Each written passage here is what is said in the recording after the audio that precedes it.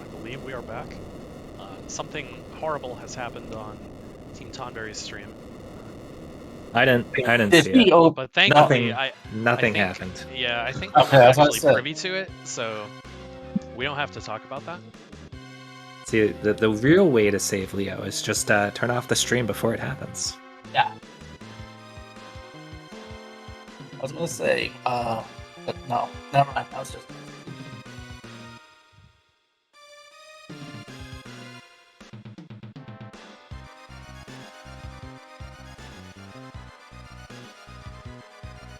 Now it's time for everyone's favorite guessing game. How many fire spells will Kefka eat? Take your guesses in chat now. If it helps at all, Kefka has some pretty good equipment, really high magic block rate. Kefka's got a paladin shield on right now, which if you're not familiar with, is a very, very strong shield that we'll never get to see in a speedrun. It's because it takes too long to get. Forget what Kefka's magic block rate is. But it is very high. But the guesses are going to be 0 to 3. Right? Will Ifrit, or quote unquote Ifrit, hit Kefka 0 times, 1 time, 2 times, or 3 times?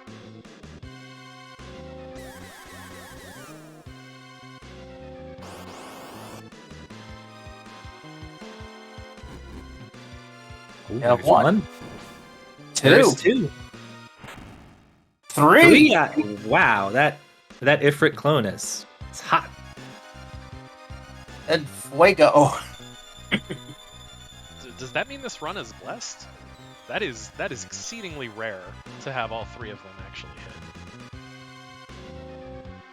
Now I feel like I need to calculate what Kefka's block rate is, just to let people know how rare that actually is. So, I want to say it's somewhere in the mid-60s. Yeah, I believe bdude said 68% chance. Yes. That sounds right. Okay. 62% outside of his natural evasion. So, yeah. So Hey, you got it's 2 more mid-60s. chances, though, guys. That's pretty huge. We still have Team Choco and Team Mugs Kefkas, so get your guesses in for those 2 fights. So Dyne has given the people a shock. So big crowd pleaser there. To respond to something in chat, yes, Kefka is kind of a quote-unquote playable character there. Whenever you see the like a sprite on screen like that isn't like an enemy sprite, they, for all intents and purposes, are coded as a playable character. So Kefka's rules that he's following in that fight obey the same rules that a normal character would behave. He's got equipment on, he's got whatever stats he has, he's at some level, he's in the back row or front row. So anytime you see a character sprite on screen like that, they are quote-unquote a playable character. And Nightshade gives us a shock as well to finish off Kefka. Yeah, Kefka there as a Morningstar, Paladin Shield, and a ribbon as a relic. So it's basically, like as I said, a party member just controlled by AI. Yeah, same goes for even when in the sealed cave where Kefka was, on the other side. Again, same rules still apply. And if you're curious, Leo has a crystal sword, Aegis shield, gold helmet, gold armor, Atlas armlet for relic offering. So that's the equipment for Leo. Unfortunately, you cannot take that equipment off. You can actually check it in the menu too. Yeah, getting that offering will be very, very nice. Yeah, so if anybody wants to find a way to do that.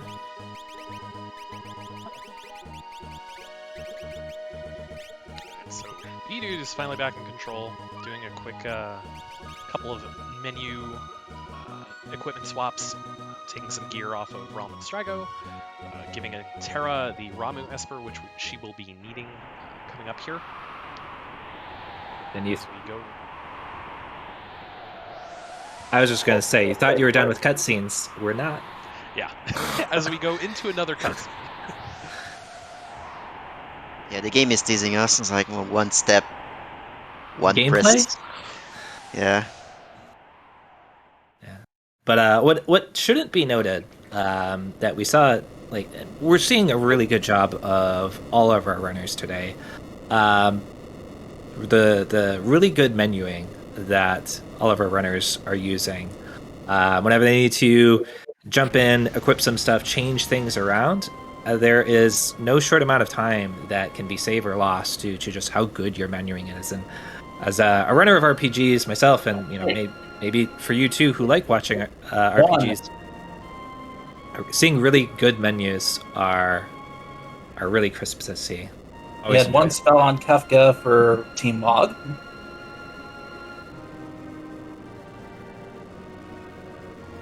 Sorry. We're coming up on a Kefka fight for Team Chocobo in a matter of seconds. Yeah, like somebody in chat says, like, yeah, the Tamasa cutscenes are fantastic for story. There's no doubt about it. Like everything, like the whole floating continent, the way Kefka turns into like crazy person and all that, and yeah, it's just on speedrunning. Is once you've seen it like so many times. And Nightshade got nothing.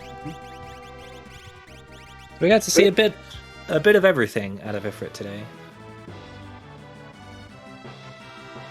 So now we escape the Tamasas cutscenes. bdude is coming up on the IAF section. So basically, it's just a gauntlet. The encounters are getting forced into you, so it's every encounter is going to be a pincer.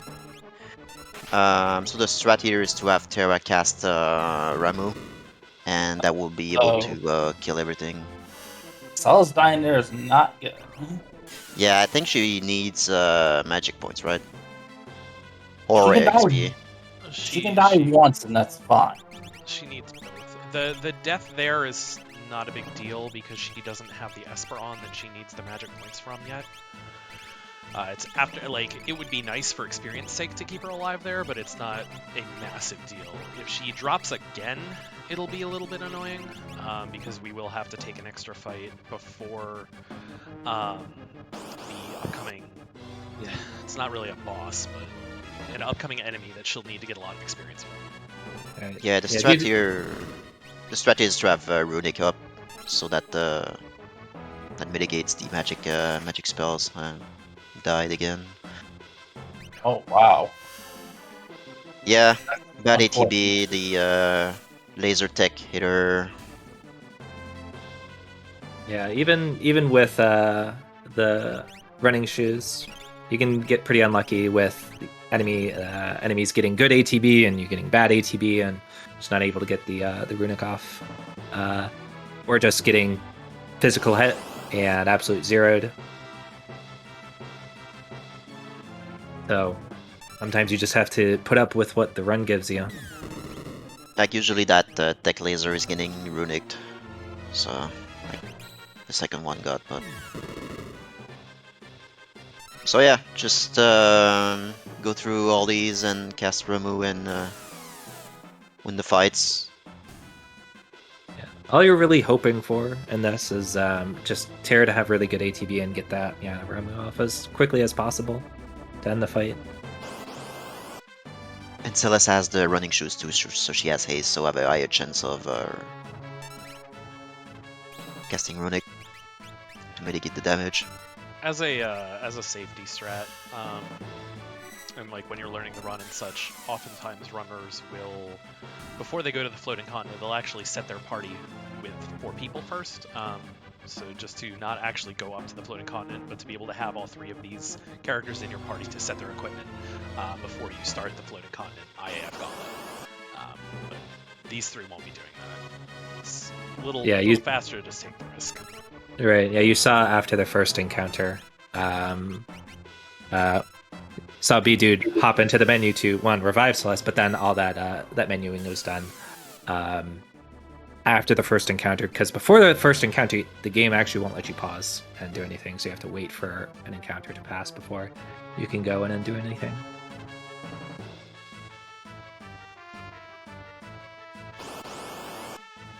And after a certain amount of encounters, those are not random, so they're fixed. So after a certain amount of encounters, we are gonna fight Ultros 4. This is the last one coming up now. bdude.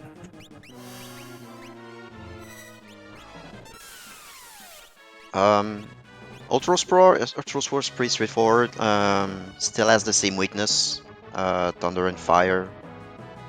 You don't really need to kill Ultros for this fight to win it. You just need to do enough damage to choop on,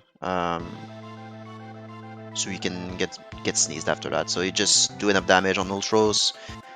That triggers choop on spawning and do the enough damage for choop on to get sneezed. So that's the goal here. And just like all the other Ultros fights, it's fairly scripted because Ultros likes to talk a lot.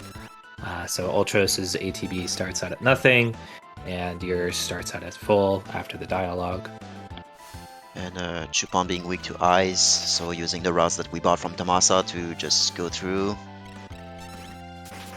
And we do enough damage, and we get sneeze, and we move on.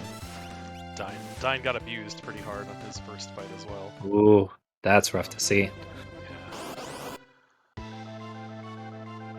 And another example of rods being overpowered, we use another rod here, a thunder rod. We single target it. Like by default, the rods do an AoE, but you can force them to do a single target. So we target the boss, and the boss just dies from one thunder rod. And it's really important to use it, the thunder rod from I think it's Terra, which has a very high damage. Magic damage bonus, so if you use it from block, it probably wouldn't kill, so you need to make sure to use it from the right party member. At this point, Terra is our kind of damage dealer, though as we get into the World of Ruin, or at least that will change, as we will have to start out the World of Ruin with Celeste. So we're going to see a shift in power. Looks like Nightshade had a good first battle.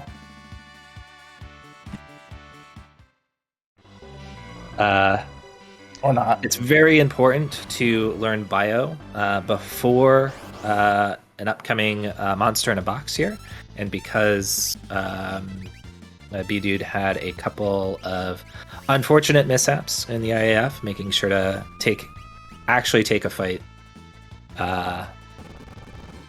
will guarantee that bio. And if you weren't paying attention, bio was learned on Celeste.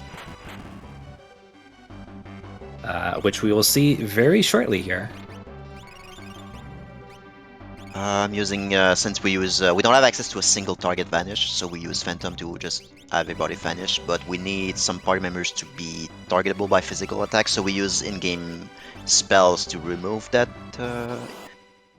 Vanish effect, so only Celeste has it, so what we're just gonna do is Celeste's gonna do 2 bios, and the rest gonna just physical attacks, which will trigger counter attacks, and they will just die. So that way we just can funnel all the XP to Celeste. Yeah, the Gigantos here just does a ton of damage, and it always counters attacks with the punch throat jab. But as we see here, it doesn't work when you got the Vanish status on you. Yeah, this boss, I guess it's not really a boss, but it's like a unique. This encounter is only specific to that chest, so I guess it's a unique encounter, not necessarily a boss, but it's got no boss music. Yeah, you can debate if it's a boss or not, but as the one person who has done a quote-unquote all bosses run, I think you usually classified boss music as something being a boss or not, right?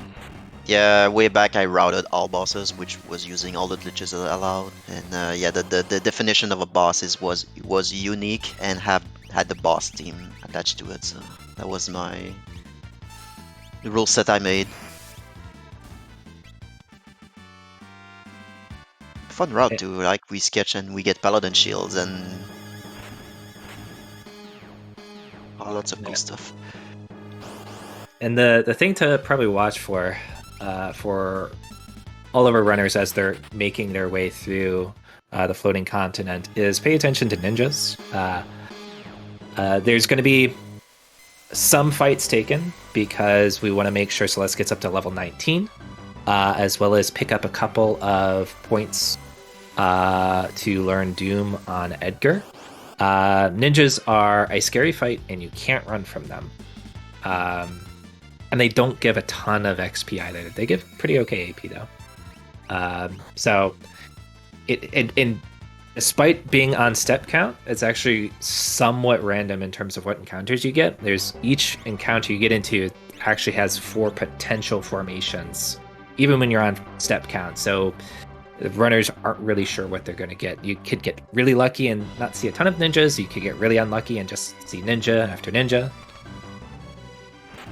Yeah, the floating continent is programmed in a weird way that it's like the yeah, we see ninjas here, but it was a pincer, so yeah, the step route doesn't matter here, so it's all RNG. Like you can load a save state and you're like the same spot and you just move and you're gonna get the different encounters based on the frame you hit. So ninjas are scary. You can survive one. I guess they're called, I forgot what it called, but the scheme. You can survive one because can you survive two? Yeah, as long as Terra's at full HP, she will always be able to survive. But Okay, yeah. the other two will likely die to 2 skeins, regardless of what they are. That's why we have Thunder Rods here. So we use Thunder Rods to one-shot these because we cannot run from them. So Smoke Bomb wouldn't work. That's also why you'll see that bdude just healed up again after those ninjas. On a PB attempt, you probably wouldn't do that if you're feeling risky, because it's a little bit of a time loss. But as mentioned, Terra needs to be full health to survive that attack happening twice, and you will just lose a run instantly. That happens. Oh wow, Dyne got the back attack on Gigantos. Yeah, it's it doesn't matter. It's just losing time because you have lower ATB, starting lower TB. It sometimes you can get yourself in a situation where Gigantos really doesn't like you get really bad ATB on your side, and Giganto doesn't feel like beating up your party, or just feels like hitting Celeste, so you have to force that counter attack. And the damage from bio doesn't matter if you're back row, front row, so it doesn't matter. And we're coming up on the Atma Weapon fight. One, really good music. A fierce battle theme that we'll hear for the first time. And I think the fight's changed over the years, so Lion, do you want to talk about like how the fight typically plays out currently? Certainly, yeah. So this is actually a basically completely scripted fight. We'll utilize the ATB weight trick in conjunction with Edgar casting slow and the use of some Thunder Rods to make this pretty painless, ultimately, as long as it's done correctly. You're going to notice here bdude is going to wait for Atma to take a turn. So once that turn happens, he can throw in all the rest of his commands, basically, now, which will be a Morph, a Bio from Celes, a Thunder Rod from Terra, I believe a Drill or a Bio from Edgar, and then one more Thunder Rod from Terra. And by doing the actions in this order, you're basically preventing any additional attacks coming out after that first one. That first turn that Atma takes can either be a physical, or it can be a couple of different spells, hence why we runic before that turn happens. And you'll see that, yeah, that last Thunder Rod happened, and that's it. That's a very clean Atma Weapon fight for Team Tonberry. And Atma has a somewhat complex AI, so there's no really danger to die to that boss unless you shift from the script and the actions that you need to do. But if you follow the strat, you shouldn't die at all. Yeah, the AI script for Atma has all sorts of really nasty spells. Some things that can be runic, some that cannot. basically, the longer you take to end the fight, the worse it goes.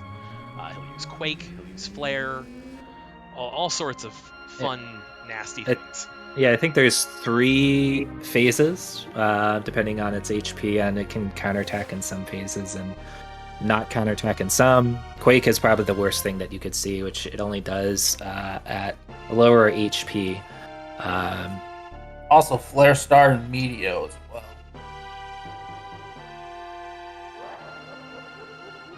Yeah, so casually it can be a little tricky, because you don't know what it's gonna do, and it can pull out some really nasty stuff. But yeah, as Lion mentioned, like end the fight quickly, stay on script, and it looks like there's nothing to it. Yeah, when you watch a casual playthrough and they fight Atma, it's like because you know the AI and stuff can go wrong, so it's like every attack they do, they can counter with something and something else happens, and so like it's like an excite. If you know, once you know the fight and the AI order about the battle works, you're watching casual playthrough. It's like an excitement. They do give you a save point right before Atma Weapon, but you see, we don't choose to take it because, and like, stay on script, and the fight is scarier, or not as scary as you would see in a casual playthrough. Yeah. So all of our runners are confident that they'll be able to execute that. Uh-oh, we got a ninja right before. Oof. And we see the barely getting through that fight on Team Mog. So now I'm going to take the time to heal up. Yep. Just additional time loss because you're unlucky. Have fun. And maybe we didn't mention how the morph. I don't think we mentioned how the morph mechanic works. Is Terra has a gauge and a hidden gauge to her character that every time you win battles that has AP attached to it, so you gain, like, the AP is the one that you learn magic from. So every time you gain AP, that gauge, morph gauge, gets higher and higher. So winning random fights in the floating continent has 2 purposes: to get Celes some levels and to actually crank up that morph gauge that Terra has to. She can do damage to Atma with rods better. Yeah, and the all characters, all espers run, you see a lot more use of Terra's morph.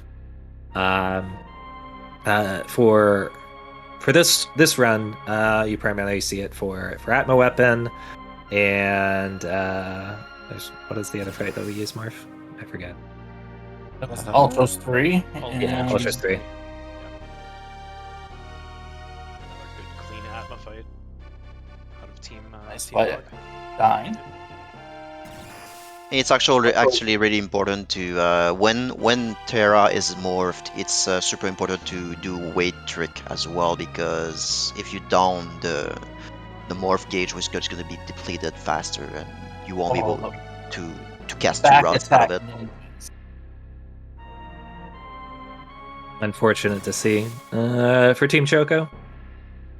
Thankfully, the second ninja only did a single target attack, not 16. Otherwise, that could have been real bad.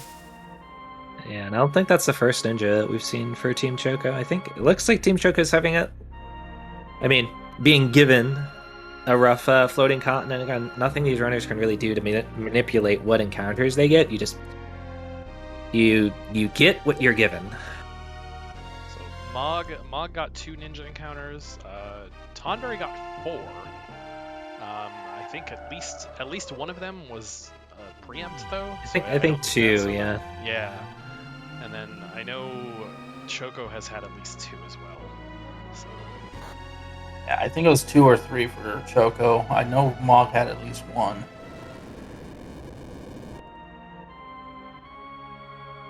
See Team Choco get through the Atma Weapon fight. Getting that slow off. start the same way. Wait Hey, a little bit. Thanks to the raid.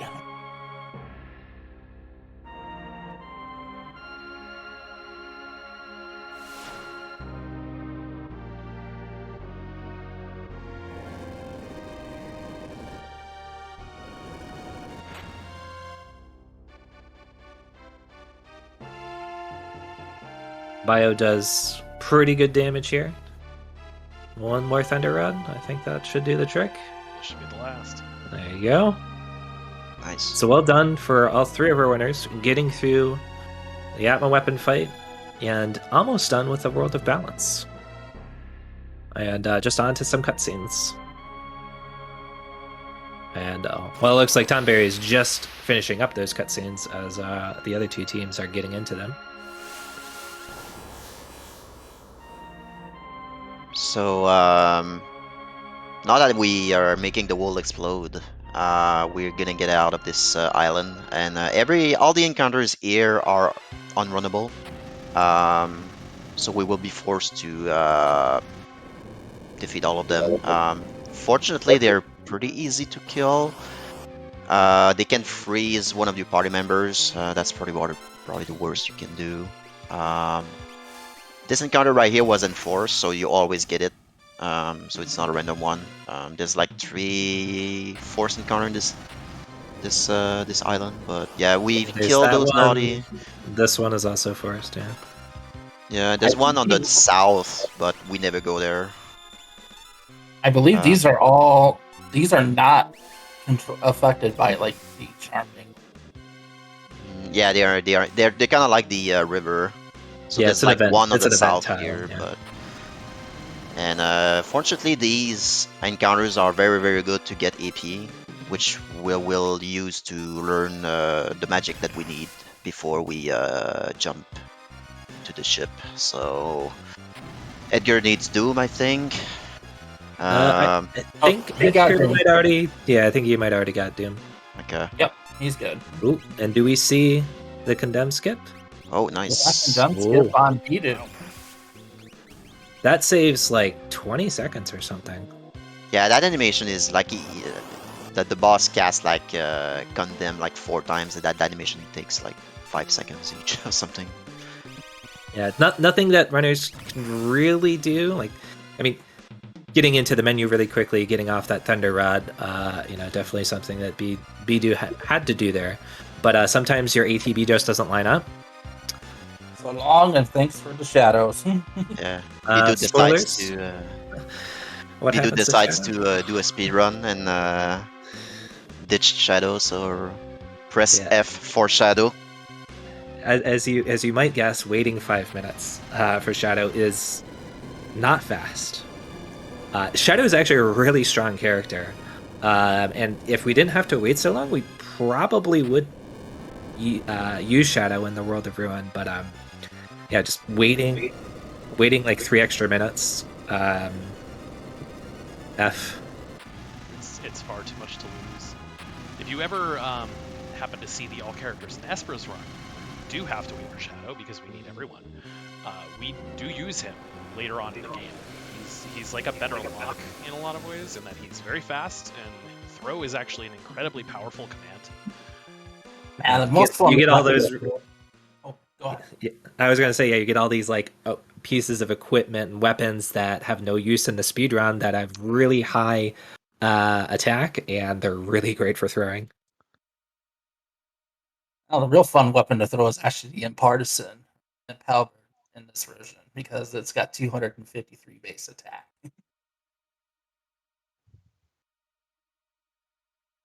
Nice Well, we little have 4,000 damage chunk. we have Yeah, one world destroyed. What will happen to the other 2? Yeah, Shadow isn't really useful after. There's some weird strats where you can steal poison rods from the Cave of Esper and use to throw them in bosses here on Floating Continent, but that's like weird. So something we're going to see out of Team Tonberry is honestly probably one of my favorite parts of a Final Fantasy VI run, which is, as any good RPG game has in it, the fishing minigame. If you're familiar with the game, you know that you have this segment where you're charged with feeding Cid a bunch of fish. And at some point, Cid may or may not, perish. It is possible to save Cid, and regardless of how anything goes, all of our runners will be saving Cid. It is just faster. You skip a fairly emotional but fairly lengthy cutscene. And ideally, we're going to see some really good manipulation to save Sid very, very quickly by guaranteeing some high-quality fish that will be feeding Sid. Unfortunately, Team Mog did not get the condemned skip. Yeah, the fish manipulation kind of works a similar way as the burning house manipulation that we saw. So by looking at the like you can see, like if you can correct sometimes the manipulation by looking at the fish. Not the bird, it's the bird, right? Or the bird. Yeah, I use the direction they bird. move.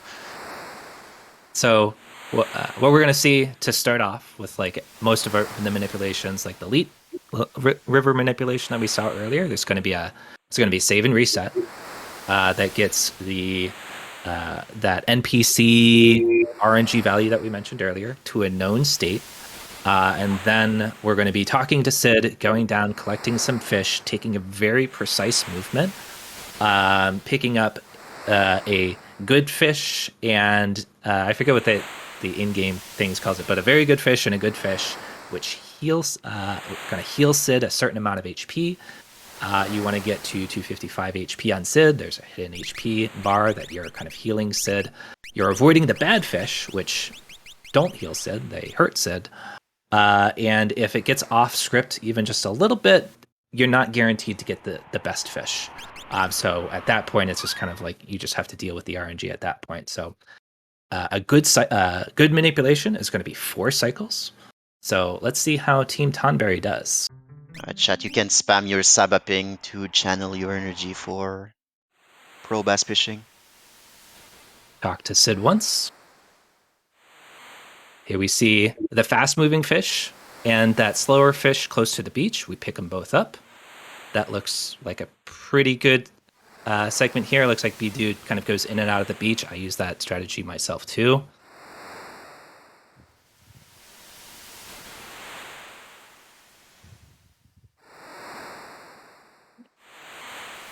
That looks pretty good. So again, 2 good fish segment there.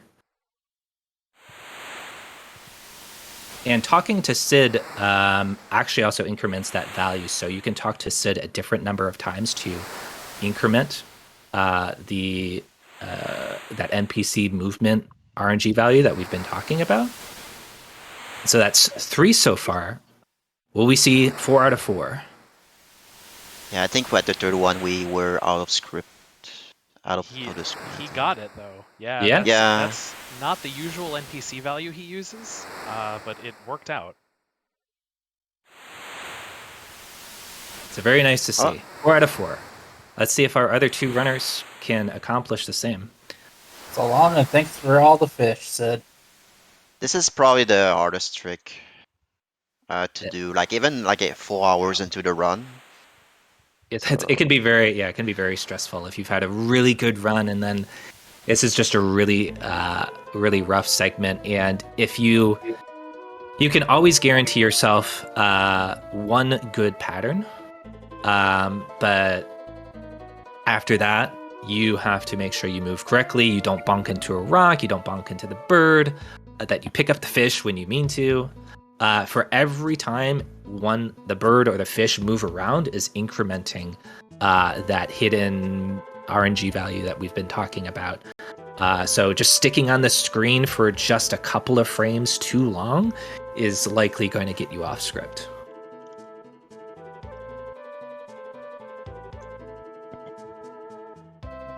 And I think everybody does it a little bit differently. So I have my own way of and own RNG values that I use that guarantee me fish. And I think I really like seeing how other runners perform this trick because they do something a little bit differently. They talk to Sid a different number of times. They take a different path on the beach. But at the end result, you can look at, we have this table that tells you the RNG values and if they're good fish or bad fish. So as long as you can be consistent yourself, that's all we're looking for. And let's see how Team Monk does it. Dyne coming up on the Sabaping.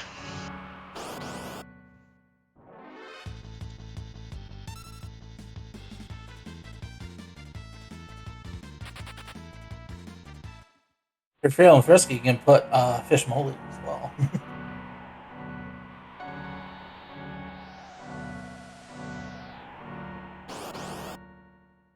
2 out of 4 so far.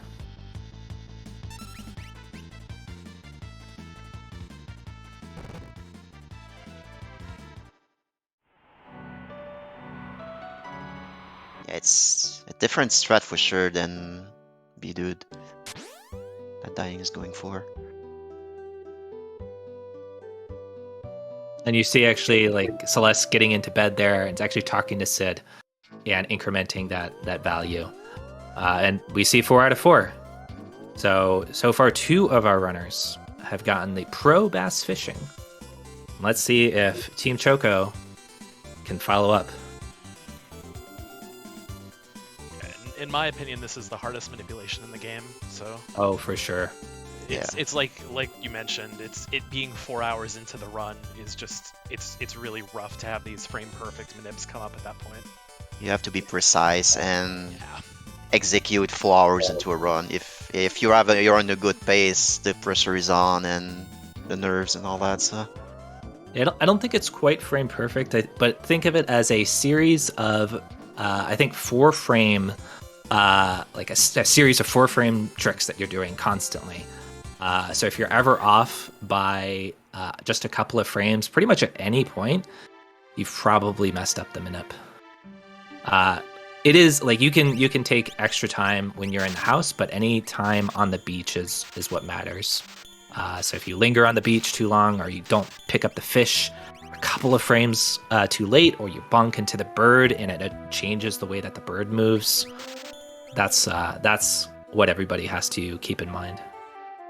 As you guys can see on Team Tonberry, he just bought a couple of Panthers and a Bard's hat, which will be used throughout the rest of the run by Celes. And when we get Egger, Egger will be using those as he is our tank now. Will be our tank at the end of the game. Celes for the magic enhancement and block as well. Nightshade doing the fishing. We'll see how it goes. Is that the second cycle? That looked good. Depends on which strat. 3 cycles so far. I wasn't sure if that weight on the edge of the cliff was intended. Maybe? So let's see if we get 4 out of 4. Yes, we do. Nice. Really surprising to see each of the 3 runners perform off pro bass fishing. So great job.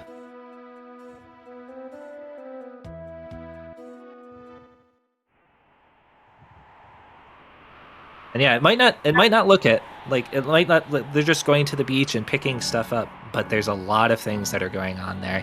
And if they mess up, it could be minutes lost. You're at the whim of RNG at that point. You just have to go onto the beach and hope that it's giving you good fish. If it doesn't, you have to run back out, talk to Sid, go back to the beach, because talking to Sid will kind of force new fish to come. And if you played the game casually, like the game doesn't tell you what are the good fish and what are the bad fish. The way to know is the fast fish is the best fish. There's a slow fish, which is the bad fish, and there's 2 fish that move, I guess, at a medium speed. One of them is good, and one of them is bad. The way that you know which one is good and which one is bad is if it spawns close to the beach, and it's moving at a quote-unquote medium speed, it's the good fish. But if it spawns close to the bottom right, it's not the good fish. Yeah, and this is not the same as the Pixel remaster. They changed it up for that version. Yeah, how does it work for PR? I believe they moved the locations on PR. I believe it's still the same in terms of fast is good, slow is bad. It's just they changed the locations. For PR, it's the 2 fish on the top. 2 fish on the top are good. Yeah. That was something that we had to explore a little bit because we tried it the same way and we were having some difficulties. And yeah, so the top left is the best one, I believe, and the top right is also good. So just a little bit different. Now we are introduced to a new character, Gerard, on Team Moggs. Spoiler: it's Edgar. I'm not sure I believe you. He's distinctly different. My man Gerard. He's got an Australian accent, mate. This segment of the game is actually a little scary, just because you may have noticed that our runners are skipping the town of Xian to where you normally get Sabin, right? Usually that's the first thing that you would do in a casual playthrough. Get Sabin, you got 2 characters, and then you can go through. We'll get Sabin, don't worry. We'll get him. He's a strong boy. He can hold up that house for, I don't know, maybe another half an hour. 45 minutes, give or take. He'll be fine. It's fine. So, coming up on bdude's team Tonberry, we have the Tentacle fight. So we will have Edgar as in the party now, and the way the fight works is each Tentacle will can cast a slow and will basically paralyze you, but we will have running shoes on Celeste, which will prevent the Tentacle to stun lock her basically, and with a combination of elemental rust that we'll cast, we're just gonna do enough damage to just AoE and like there's some. I believe we're going to do Doom on one and just do Ice on the rest. So Yeah, fortunately, Doom will hit. Yeah, it's not guaranteed. It's like a 70-some% chance, I guess. 70% on the bottom left tentacle. Okay. Oh, Because as you can see, Nice. like if you cast Ice Rod on everything, the bottom left absorb Ice, so you kind of want that part dead. So we can, and we casting Bio here. Well, no, we cannot cast in Bio. There's a strat we can do, like we can have like Bio Blaster, and they're getting poisoned, and they're just gonna die over time. But I think that might be just- used for sketch or no sketch. Yeah, It's there's used in their a- sketch, yeah. yeah, there's so many strats. I'm getting confused by the categories at this Yeah, point.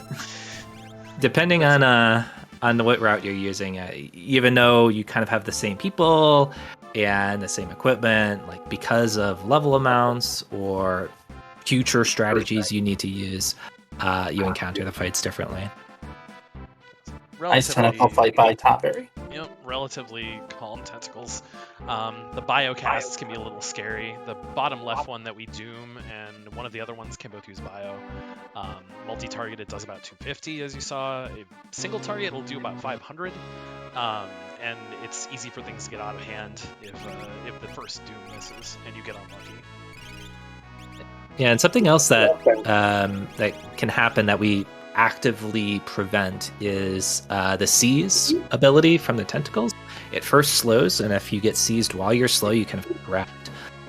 We saw running shoes used to kind of avoid that.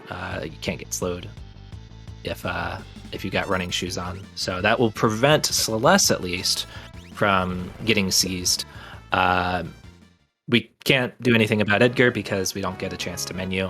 He's just forced into our party. He's just optimized. And sometimes that can, due to the way the game's optimized works, sometimes that can put weird stuff on Edgar where you get equipment where it's not supposed to be. It's always fun when that happens. It's a glitch. We've had I want to say like an auto crossbow that'll show up on his helmet slot and things like that, Right. which are very awkward. And that's actually used in some of the Japanese runs. I think Japanese no sketch, sketch or no sketch, or maybe both, where you can equip things into slots they're not supposed to be. Yeah. we don't have that available to us in the NTSC North American version, just because it involves the use of the 255th item slot, which is kind of locked from us in the North American release. You can still have it happen, but it's kind of, you can't force it to happen like you can in the Japanese version. 2 misses on Doom so far for Team Mog. Really unfortunate. That's kind of rough, yeah.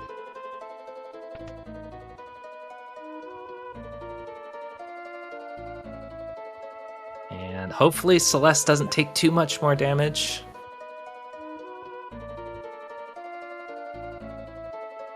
Okay.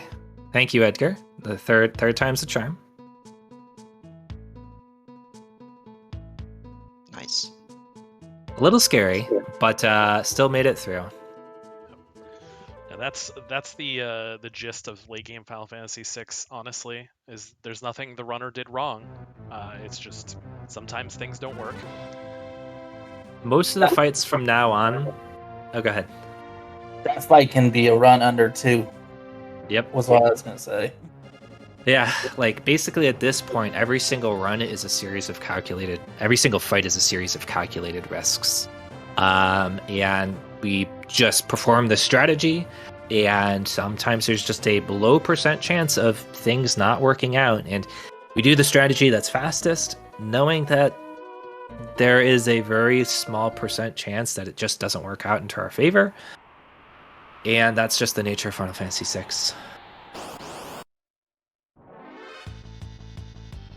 Go fast.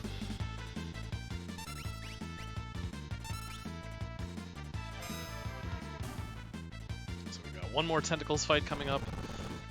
Hopefully we can get through that just as Almost had an accidental misfire on Team Mog's Cereth Rod there for a second.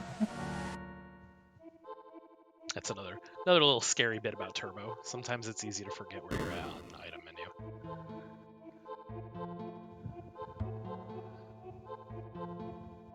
Nightshade coming up on the Tentacle fight, so we'll see if the Doom luck is getting better. So again, just AoE with Ice Rod. And casting Doom to see if it hits. It did, so we're basically home free at this point. 2 out of 3 on Doom for the runners. Always good to see a clean Tentacle fight.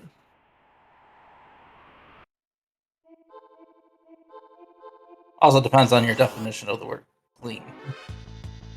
I mean, making it through without either character dying, I think is clean. I would second that. That's about all you can hope for from Tentacles.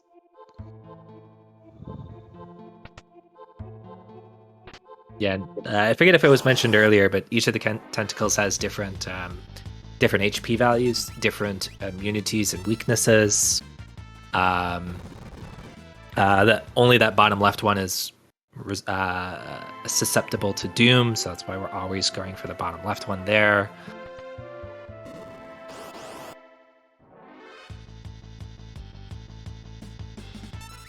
And, Team Tonberry is just making their way through Daryl's tomb. Yeah, Daryl's Tomb is not.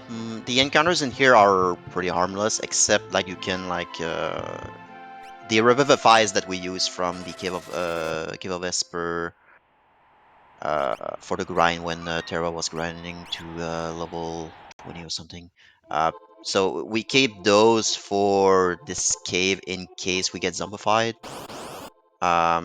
So we don't need them anymore, the revivifies, but it's just if you sell them, if you get zombified here, you're basically screwed. So it's the only danger with this. Yeah, there's a very unlucky scenario where you can actually go through Sealed Cave and not get any revivifies back, and you'll have like 0 when you hit this point. It's happened to me once, which is the only reason I know, and it's scary.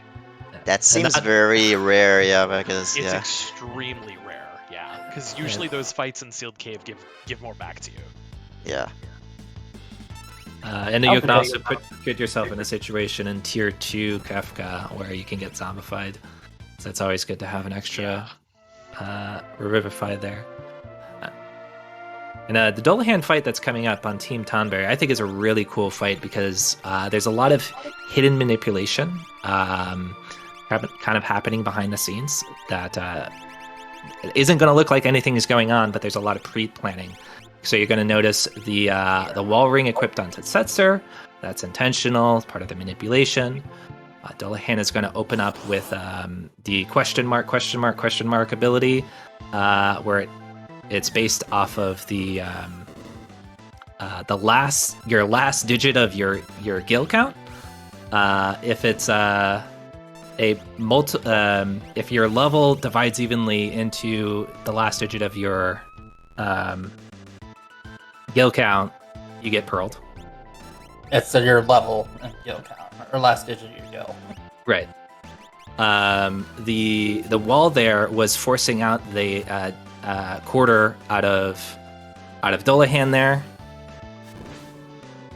And really what's kind of going on here is just delaying Dullahan as much as possible, because at this point, like, Dullahan is going to start casting some really powerful spells, like Ice 2, Ice 3.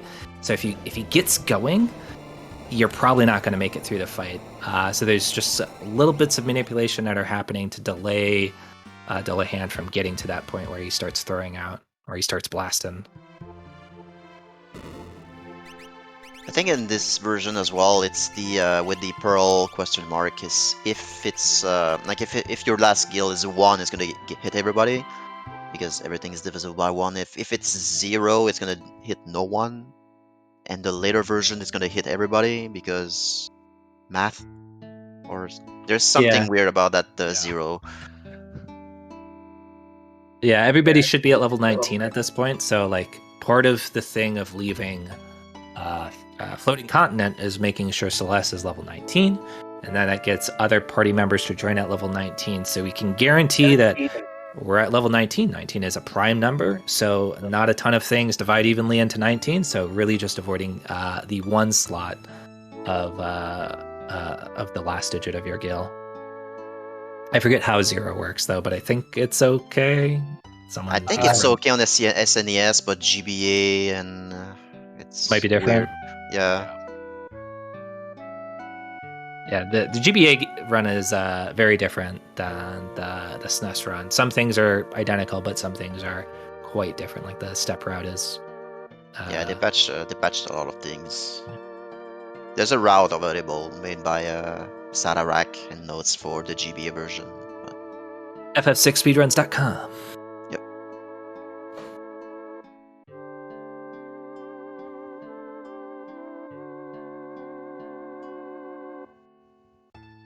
Yep. Coming up on.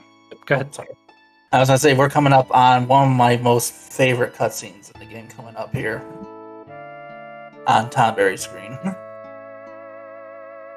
It's just, this is one of the classic epitomes cutscenes of Final Fantasy VI.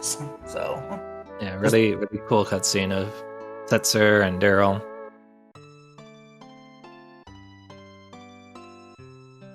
Good fight so far coming out of Dullahan for Team Mog. Got that wall ring on to bait out the quarter. Blasting out fire rods.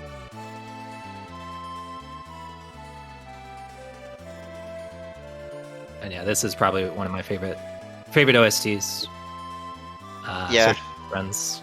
Searching for Friends, even on a Pixel remaster, is even better. I feel like they added some stuff into it.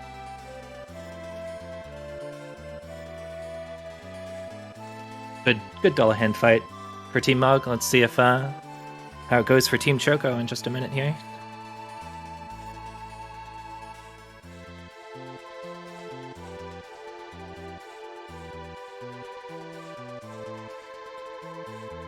for the merit award, I honestly.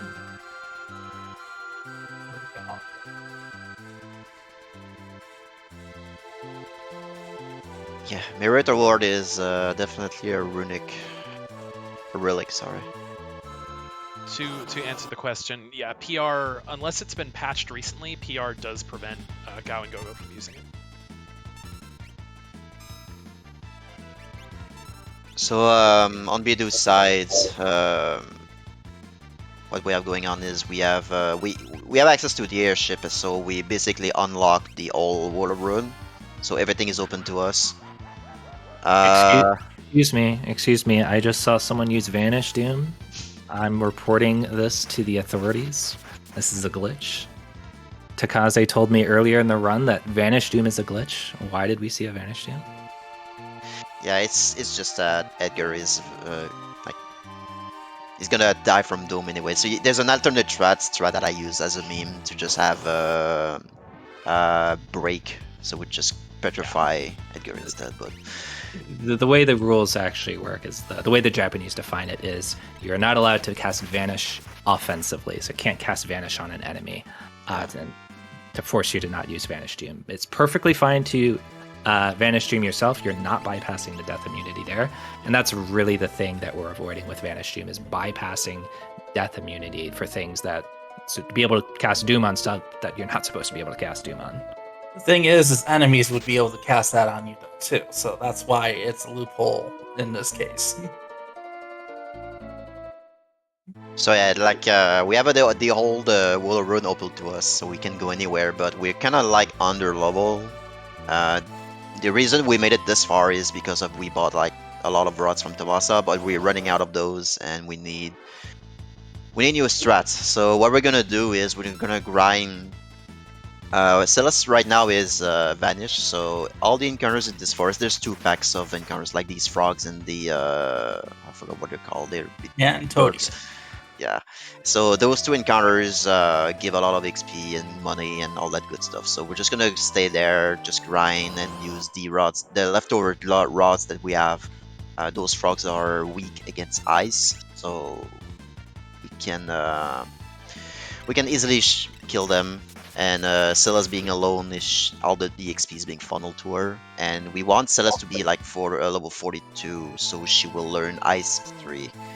And the reason we grind this early on without picking up any other characters is because once, like, if we go like recruit Sabin right now from the town that we skipped earlier, the level will be like the average of what we have currently from Edgar, Celeste, and Caesar.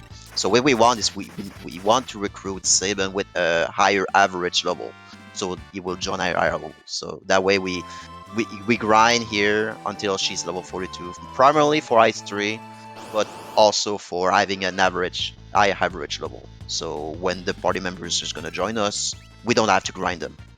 So. Yeah, and someone asked in the chat, like, we're doing a lot of encounters here, taking a lot of steps.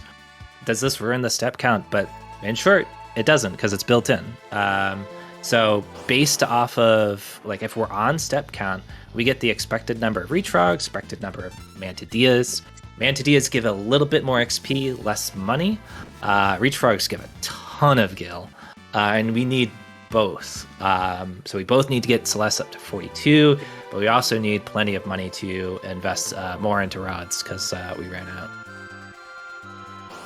Yeah, we need rods. We're gonna buy rods from Tamasa again from the Wall of Run, but that's a little bit later on. But yeah, we need money. We need basically everything right now. Yeah, we will be back at Tamasa in a little bit for one big final shopping spree before the end of the game. Spoiler alert. So there's some little strategies here. So at the start, you kind of like you kind of have to account that you're very under level and you're not gonna one shot these. The problem with these frogs is the first turn they're gonna attack do a physical attack, but the second turn they're gonna jump in the air and that takes forever to drop down, and the fight takes a lot of time. So the earlier fights are really the important ones. To make sure you one shot them or run them without having them to go up. But later on, as Celeste gets more EXP, she gets more powerful, and eventually you're gonna run out of rods. But at that point, you should be able to kill them using your regular Ice 2 that she has. And we also have the XP eggs, which boost everything as well. And you switch around like your relics that you're using. So keep the XP on, but you switch from the running shoes to an earring. as you run out of rods. And she also has Zone Seek. Zone Seek has I guess we didn't talk about like on this game the Espers once we equip an Esper on a character, there's an additional bonus that they can benefit from leveling up. So Zone Seek gives +2 magic power. So each level, since she's so under level for the Wall of Ruin, each level she will get +2, so that ramps up rapidly, so she will get more powerful. Wow, Team Mog got in a little predicament there with the pincer there. And did we lose bdude again? Technical difficulties for Team Tonberry. And getting some pincers and back attacks. And I know when I used to run this game, I used to put on back guard, I think onto Setzer. Is that skipped, or is that, I don't know if that's a mistake out of Dyne? So what Dyne tends to do, and what the quote unquote expert route does, is it tends to sell the back guard. In I believe the Thamaza 1, for extra cash. When I still run, I still keep it because I don't want to encounter the rare chance of that happening. But I think that's what the option is there for, is to sell it instead for money, and take the risk here. Sure. And that's like a lot of the quote unquote expert strats are really taking additional risks for the potential of time saves. And if everything lines up, you end up saving time. But it just makes, like, if things don't all line up perfectly, you're going to lose a little bit of time here and there. So it just makes the run even more RNG.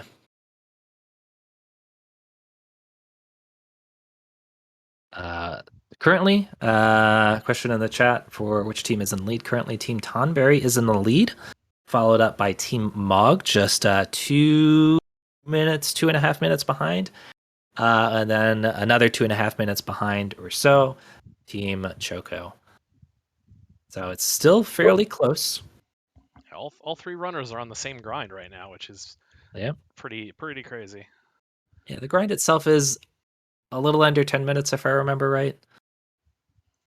It's like the split for me was always like 11 minutes or like 10 to 11 minutes starting at the end of Dullahan fight.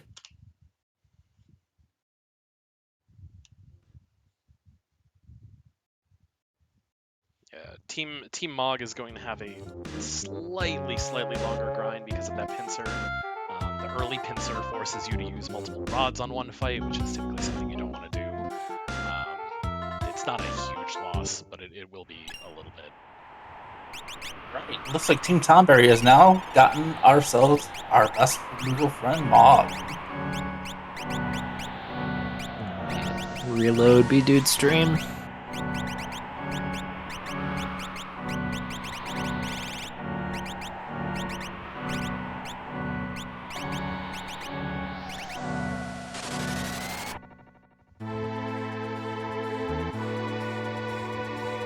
Has now gotten the most broken. Oh wow, we got a Doomgaze encounter. A nice DLC boss going on here. So yeah, this is why we don't want to have all your party as level 20s or divisible by 20 or by 5. Yeah. A level 5 Doom, of course. You know math, 19 is still a prime number. Can't divide 5 into 19. Dyne Oh, we got a Doomgaze on. Wait, 2 Doomgazes? Alright, I'm starting to think that they've manipulated this. You can actually manipulate Doomgaze. You can know where he shows up on the map. Again, based on that same RNG value that we've been talking about, that NPC tracker, I guess you could say. And he'll show up on 2 points of the on the map. Not utilized in this round. It's kind of really rare to see even Doomgaze show up once in an any percent round. It is used for the all characters and espers route, where you're forced to fight Doomgaze to get the Bahamut esper. Yeah, the thing is they're still on step route, so they probably knew where Doomgaze was on the world map, so they went there intentionally, thinking phase. Maybe, but it's still based off of like the NPC tracker. So like their trek through a couple of the towns that they've been through, they would have had to take pretty precise movement. Yeah, that doesn't guarantee guarantee it. the exact spots on the world map in manipulation if you know where it is. I thought it was based on the encounter, and I forgot. It's been a while. I guess yeah, it makes sense. It's based on It NPC. still is surprising when it does happen. Though. Honestly, this game has too many internal timers and numbers to track at times. So We're not even using the most famous timers in this category, but there's a lot of weird things happening behind the scenes that you don't always see. Timer Chen is definitely a thing. A 1 in 96 chance of that happening.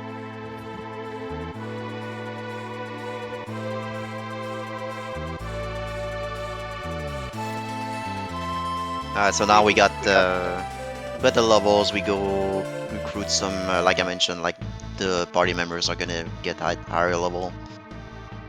So we recruit Mog because Mog is very, very useful because of Moogle Charm, which eliminates all encounters. Yeah, we'll go with Sabin, and we go from there.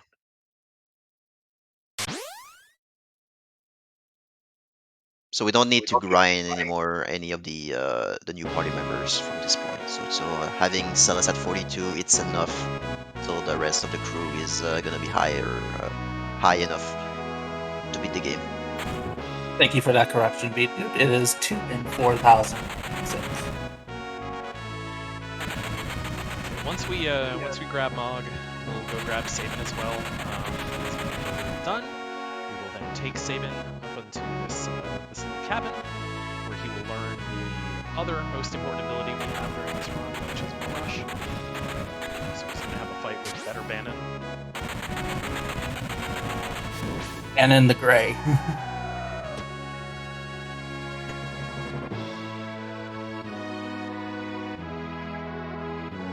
I forget if we also mentioned picking up Mog for the Moogle Charm. Really good. Like another reason why delaying picking up Sabin at this point is so we can go through this house with the Moogle Charm on and just get to avoid every single encounter. Moogle Charm, of course, avoiding lets you not take any encounters, decreases the threat generation to 0. There's a couple of chests that we will be picking up while we're in this house, a Hyper Wrist and a Pearl Rod, I believe. The Hyper Wrist is just for money. The Pearl Rod is not just for money, and we will be using it a little bit later on. We gotta go grab a few more of those a little later, but we'll be applying that in a later battle. Alright, we now have another guessing game here on that in Tonberry's chat. How many dummies will we see? You can see either Engulf, which is what we want to see. Saw 0 dummies, but I think it's a 1 in 3 chance for a dummy. 2 or 3 chance for an Engulf. Or I'm mixing them up. It's been so long. Only you want to see Engulf.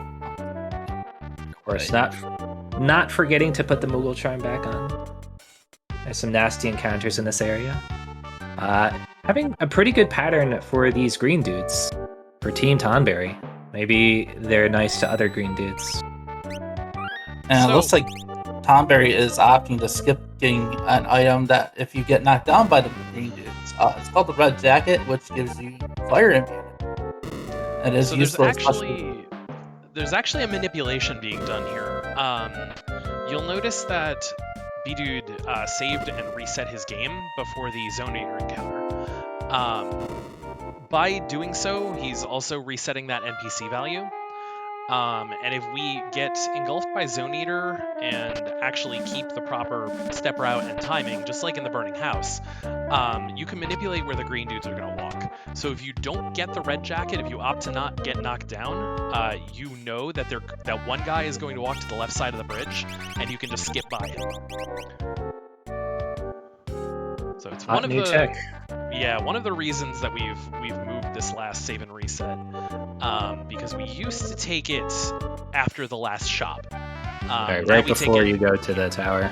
Exactly. Yep.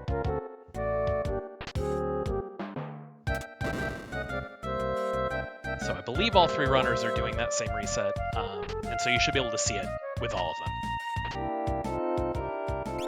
Yeah, because having to wait for the green dudes, you can easily lose a minute just like that.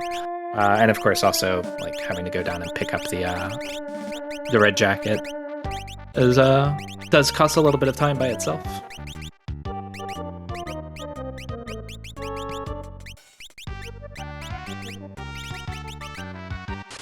Hot menuing out of Team Tonberry.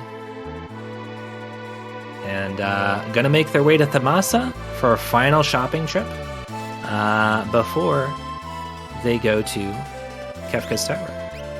At this point, we've got our characters.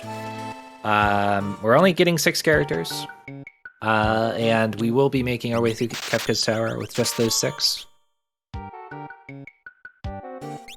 Yeah, this is the final shopping. So we're gonna sell everything we don't need, and we're gonna spend all our money. And the rest, mostly we're gonna buy pearl rods, which can be used for damage for their boss. And the rest of the money, we're just gonna go into the item shop and buy like Phoenix Downs and sleeping bags, potions, and stuff like that until we don't have any more money. 6 pearl rods plus the one that we picked up earlier puts us at 7. And then just finishing out with some smoke bombs, just enough to get through. Picking up potions and Phoenix Downs. Just dumping however much the last remaining bits of our money, just for things that we might need. Yeah, the item shopping there is just at leisure, where you just go for what you left and spend all of it. Depends on what you need and want. However comfortable you feel about what items you think you'll need as well, too. Also depends on how well the run's gone as well.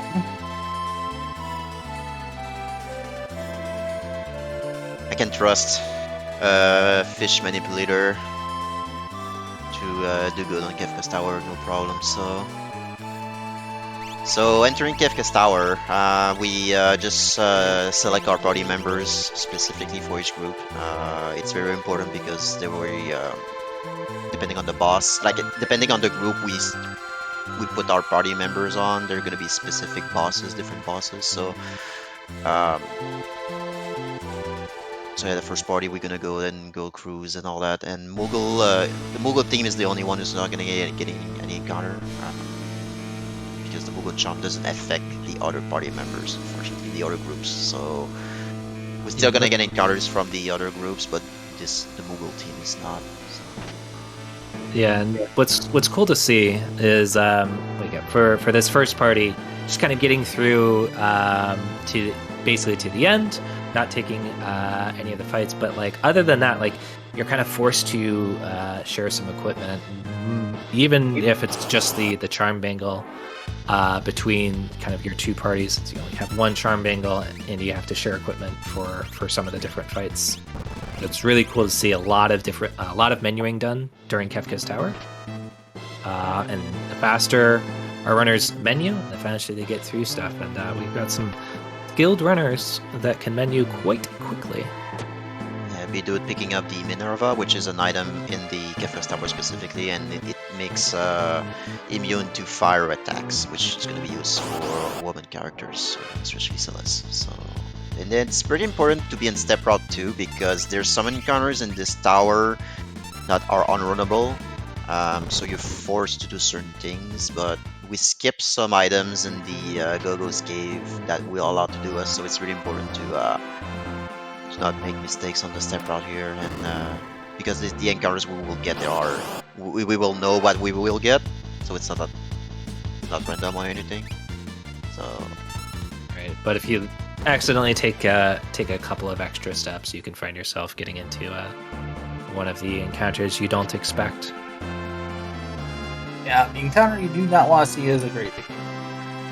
Yeah, especially, I guess maybe it's something we didn't mention is in this game, if we use a step route, it's very important to, if you die, for example, it's really important to not hit the reset button. You just let it happen and you let the game go because it's gonna put you back in the step route. If you push the reset button, you're gonna get a whole new strings of encounter and you're not gonna know what you're gonna get. So Right. Yeah, because if whenever you reset, it advances the seed forward by 14. If you game over, just let it happen. Like cast the OE on yourself and let it happen. Just don't push the reset button, otherwise you don't know what's going to happen on the encounters after that. It's like once you say, it's like a safe state kinda. Like you save there, it's like a safe state, and you die later on, it puts you back in the safe state.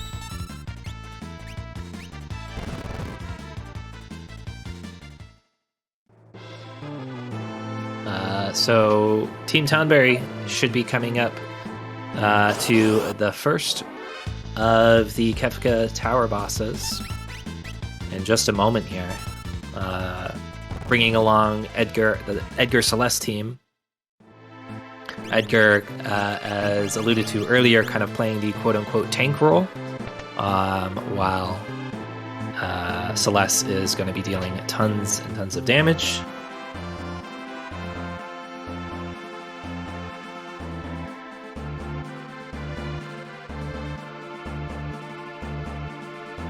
Opting to take that safety save.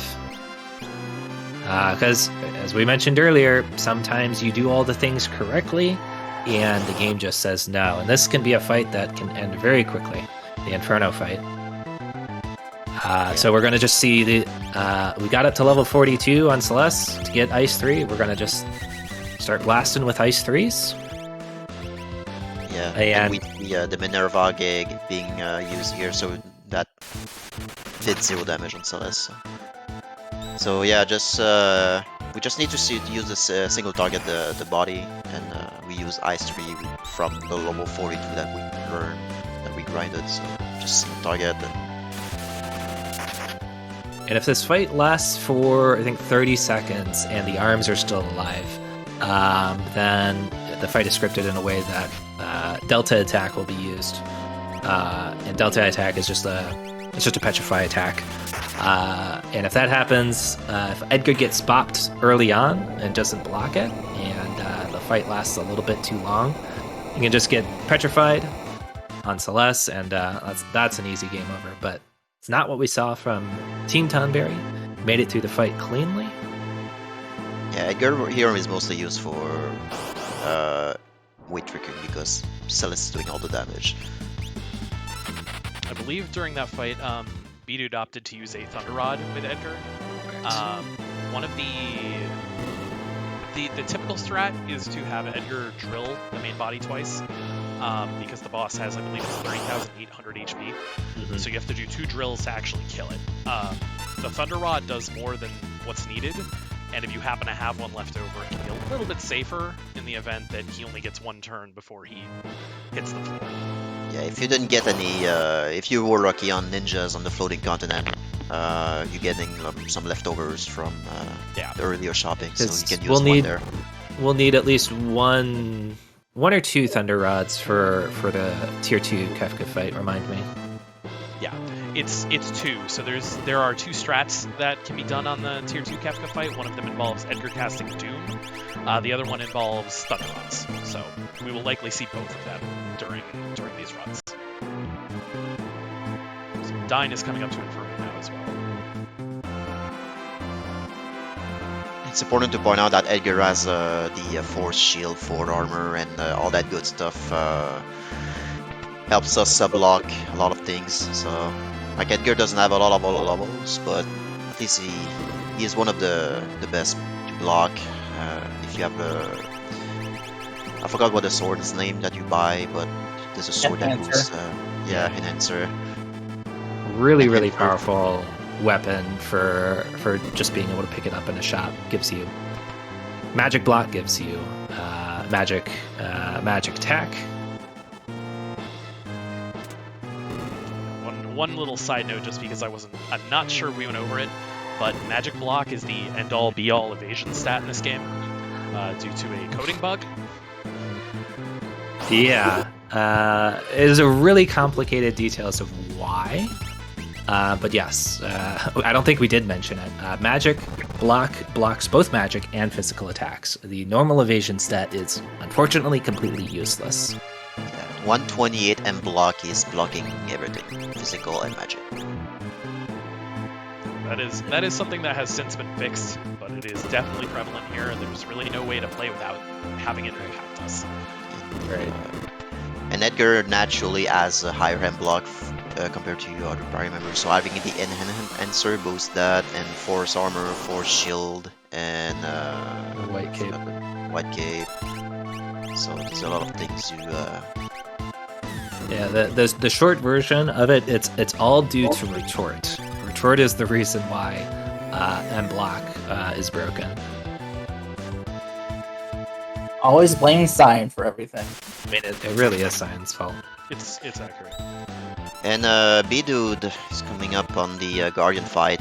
This boss has a complicated AI as well, so. But the goal is, again, Ice 3 and Daryl wait trick between now and then, and you should be good to go. There's not much to it. Like, there's a common theme here, like, so let's just cast Ice 3. That's it. Especially this team. Yeah. The only thing of note here is that Ice 3 has a somewhat large range for damage roll. It can roll about 9,200 to 9999. If you get too many low damage rolls, you'll need an extra drill to actually kill the boss. Usually not something you'll run into, usually not an issue, but if you get some bad luck, it can potentially affect you. This is probably the least dangerous boss in Kefka's tower overall, though. It's unfortunate because it's a really cool concept. Because Guardian, like, you know, adjusts its AIs and it kind of copies AIs from other enemies that you see throughout the game. Unfortunately, we kill it so quickly that we only generally get to see the quote-unquote Ultros AI, where it can maybe throw tentacles at you. Yeah, you can also do, I believe, Air Force as well. Air Force, Adeluma, and I think there's one more.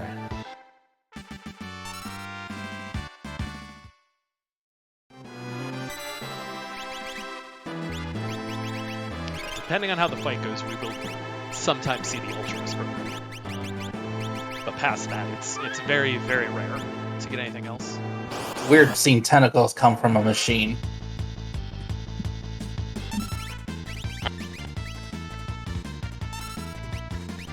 Alright, Team Choco just getting up to their Inferno fight.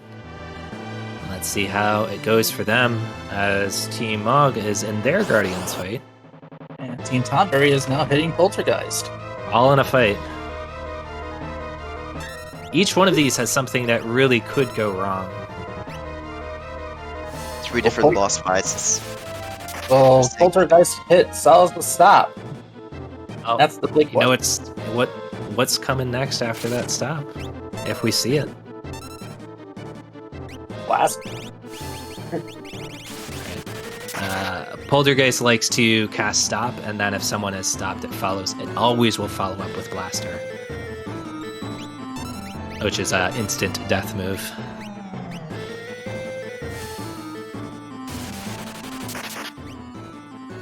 Ice 3, Ice 3, Ice 3. Right, Inferno fight down for Team Choco.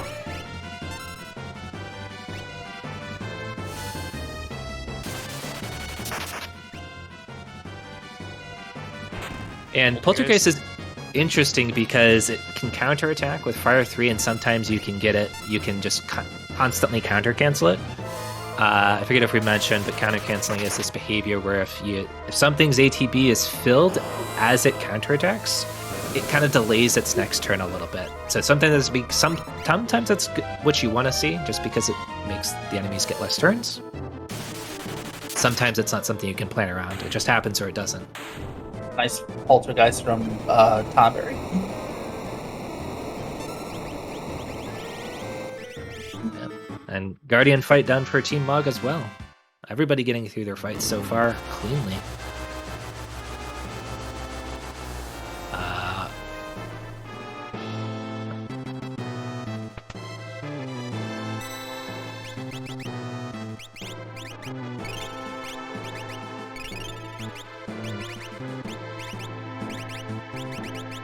Now, coming up for Team Tonberry, we have Doom coming up, which now he has a possibility of doing one of 8 elements with his ability Force Field.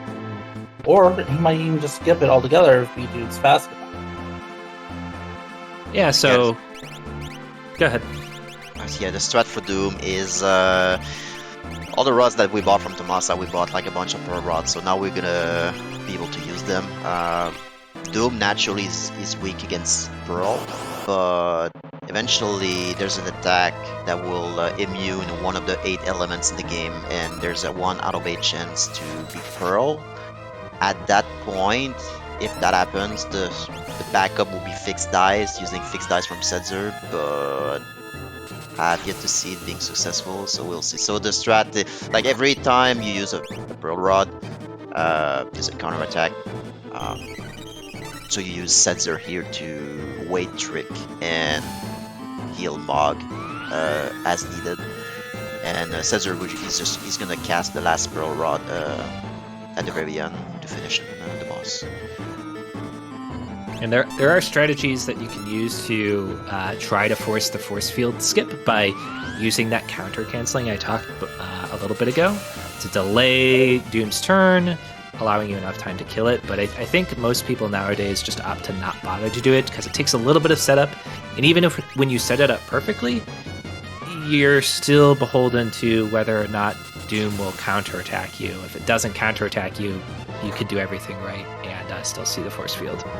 Yeah, for one, I believe it requires Setzer to have running shoes on, which takes an extra... Everybody says Poison Elemental. Yay! Let's see. Yeah, Hopefully and the as other 2 mentioned- runners... Yeah, 1 out of 8. The 8 elements in the game to choose from, and just one we're hoping to not see. We got a P, but it wasn't the P it was the P we were looking for, thankfully. And just as Team Tonberry is ending their Doom fight, I think this is the last Pearl Rod needed. Team Mog is not too far behind, entering their Doom fight. So let's hope we don't see a Pearl immunity out of for Team Mog, so this race can be close. Team Mog has a couple of Thunder Rods if they need them, thankfully. So, I mean, they don't do as much damage as the Pearl Rods, but it is a viable back.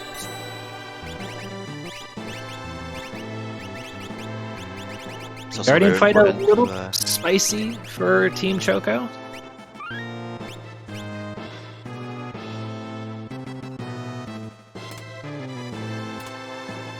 Yeah, it's also very important to when we finish a fight and we hit the save point, we unequip everything and we swap back and forth. We use the same weapon on another party.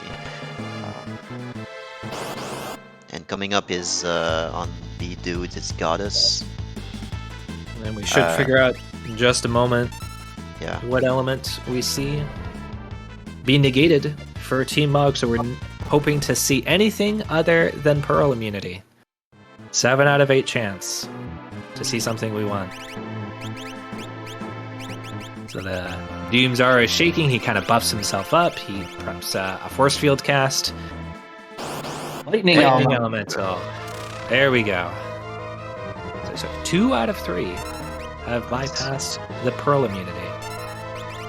So bdude is going through Goddess. The goal here is mostly to just bomb rush over and over and over and get lucky. So, but unfortunately, it seems that there was a misinput from Go.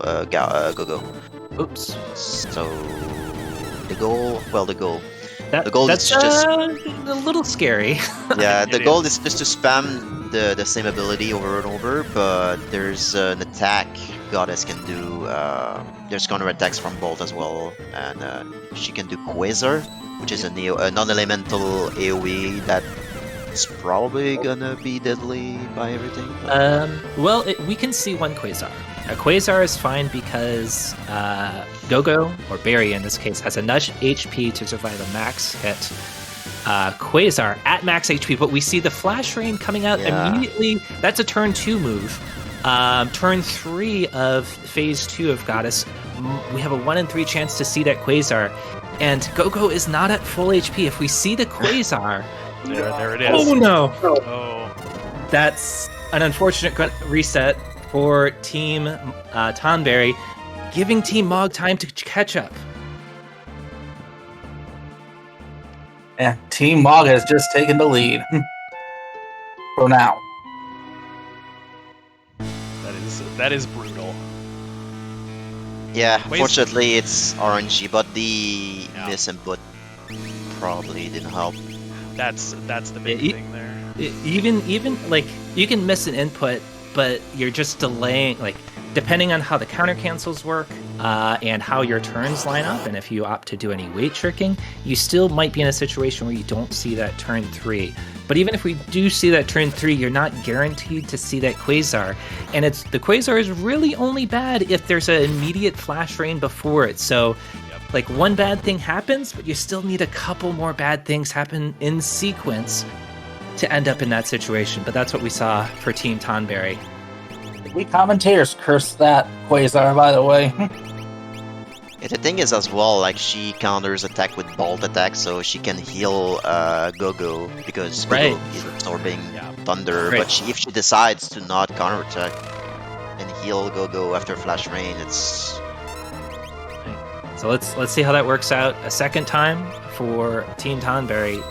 And Team Mog should be finishing the fight with this, I think, this last bum rush. Might be one more after that. Yeah, I haven't been counting. Okay. Yeah, that should be the end. I believe Mog is through safely.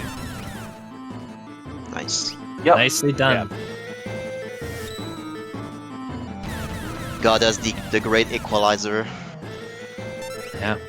So another Flash Rain. Nothing we can do about the Flash Rains. We don't have any missed inputs this time. He's going to heal Gogo here. This is Taking it safe. That's okay. This is a safety strat that makes the fight take potentially one more turn, but it will prevent Another Quasar. death from this. It's okay. So it was This a good Quasar choice. will not kill. Even a max damage Quasar will keep Gogo at full HP. Hopefully we see the Bolt 2 counterattack. We do. Heals Gogo back up to full. At this point, we'll make it through the fight fine. There won't be enough time. There shouldn't be enough time for Goddess to get to another round, turn 3 to cast another Quasar. Yeah, if that Bolt 2 counterattack wouldn't happen, that was probably gonna be a wipe again. Right, followed up by the Flash Rain. Flash Rain. Yeah, Flash Rain happened, yeah. Smart move by Team Tonberry using that elixir. Goddess is unkind. And taking it to Team Choco, we see something that can happen in a Doom fight that's a little unfortunate, where one of your party members gets frozen and you have to break them out of the freeze with some sort of fire elemental attack, or just wait. It's not devastating, it just eats up time. And Nightshade on the Doom fight, so we'll see if we're getting lucky again with the force. Let's see what element Nightshade ends up getting. Yep, should see it in just a second here.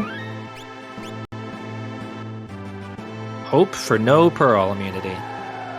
Elemental.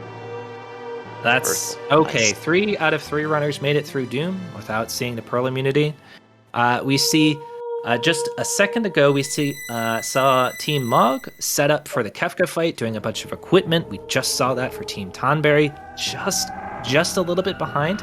And even though Team Mog entered the cutscene first and we'll be getting into the Kefka fight first, there's a ton of things that can happen in the Kefka fight to change the lead. So just because one team is ahead at this point, we might see Team Tonberry end the fight first.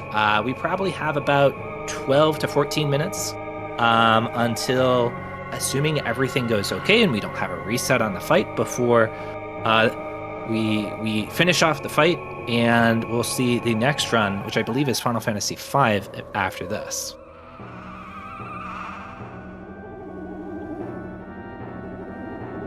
Yep. Final Fantasy V is. So if you haven't seen the final fight, Final Fantasy VI before, it's broken out into 4 separate tiers.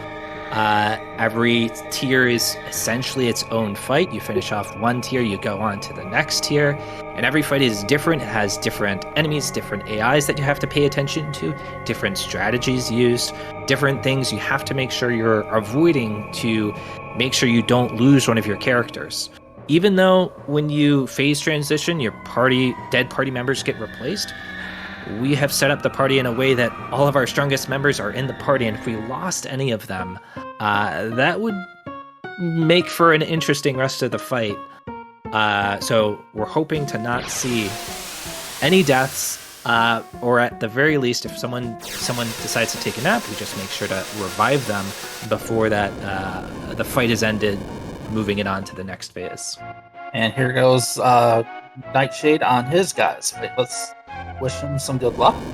As Good luck Team for Choco or Team Mog begins their tier 1.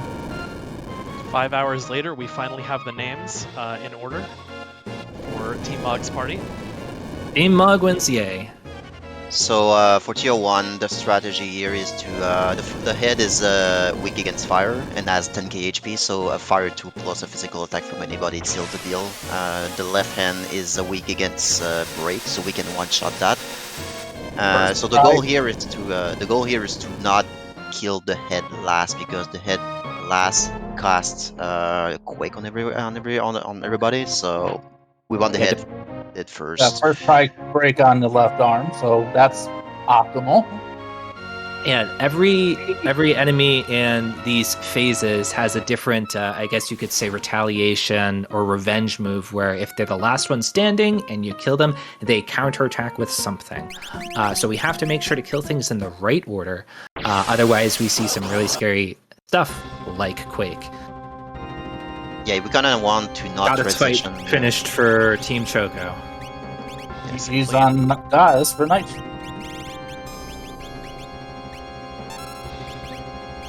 Kind of want to watch our HP as well before we kill the last part, because if we transition and we have a party member dead, that's getting replaced with another party member, which... Right, it has a chance of doing a physical attack as its revenge move, and that look at that arm. That's a really beefy arm. It hits really hard, especially if you got tossed into the front row, and it can also crit. So it can potentially crit Celeste, who has the most HP, and just bring her down. So yes, paying attention to how much HP you have as you're finishing out phase 1 is really critical. Celeste just got petrified there on Team Tonberry, as Team Chocobo or Team Mog enters phase 2. We're going to be diffuser out of the machine part. This part has 4 parts. We're going to be using some thunder rods, and thunder rods to kill the machine part, ice on the tiger head, which is weak to ice. We're going to mute the back, which is the magic portion, to prevent it from casting some really nasty spells. Oh, life 3. That would have been annoying. Thankfully, we got that mute off, and it landed. There is a very small chance that the mute will miss. Yeah, it's very small, but yeah, it has a chance to miss. So you have to watch out if it hits or not. Otherwise, it's pretty bad. Oh, we're getting Doom Duck here, which is this is the tiger attack. If it's the tiger, it's too low HP or something. It's causing that. Yeah, if it gets enough turns and it's low HP, it will have that chance of Doom Tusk, which is a zombie attack. And unfortunately, it was on Celeste, who is our main powerhouse. But as long as we keep Edgar up, Edgar is our tank. He has the True Knight on. He can protect Celeste. Good job for both blocking yourself and blocking Celeste there, Edgar. I think that was the tiger part dying that we just heard there, if the sound is on Team Mug. I have an X potion to heal Celeste back up to full. It's a spicy tier 2. allowing Team Tonberry to catch up a little bit. bdude went through the first tier. Let's see what's the opener for tier 2 on bdude's the team at Tonberry side. Okay, it seems the same thing. Getting a haste 2 on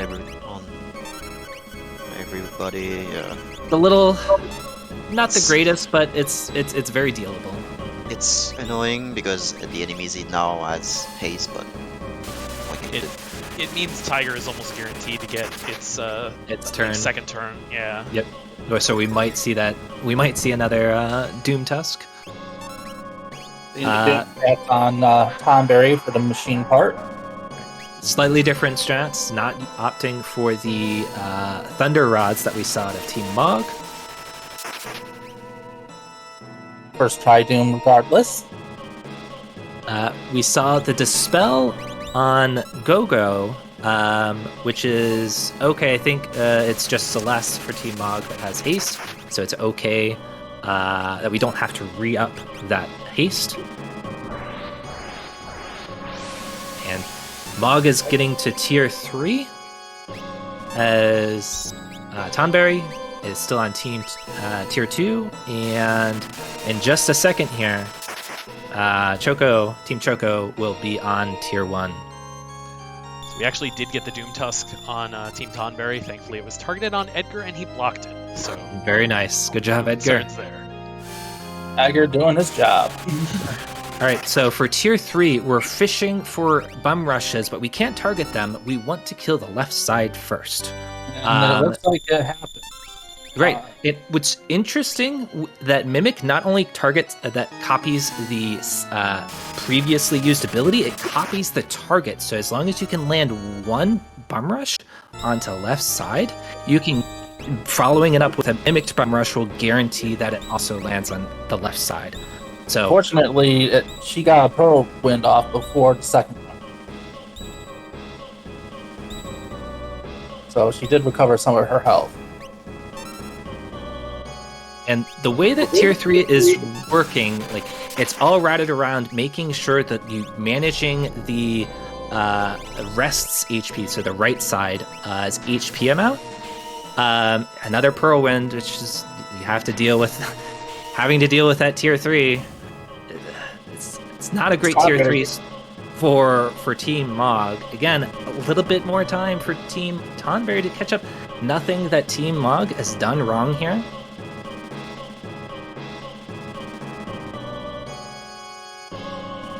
Not getting those left sides. We saw it at the first, but then the Pearl Wind really messed things up. And if too much damage is done, you're actually, that elixir on rest on the right side was intentional.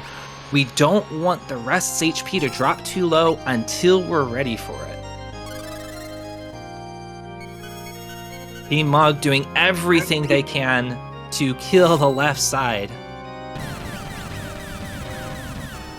while we're still making sure to keep the right side alive and above, I forget the HP threshold that we have to keep it above. And some unfortunate, this is very spicy. This is... Boy. And while we're watching Team Mog, we also have to pay attention to how Team Tonberry is doing for tier 3 as well. They're in the same fight. They've got the bum rush on the left side. Team Choco's in tier 2 now. Meanwhile, Team Mog is just trying to get things back up to a normal state, get everybody back up to full HP, and basically they're kind of having to start the fight over. Meanwhile, Team Tonberry just killed the lady, just killed the left side. That's what Team Mog has been doing for the past couple of minutes and hasn't been getting there. So Team Tonberry is setting up to finish off tier 3, making sure to deal the right amount of damage. Tier 3 is going to have a move it does when it drops below a certain HP threshold, and then depending on if it's a Meteo, it's a a train, or it could do nothing. There's different strategies used to kind of finish off the rest of the fight. It's like they're weighing out the timer right now for Condemned on Edgar before they really finish it out. Right, because you want to make sure that Edgar is alive for this.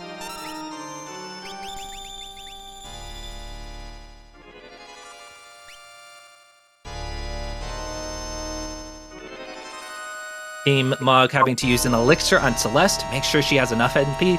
Those Ice 3s aren't free. So Team Tonberry is setting up to finish the fight with a Mega Elixir to make sure that everybody has enough HP. If we see a Meteo, then that Mega Elixir will keep most people alive. We saw it, a 1 out of 3 chance. Sabin should be the only one that dies here. That's okay, that's intended. And then we know that the next thing, basically at this point, Rest is going to be spamming Meteos. So we're a race to the finish to finish off the fight, and having to Phantom to make sure that we don't get hit by Calmness, which it's Revenge move, which is an instant kill. It can do it up to 2 times.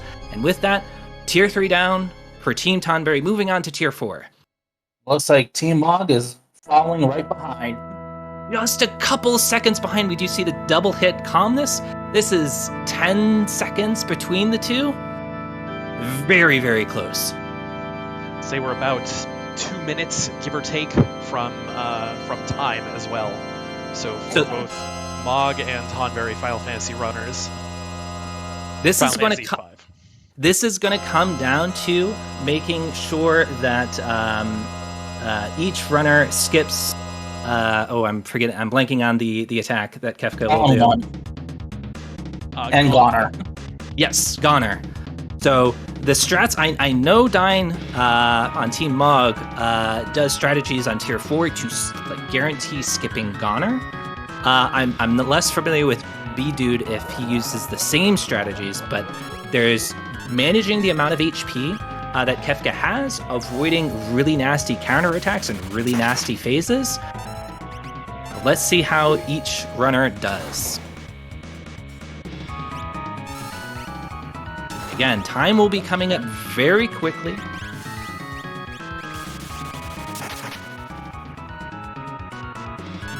When we see the screen start shaking, Kefka is in a state where counterattacks won't happen. So at this point, we're safe to just unload Ice 3s onto Kefka here. And followed up by Bum Rushes.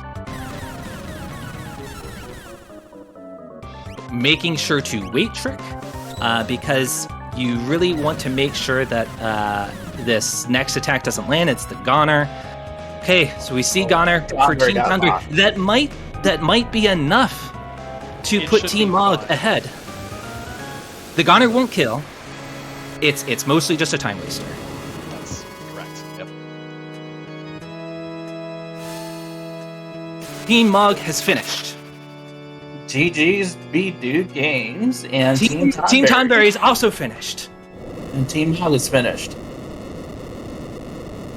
Seconds apart. GG's both of you guys. As Team Choco is getting ready to finish up, they're eating a Meteo first, but they're getting ready to set up their final attack here for Tier 3. And yeah, just one tier behind for Team Choco. The Meteo means that the fight is Tier 3 is almost done. We got that Phantom off. Tier 3 is done. We see the Calmness come out. We have the Phantom to block the Calmness. So now it will be about 2 minutes before Team Choco has finished.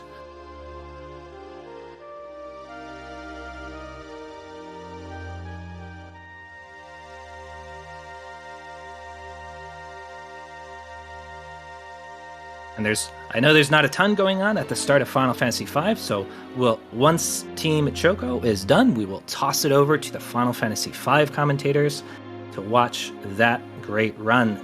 Let's just see how Nightshade finishes out Tier 4 for Team Choco.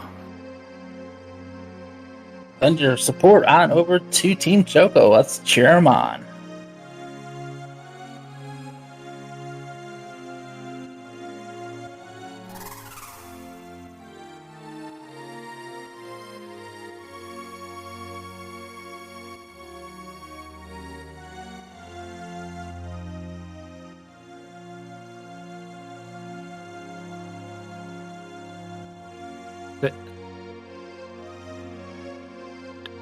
So, Ice 3 and a Mimicked Ice 3 with the immediate Thunder Shield off of Sabin. I think Nightshade is going to be trying to go for that Goner skip. We see the Fallen one, reducing everybody's HP down to 1. We heal up Celeste. He opted to take a safety strat, I believe, because I think the first elixir was late, so I think we're actually going to see Goner. Okay. So he But elixired Edgar, which is good. That's okay. Like, seeing Goner isn't a run ender. Ooh, we see a hyperdrive. I haven't seen that in a while. It's a very powerful move, and that's all based on how much HP Kefka has. Whether or not he will start counterattacking with those really scary moves. We want to get the screen to be shaking. End becomes chaos. The screen's going to start shaking. Those counterattacks don't happen anymore. So at the end of the screen shaking, we're going to see the Goner, but as long as Celeste has full HP, she'll be fine. I'm going to take in that hyperdrive, though. It's kind of scary. It is a little spicy. I don't think that the first Ice 3 after Goner will kill. And that's GG's for Team Choco. GG's. GG's, everyone. Congratulations to our runners. They did a marvelous job. Great save after the hyperdrive. Still managing to get the Goner skip off of that. That was really... That could have ended a little bit differently. I was really surprised to see that. So great job from Nightshade for Team Choco. That was a really great race. Yes, it was. And with that, guys, we're going to go ahead and get ready to head on over to the great team handling Final Fantasy V.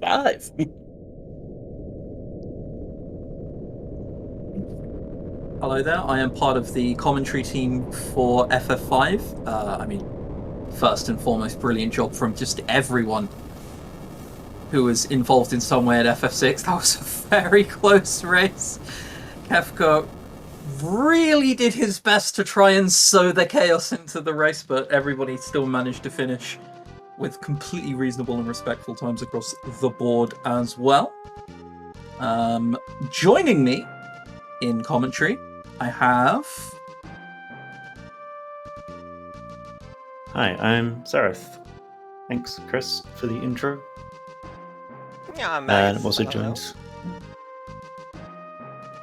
Sorry, there was a bit of a delay there. Yeah, I can't believe, like, looking at this, 48 hours in, we're 3 minutes apart. That's pretty good. Yeah, it's pretty bonkers how it's worked out so far.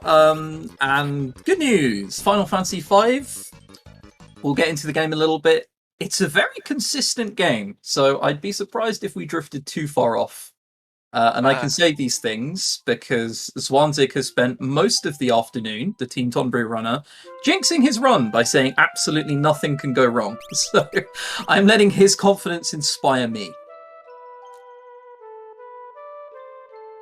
Yeah, I think all three of these have been practicing like a hell of a lot over the past few weeks, so I'm hoping for a pretty exciting race.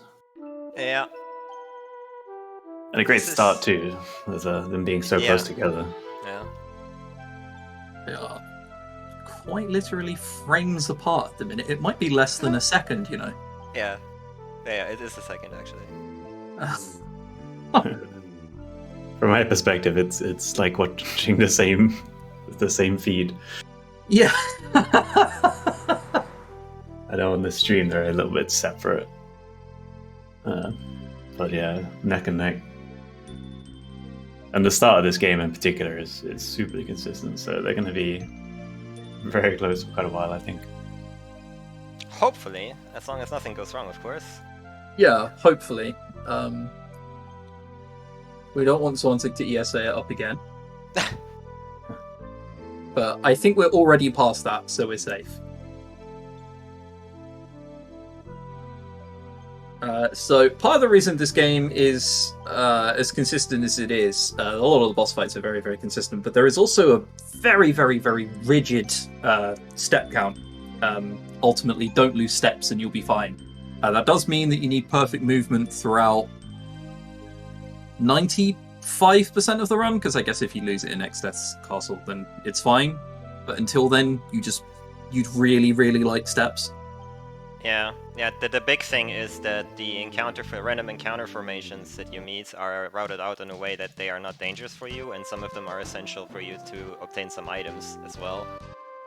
So if you get off step route, that could prove to be a bit of an issue in certain places. Yeah. But fortunately, it's relatively straightforward, as long as you are very well practiced. There shouldn't be too much going wrong, and there is points to recover it too. So even if you do a misstep in some places, there is still the chance that you can get back onto it. So yeah, let's hope that everything goes well, and these three are gonna, well, just get through easily. Yes. Really do hope that does end up being the case. We can see in the top right now, Zwanzig, he's in his second fight. These fights are very difficult. You hold your A button, and the fight's over. Yeah, the start of this game, the first like 15-16 minutes, there's not really much happening because this game has a job system, which we're definitely going to explain later on, but you don't have access to those in the first 15 minutes. This is like a relatively long intro. You have some of these battles that you have to fight, but outside of that, it's just like setting up the game pretty much.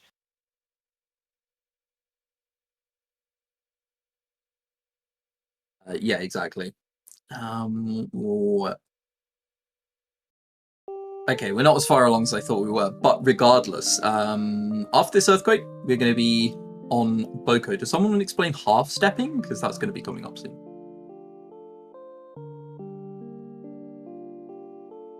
Do I want to? I don't know. Any one of you two can. I don't mind who ends up doing it, but we will have to get to it at some point. I think my explanation might be quite poor, so if you understand it better, one of you two. Do they actually already do half steps with Boko? That's crazy. No. But they're about to after the earthquake. You do like the 32 extra steps and then go up to the Pirate's Cove. It's just before that. Yeah, but that's just the normal extra steps, right? There is one half step as well for the first menu. Yeah. I see. Wow. Oh, that's crazy.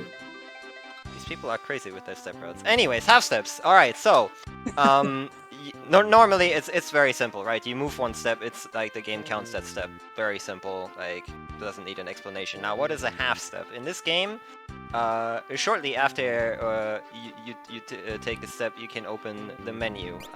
So in a way, what you're going to see then, if they're actually doing it, you see this menu open here, and if you open it early enough, it won't actually count the step, which is like called a half step, but you know, I mean, you basically, that is a very good way to get back on step route as well if you're like slightly off.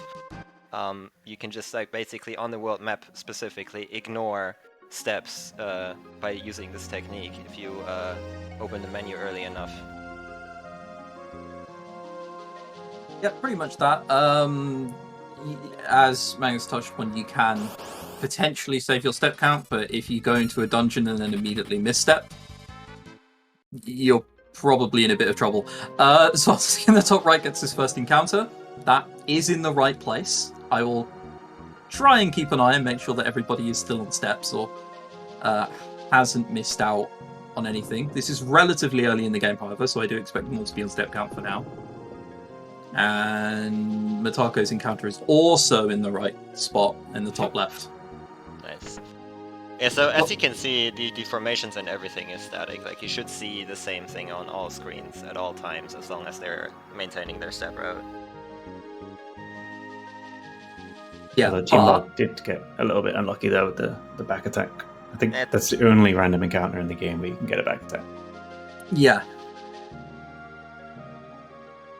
Wait, that's the only Wait, hang on. Yeah. Hang on, I agreed, and then my brain adjusted to what you said. That's the only encounter you can get in the route that can be a back attack? Since you don't have a thief here. Yeah, thieves prevent back attacks. Oh, right. Okay, cool. There we are. Okay. My brain came round to it eventually. Yeah, so usually the idea behind the step manipulation is that you want to get an encounter on the same step as you go into a door to a next screen, and then I believe the game kind of treats that as having an encounter and resetting encounter values. So that's sort of how they're skipped.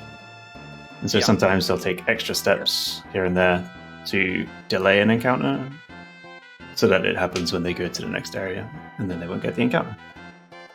Yeah, exactly. Which is why it's also so infuriating when you're learning this run and you can't figure out where an extra step you're taking is, but you know you're taking an extra step somewhere or extra steps somewhere because you're getting an encounter 1 or 2 steps before the transition into a next room. I've had some pretty deep dive please help me, what am I doing wrong with some other runners in learning this. Yeah. There's a lot of places where there's also tiles that don't advance your step count and everything that you have to watch out for. It's like, to learn this run is definitely a bit of a chore. Yeah, I mean, you just touched upon it there. Would you also want to explain the event tiles? Well, event tiles, effectively, there is a couple of tiles in this game where if you step on them, they don't actually advance your step counter. So, whether that is a cutscene trigger or, a switch or something like that, or tiles adjacent to switches sometimes, they generally speaking, do not advance the step counter. And those will, of course, also be used to, for the step route. Yeah, pretty much exactly that. I got tripped up many a time in the said tiles that are adjacent to levers. Yeah, that's the big one really to get used to, because that's also what I messed up when I learned the run for this 5 years ago. Yeah. Unfortunately, in this game, you also can't then turn around and blame randomness, because if something goes wrong, it's almost always your fault, and you have to go back and figure out what it is you did wrong. Well, this is an RPG, and we all like to, blame RNG. You cannot do this in this run. It's always on you. Yeah, it's always on you. MrZwanzig has recently been trying to blame RNG because he was on a run not too long ago, and in the final dungeon, he got caught by Omega. That's a bit of a special one. Because of NPC, that is basically tied to the NPC movement value, and some shenanigans that is not completely 100% routable. So Yeah, he might has a very small chance to be in your way. Yeah, however, it is also considerably funnier to just say it's a skill issue and blame him instead. Yeah, I mean, yeah, sure. I'll explain a little bit of what we're going on the story. We have to get to the Wind Shrine, and we found a pirate ship. And you can't just ask pirates, yo, can I borrow your ship, homie? It doesn't work that way. We decided to go and steal the airship. That didn't go well. We got caught immediately. We had no idea how to steer it. They locked us up in the brig. But I think what happens is Fyro sees that your party also has this, is wearing the same amulet. Mm-hmm. And goes, alright, you know what? I will help you. So that's where we are now. We're off to the Wind Shrine again. I know that... So what most runners do here as soon as they get control of the ship is they go down right and then take a step on land. I think MrZwanzig doesn't do that. He does his step somewhere else. Oh, not at all. Think... Okay, a bit worried. Hopefully he's still on steps. I don't know what he's done, but it's not what I expected. No. He did mention this beforehand in the call. So, okay. This is... I'm not memeing. This is expected. I just can't remember when he does his extra runs. When he does his extra steps, sorry. That's fine. It is okay. at some Panicking point, over though. nothing. Yeah. You can take them in the cave beforehand. It's if you don't, you kind of leave yourself an opportunity to make a mistake there and still be able to recover. Well, there you go. Yeah, I think he may have mentioned that he did it in the Pirate Cove. I mean, we'll see once he's on the Goblin encounter, won't we? At the end of Wind Shrine. So here we have the first fight of the run. Wing Raptor. We basically just want to hold A, immediately go for the attacks, but we also want to equip a Broadsword and Galuf. Yeah, the broadsword was picked up in a chest just before the boss. And you could menu and equip it before the fight, but it's a little bit slower than just equipping it in the fight. Yep. Pretty simple. A little bit of luck required to try and kill it before it gets a certain number of turns, but other than that, you sort of just hold A. Yep. Also, something I will try and mention now. Almost every step or room you take in a dungeon will count as a step, other than save rooms. Almost all of them don't register steps other than one in Barrier Tower later on. And also, the room in which we picked up Broadsword just before Wing Raptor also doesn't register steps. So you can go in there, have a bit of a jog, run around a little bit. It won't matter. You'll lose time. It would be terrible. Absolutely don't do it. But you could if you wanted to. It's true.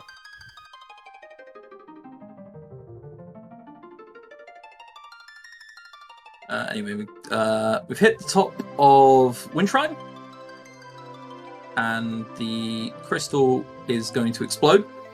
And from that, job crystals are going to pour forth.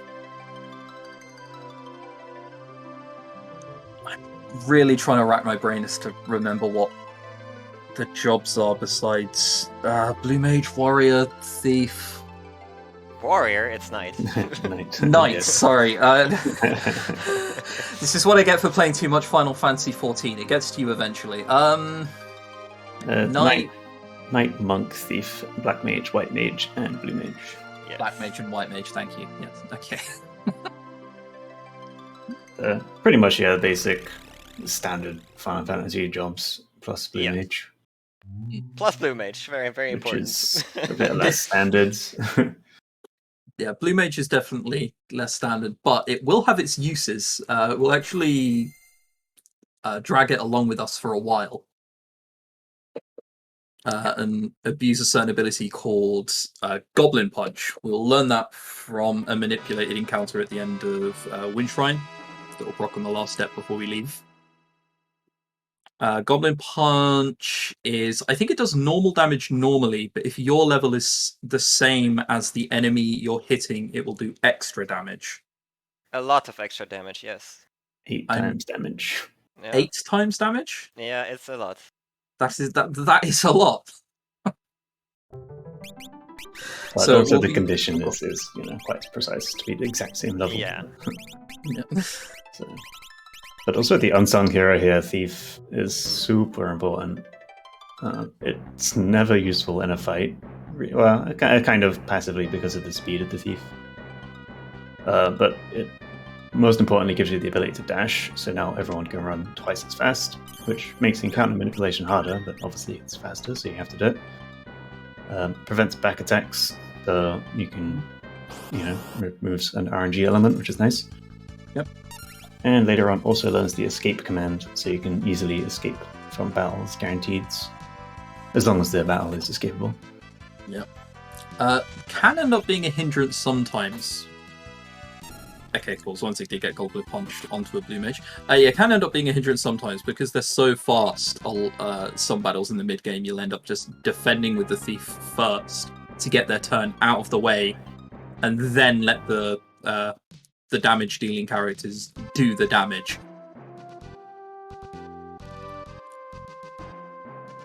There's that Blue Mage fight there with the Goblin Punch. You mentioned you have to learn Goblin Punch. So it's one of those few sort of more random elements in the game. You have to wait until the goblins decide to use Goblin Punch. And also you need to make sure they hit a Blue Mage. Yeah. Metako just lost step count. Really? It might be recoverable. He got an encounter. Oh. He took an extra step beforehand? You 2 can keep- steps behind. Can keep the steps, but like the formations are gonna be off by 1. I think you can recover that though in specific. He can half step when outside of the dungeon twice, and it'll be okay. I'm just not sure like if the formations advance already or not. Depends. Well, let's hope for the best for Monk. I mean, we'll see in a bit, won't we? Let's just... Okay, so no extra encounters. Oh, go on. 2 steps behind is generally one of the more recoverable situations. Yeah, He's just going for the half steps, it looks like. Step, Yeah. 2 half step, and yeah, hopefully it's now okay. Yeah, the count you can almost always recover. It's just about like the formations advancing. That could be an issue down the line if their extra encounter did that. I am not 100% sure though. Yeah, I mean, we'll have to see. On the next encounter, I guess, we'll see in the Torna Canal. There are 2 encounters you get there. So that's alright. Sorry, Sarah, I thought I was too busy panicking. Did you explain what the Blue Mage fight was doing and how they learnt Goblin Punch? Oh, yeah, kind of. I mean, yeah, the Goblin attacks randomly and decides to use Goblin Punch sometimes. So you just have to wait until the Goblin actually decides to use Goblin Punch and then not hit Lena, because Lena's a thief. So to learn Blue Magic in this game, you have to be hit by it as a Blue Mage. Yeah, and the most important thing, you have to actually win the encounter as well. You can't just run away. Yeah. But once one Blue Mage sees it, then that job will have learnt it, so anybody can then swap to Blue Mage and everybody will have Goblin Punch.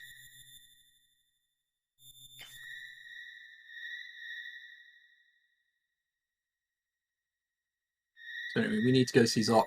He built the Torna Canal. We need to go through the Torna Canal. I think that's about as much as my memory retains about the story. It's been a few months, but unfortunately I'm older than 25, so I've already forgotten a lot of it.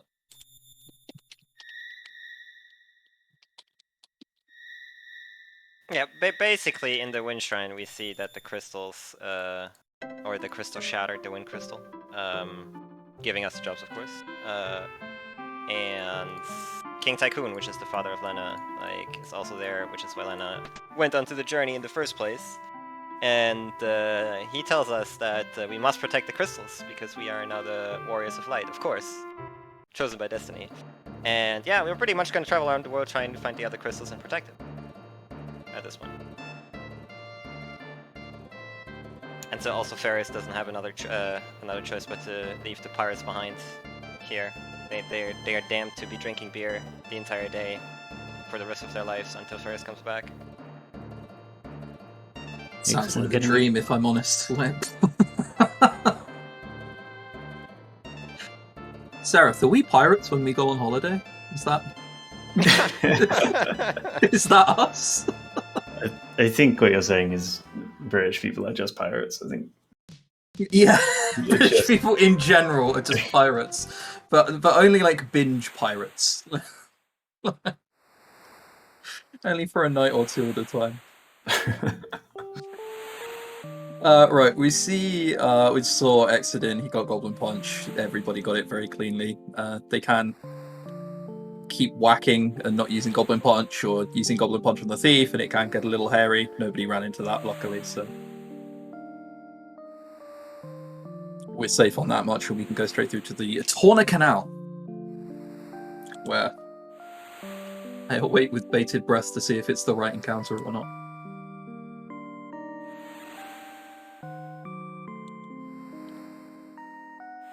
The good news is that most of the time there's only 4 possible encounters you can get in every area, so like even if you're off by 1, chances are that you will still be able to find the one you want. Could still get hairy if it's off by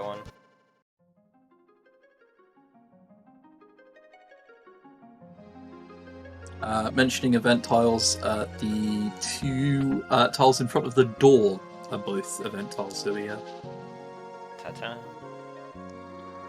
sneakily skip a step by going across both of them. You have to go through one of them, but we go through both of them.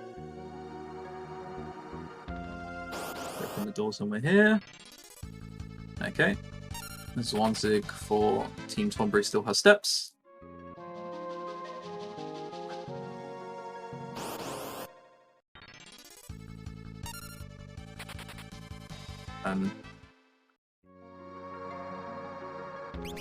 I guess now we'll see whether Metako has the right ones as well.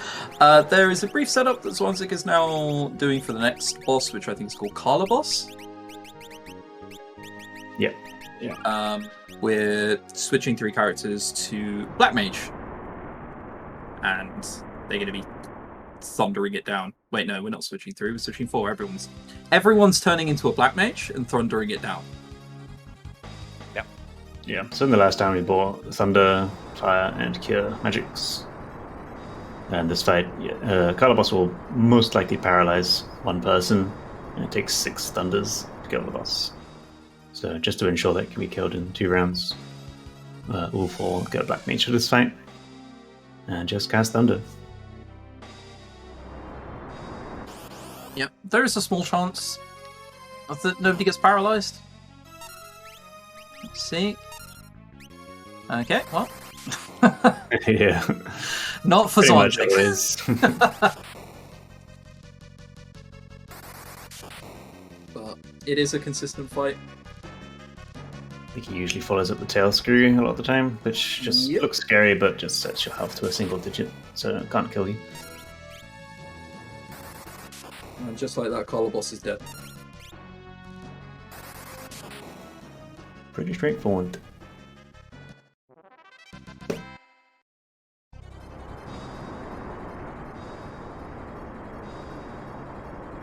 Yeah, Metako's formations are off by 1. Yep.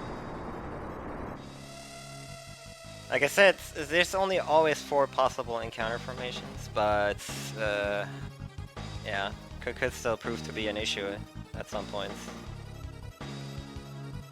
I think the first major place that formations could be a problem is in the Ancient Library. Yes. The steel ether there, right? Oh, actually on the mountain before Megisurtu, because you need certain encounters there to get to level 3. To XP, yeah. Yeah, but you can also kill the whatchamacallit, the Gallicat. That's not enough XP. Yeah, but you can kill 2 of them. Yeah, but you How don't. many encounters normally? No, you don't want too much experience. The thing is, you're so low level that you're gonna level very quickly. That's something to watch out for as well. We'll find out what Metako's plan is. Let's hope it's a good one. Hopefully by chance he just gets the right encounter. But yeah, we'll see. It's a while away still. Yeah, I know that Metako, he has spoken about having, like, the notes he used, there are, like, backups for everything listed. So he will know what they all are. No, it's okay. I mean, that's great to hear for a marathon, for sure. In good hands. It'd be interesting to see those backups if that's true.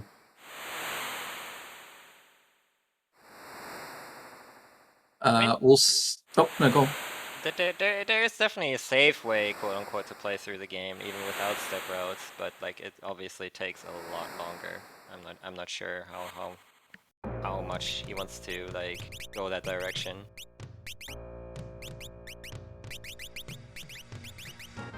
Yeah, I mean, it could also potentially be a problem if it gets to the 3rd mini dragon encounter, depending on how long that Grinding is an issue for sure.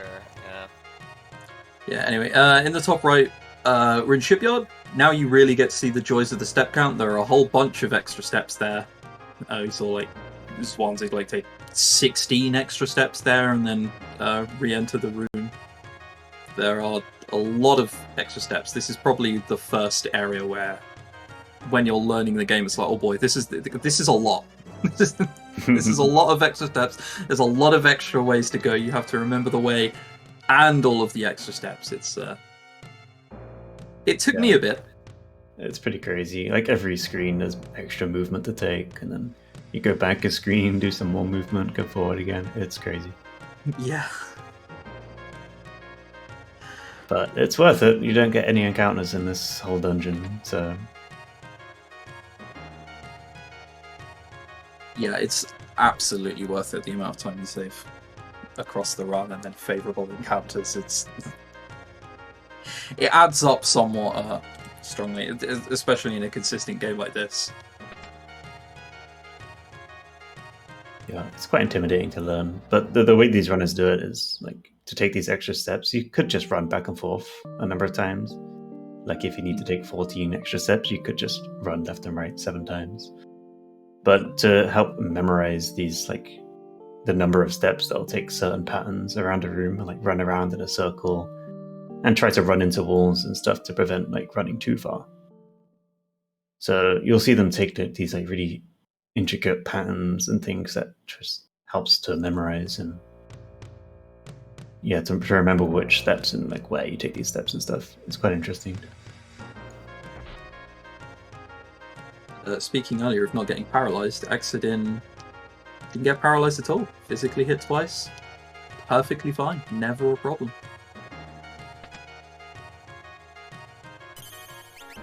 I think Just get actually, lucky.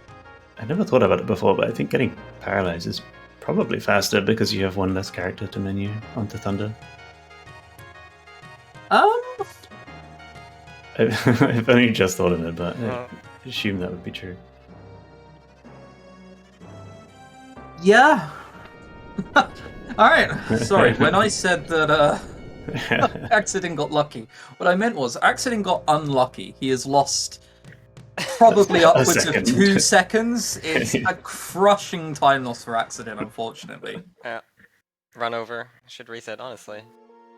Yeah, just go back to the beginning of the game. It's not worth continuing. So, coming off Team Tonberry is Siren.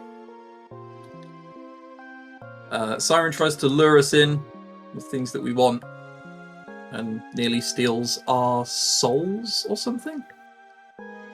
Mm-hmm. But Galuf resists and goes, no, not today. Come back to your senses. We need to kill this person. They all hop back up. And then we have a little bit of a fight. I think as a runner, the first things you immediately want to see is Siren hasting herself and then immediately killing all of your party. That's very favorable pattern. It's the best pattern you want. 2 of your party members dead. But we are about to see just how powerful Goblin Punch is. Yep. This is the first fight we're going to use it in. Siren, ironically, like, even though you've already been playing the game for quite a bit, like, even the speedrun takes about half an hour to get here, she's only level 2. And it just happens to be that we're also level 2. What a coincidence. A coincidence. Yeah, we can use that towards our favour somewhat. Yeah, and another cool thing about Goblin Punch, nice taste. Oh, here we go. Another cool thing about Goblin Punch is that it also works like full damage from the back row, so you don't actually have to be in the front row like other physical attacks that you normally do to deal full damage with it. So the best case scenario that I said has happened. Oh, but then they only cured, so it's okay. Yep, this is fine. Perfectly fine. That's actually really nice. That's a relief. And just like that, Siren will be dead.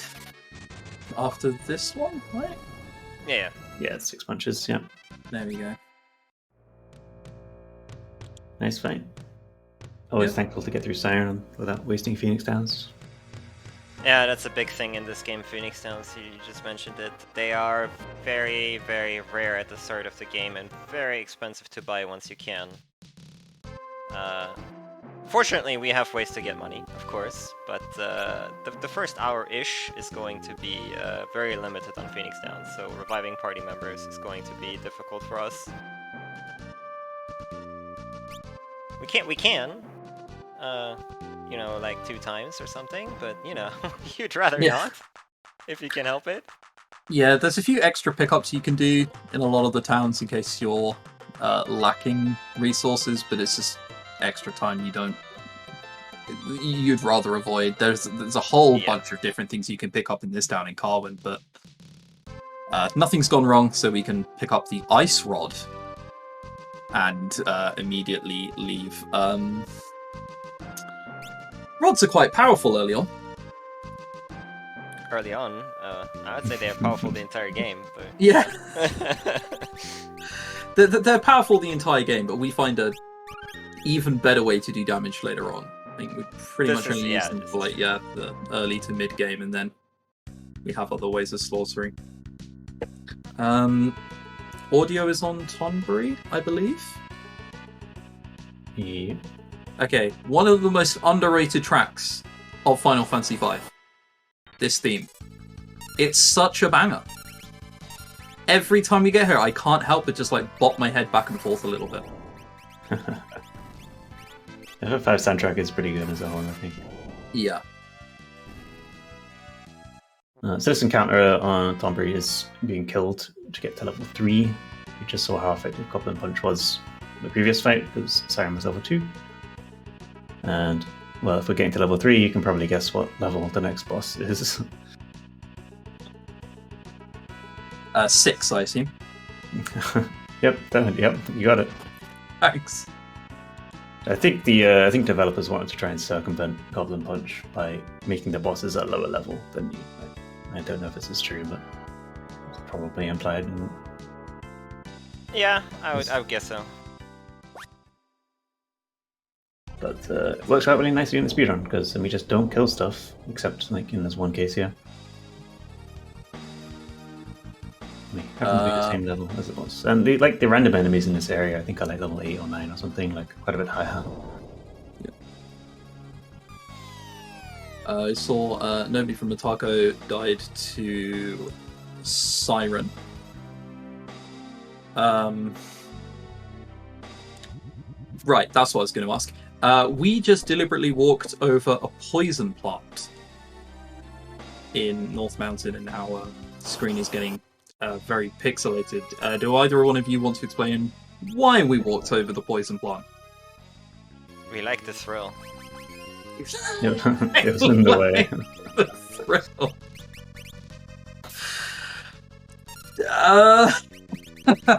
Alright, we like the thrill. We'll just go with that. It's fine. I mean, the reason will become more apparent later, but effectively right now we want everyone to be in critical HP. Yeah. So in this game, you have to have less than 25 or 20% HP in order to be in critical, which means if you use a Phoenix down, you don't actually end up being in critical health, which is why you saw MrZwanzig there also hitting Lena after reviving to make sure that she is in critical again. And that is pretty much set up for the next boss after this one. Which we, by the way, killed with an ice rod by breaking it. Like, if you watched FF6, you know that rod breaking is good, but FF6 already got nerfed in that regard, actually. Like, in this game, rods are even better, like, at least from the get-go, because they are casting tier 3 elemental spells if you break them. Which, like, 10 minutes into the game is pretty powerful! Yeah. There is also a quirk with that fight as well that Team Tonberry just did. If we try and Goblin Punch or like magic it down, that boss will be joined by another boss that you can fight here. We can just skip that by breaking the ice rod and killing them from full HP. Yep. I just want to actually correct myself earlier. I said the next boss was level 3. I totally forgot about Megisa. I mean, the next boss is level 3. in your defense, all bosses are kind of pushovers. They are kind of random encounters. So understandable mistake there. They're still bosses. They're just early game bosses, right? Yeah. And I mean, the big reason we are reviving characters, by the way, so we've been talking a whole lot about the step routing and everything about it, but we also have the jobs in place, right? And these jobs level up as well if you get ability points after every battle, essentially. And the ability routing, like in terms of like what job levels you want to have at what points, is really tight in this route. So you can't have too many deaths on too many characters in places because you need those ability points. There is some leeway here and there. Some jobs just are not important. Sometimes you will use a job just to kill a boss.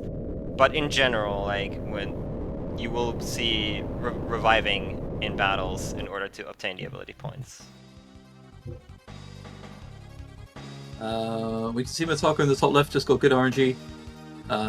Forest died, which means that we don't need to equip a knife and hit her back into critical HP.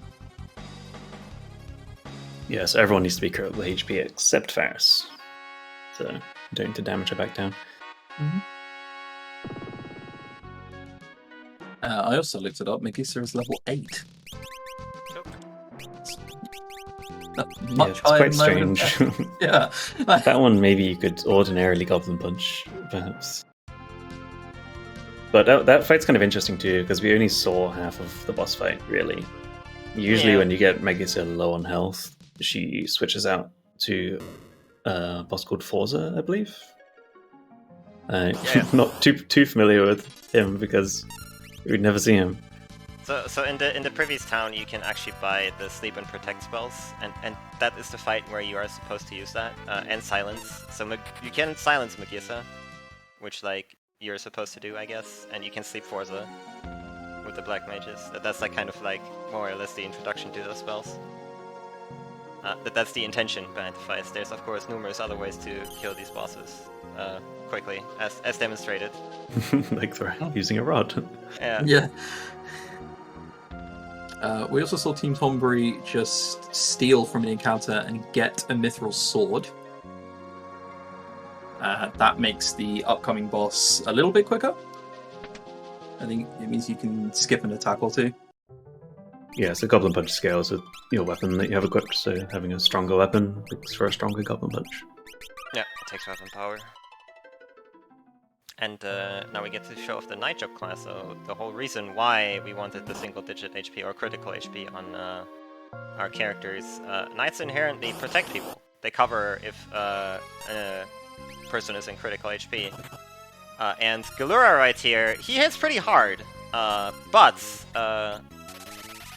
the Knights will cover any physical attacks. The Galura only has physical attacks. And Knights also have a very, very useful ability called Guard, which nullifies all physical incoming damage. You have to use it actively, like every turn. But Galura effectively can't damage the Knights now. There is a slight exception. He knows an ability called Rush, which inflicts HP leak. But outside of that, like, you're pretty much invincible. Yeah, that being said, you are still poisoned. That is still a thing. So you do have to do that fight pretty quickly, otherwise the poison tick comes around. Yeah. Details.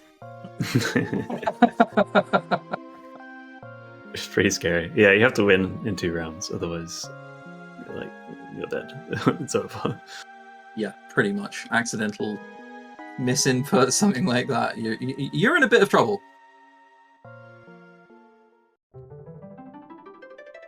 The 5 more jobs here. I can try my best to remember. It's Red Mage, Berserker, Time Mage, Yes. and I've forgotten the other 2. Help me out, Magus. Mystic Knight and Summoner. Yeah, okay. Actually, Mystic Knight 7 are not used in speedrun, so... Yeah. They're all pretty good jobs, like, outside of Berserker, maybe. Even then. Even casually, I struggle to find a use for Berserker. There is some very niche stuff that you can do with Berserkers, and very funky stuff with, like, glitching them and stuff like that, but... Yeah, not the most useful class, in general. Yeah, there isn't any particularly useful. You can't control what they're doing. Like Berserker, it's implied. They have Berserk on them.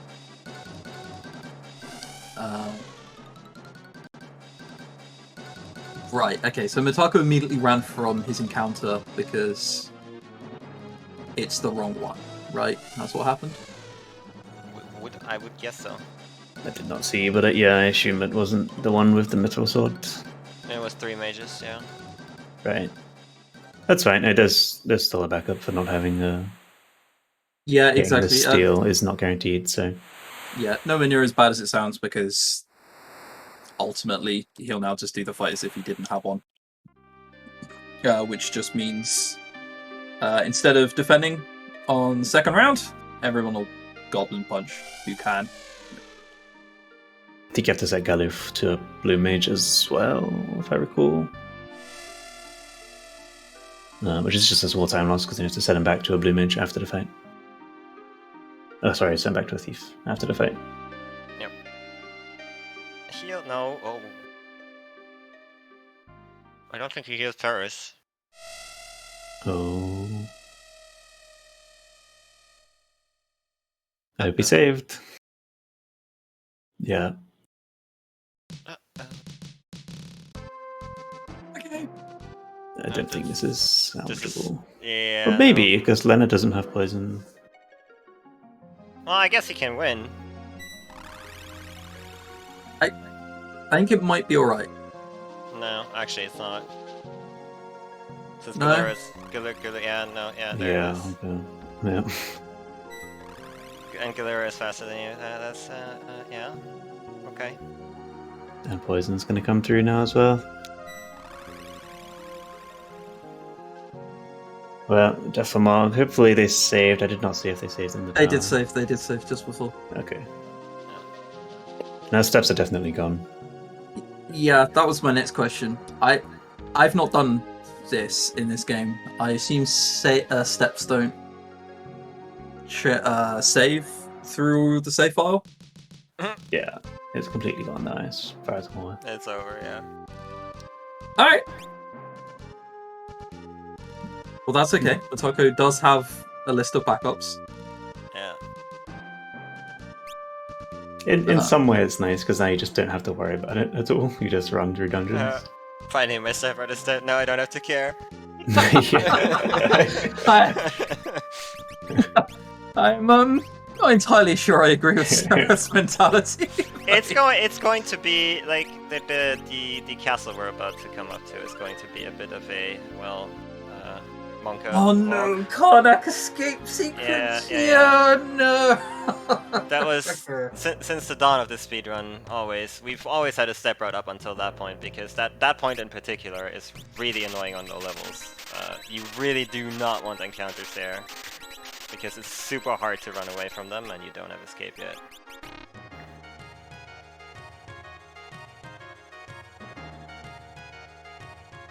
Okay, I will blind believe that it will be fine. There'll be barely any encounters whatsoever, and he'll be able to escape from all of them. It'll be gravy.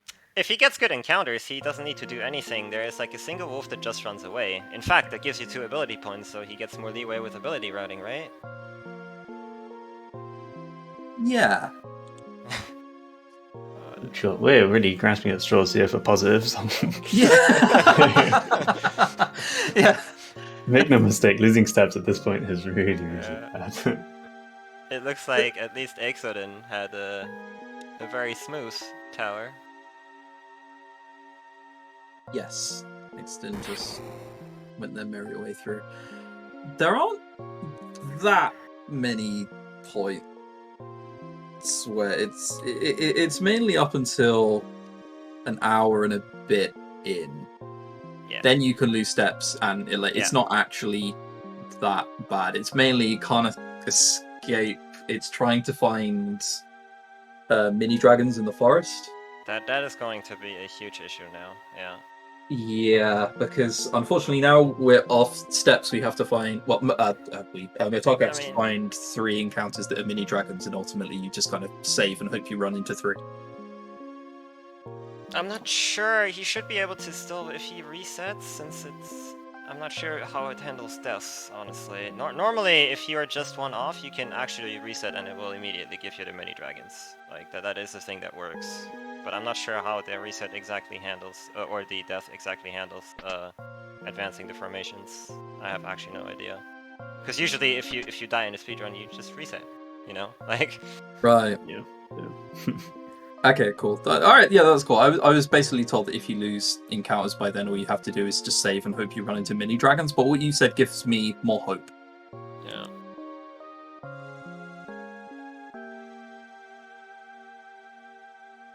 We never touched on these jobs too much. I mean, we didn't talk about the first ones too much because I think it's hopefully fairly obvious for anyone watching what Black Mage and White Mage does, etc. Yeah. Berserker we picked up here is basically always in Berserk. They just attack with big heavy weapons and they're quite slow and hit hard. You can't control them. Time Mage has a ton of interesting spells, mostly like haste and slow and stuff, but also some strange ones like Reset, which just resets a battle. Really unique to this game. And then you have like Comet and Meteor. And I think those are kind of the main ones. Might be some others I'm forgetting. Red Mage is just like weak Black Mage, Black Magic and White Magic. It's also just kind of a useful job because they can do just like a bit of everything. Yeah, it's very good in What 1, but after that it's starting to fall off a little bit because you can't actually learn tier 3 spells. I think the only reason you level up Red Mage to the full is because it's the only way you can get dual cast. Yep. That is a big reason to do that, yes. Yeah. That's kind of a lot. That's a lot of AP, right? It's a lot. It's I think it's max, right? It's 999 once you hit the max level. Not to mention it's almost 200 before that as well. So it's like yeah, 1200 almost in total. Which is a lot when a lot of the encounters we'll be killing are like, you know, for 2 AP, 3 AP. 1200 is probably outside of the realm of what we're able to get in a speed run. Yeah. Yep. Yeah, just a bit. Yeah. No. Not unless someone wants to suddenly take 10 hours.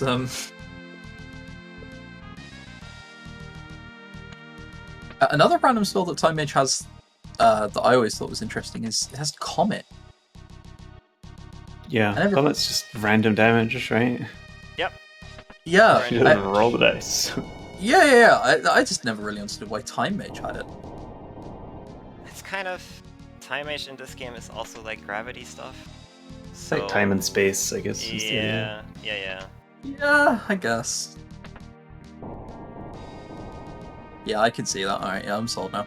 Another one of the jobs that we got from the Water Crystal Summoner as well. I used that a lot. Casually. I think we... Yeah. Basic... Yeah. Basically never use it in the speedrun, right?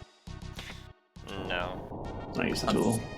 Yeah, unfortunate, because... It does have the highest magic power in the game, but in order to use summons, you can buy some of them, which are... Did they used to be in the route? I'm not sure if it still is, but there might be a fringe use for it later on. But the most useful summons you have to fight in order to obtain them, which we got no time for that. Yeah.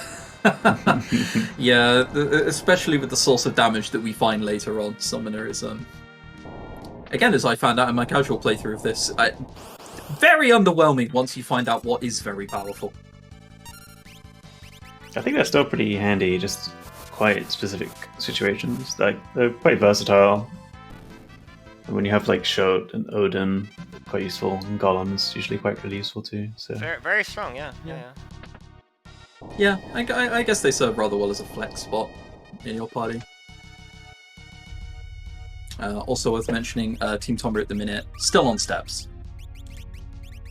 Got the encounter they were supposed to and then immediately killed it. And now Team Tonberry is about to fight Liquid Flame. You want to take that one, Cereth? Yeah, so Liquid Flame has 3 forms. She always starts off in human form, and once you do some damage to her, not actually completely sure on the AI, it might just be any ice damage, she changes form randomly into one of the other 2 forms. If you're lucky in a speedrun, she'll transform into this tornado form. Which never happens, by the way. It's always hand. Not lucky. It's always hand. I would like to say I said that before I saw it change into hand, but it's always hand. And the BM human back, insane. Yeah. So the hand is bad because it's just immune to ice, so you have to hit it to change form again and then use the second ice rod. Yeah, whereas if it changes into the tornado, you can just immediately throw an ice rod and the fight's over. Yeah, depending on what form you kill Liquid Flame, and it drops a different item at the end of the battle. You get a Flame Scroll after you kill the human form, and if you were to kill the Tornado form, it would be a Flame Bow, which sells for slightly more money. Not hugely important, really, but just, you know. I think that used to be more important in older apps, but these days that doesn't matter too much. Yeah. We're doing a lot of fancy stuff way earlier nowadays than we used to. Yeah. So the tornado form used to be like doubly good. Yep.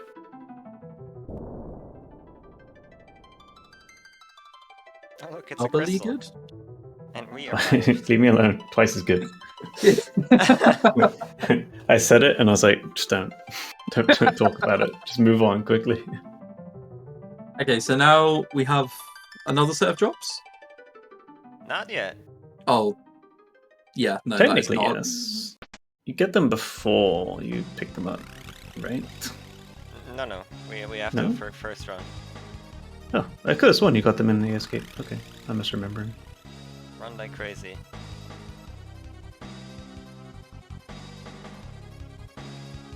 I definitely know one of the upcoming drops you get. Just because casually, the first time I used Geomancer, I absolutely loved it. And at the same time, I immediately realized that it was going to be worthless. Any form of efficient way of playing this game. Absolutely worthless. But they are fun. Geomancers definitely have very nice areas where they're very useful in, but they also have areas where they're absolutely useless in. Yeah, Kind of a weird job that way. Yeah, there's definitely a few areas where you use Geomancy and you just heal the enemies. Like, wait, hang on a minute, like, whose side are you on? Like, yeah, you need to know where to use it, I suppose. Yeah. But I find it's a nice like flexibility that they learn to use on other jobs with the terrain. Which I guess we never explained. In this game, when you learn abilities, like when you level up your jobs, you learn the abilities over time. So, like, as a Black Mage, for example, the more you use Black Mage, the more Black Magic you learn, essentially. And when you're playing as the job, you can use any Black Magic. But what you can then do is change jobs and take Black Magic with you, in this example. And then you can use some of what you've learned on another job. So you could play as a White Mage and take Black Magic across, and you'll have access to what you learned as a Black Mage. That's a relatively simple example. It gets a bit more confusing with other jobs and the different abilities, but essentially you can take certain abilities across to other jobs, and they'll be used like quite a lot. It's one of the nicest things about FF5 and a really cool improvement over the FF3's job system. Yes. If I want a job system, I would love it to be like 5. I hate being punished for switching jobs. The 5's job system is for sure the best part about this game. It's perfect. Yeah. The only problem is some of the jobs are a bit weak, but besides that, like the system No, itself, I mean, think it's really with good. as many jobs as this game has, they're not all going to be good, right? Because good is relative compared to For sure. how good other jobs are. We just saw ZWanzig to for Team Tonberry the Karnak escape now. He's still on How quick steps. it was. So yeah, like 30 seconds and he's out. We're on Sergeant. Sergeant can transform into another nasty enemy, but we're not going to let it. I'm just going to kill it immediately.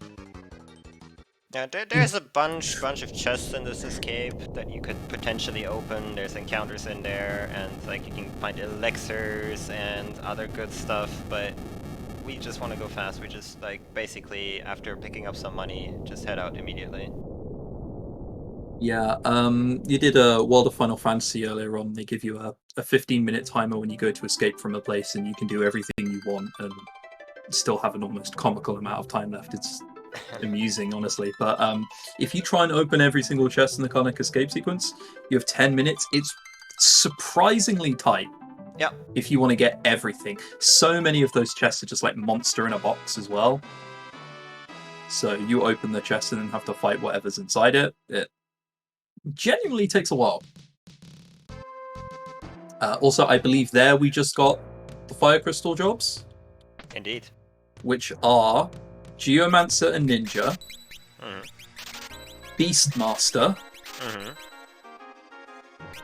That's it for now. The other That's two, it? the other two that we get more, but they got Yeah. thrown very wide away. We need to. Play Oh, the they're magic in break. the Chocobo. Yeah. Yeah, okay, and they are Ranger and Bard. Ranger and Bard. Yes. There we go. Okay. I unfairly put Cereth on the spot beforehand, so I figured I could return the favor to myself. I kind of just love that Magus is treating this like trivia for us. Like he full well knows the answer. Of course. I mean, yeah. Yeah. Like desperately trying to remember, and Magus is just sitting here, just Yeah. chuckling to himself. He's like a parent watching his two kids try. It's just like, yes, I'm very proud that you remembered this trivial detail that I had 20 years ago down.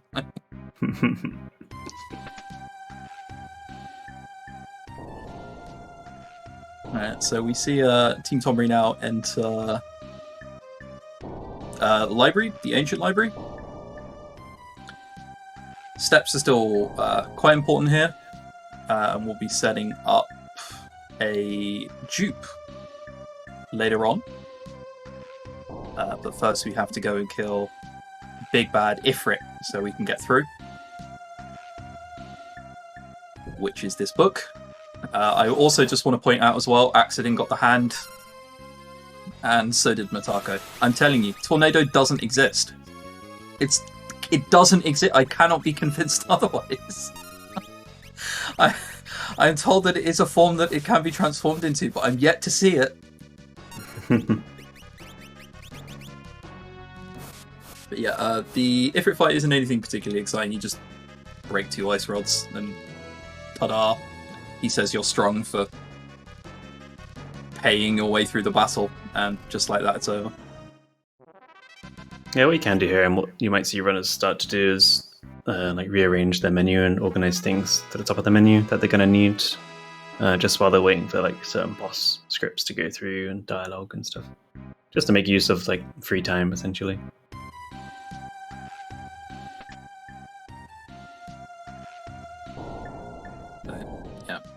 Zwanzig's now going to walk up to this bookshelf. It's going to try and block him, but we have Ifrit in advance. We're going to wrap around and go to this chest, which contains a stealth robe. Very nice piece of armor that increases agility, so you get turns faster. We're buying more of those later. It's used pretty much to the end of the game to get that extra, I think, 2 agility. He tries to go through that passage, and a page opens up. However, you don't actually need to fight it. You can just run away, and it's no longer there. Zwanzig skipping the save there. Mm-hmm. I think that's a free one. I don't think that room increases steps.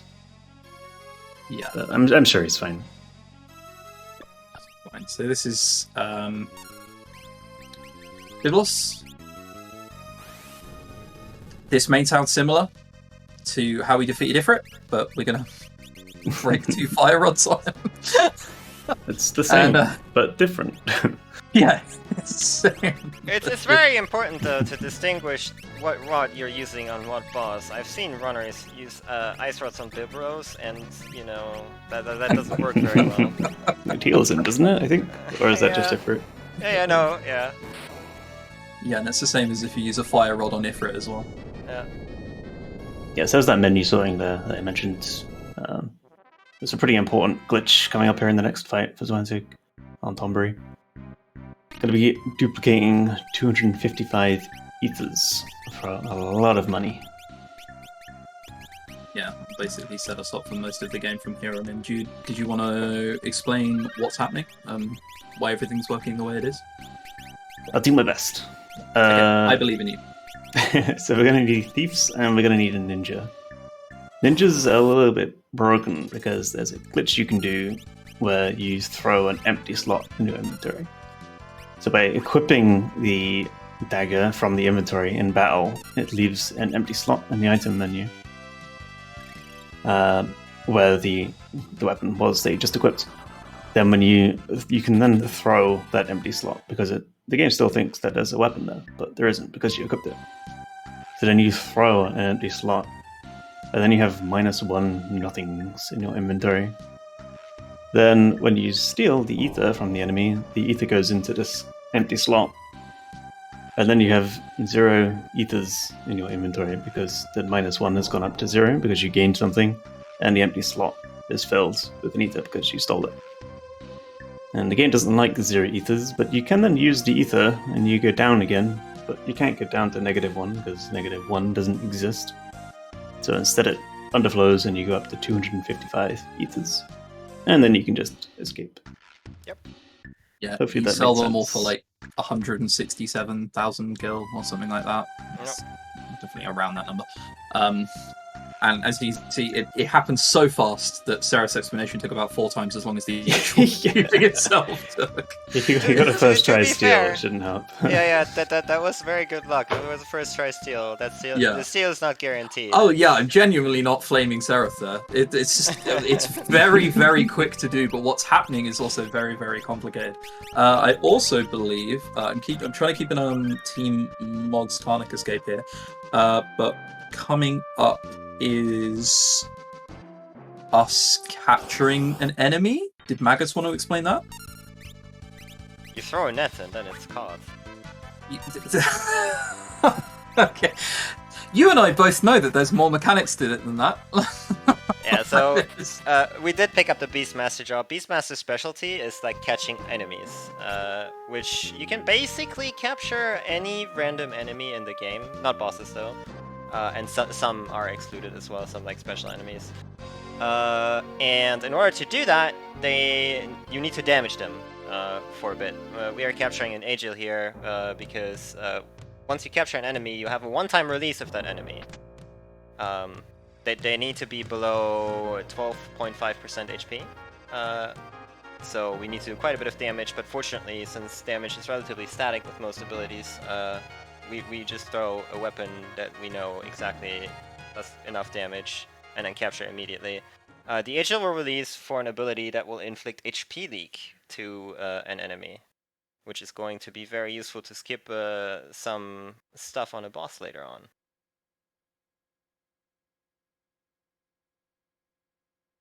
I am looking at Team Mog's right now, and it appears that Did we run out of Rods rods? didn't do enough damage, or he maybe used a rod on a random encounter. I think I missed it. if he That did. must be it, yeah.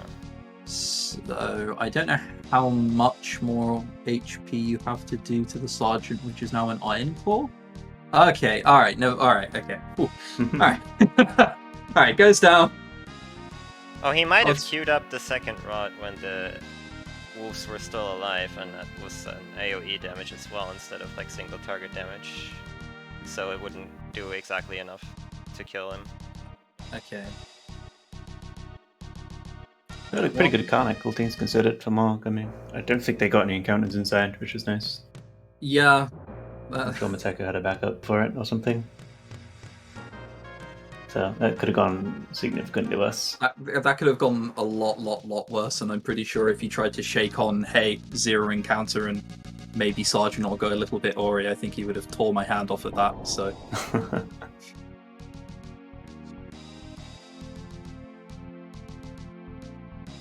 Okay, Aexoden manages to successfully break 2 fire rods over the head of Biblos.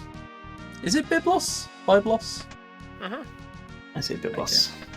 Okay. Yeah, the dupe will be coming up again now, so if you missed it before, hopefully now that I've given the explanation, you might be able to see it a bit clearer in action. Maybe we can just go through it in real time or something. Maybe it'll make it... the play-by-play. Yeah, Essentially. play-by-play. Essentially, equip dagger, throw empty slot where dagger was, deal ether, goes empty slot, use ether, negative ethers. That's the short. Yes. Unfortunately, you're going to need to be a bit more hype than that. Your career in ESPN will never sorry. start with that. You know what? I'm fine with that. Okay, so here we are. We're equipping the Mythril Rod and then throwing the empty slot. There was nothing there, as you can see. Now we try and steal an ether. First try steal. Use the ether. Yeah, we got a lot of ethers. And now we have a lot of ethers. A fun fact about that ether stack, actually, so you can't actually use that outside of battle now that it's underfloats. Like, they are actually not usable. You can only sell them. Oh, I didn't know that at all. You can still use them in battle, but not outside. Okay. Something to touch upon, Metako for Team Mog in the top left was obviously lost steps, so they're opening the menu every now and then, and that like resets threat, I believe. Or like, at least somewhat severely you get lowers it. 4 steps of no encounters. Yeah. So they'll be doing that instead of half stepping in very specific points. They'll just be opening the menu every now and then.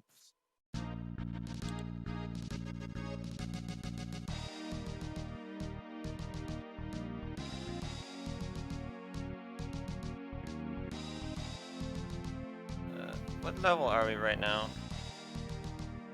We're not level 5, right? No, this run does not learn know how to do. Oh, I see what you're saying. No, Yeah. Right. So it clicked in my head a bit late. Yeah.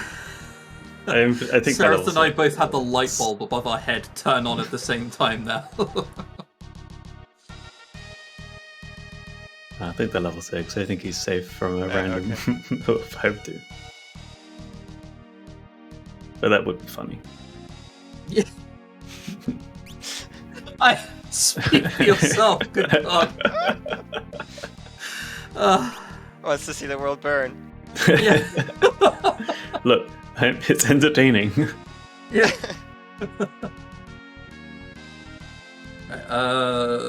Zwanzig for Team Tonberry right now is doing a bunch of very specific movement. This is a very long boat ride. All that way down, he was swimming right next to a no encounter zone, but you don't want to set foot in that. You want to just be on the side of it. And very nice. Okay, straight into Crescent. I believe he's kept steps until now. I don't see any reason why he wouldn't have anyway. Didn't get any counter on the way. So far, it's been a very good run by Zwanzig for Team Tonberry. Yeah, very solid. Yeah, no mistakes and good luck where it counts in the few places.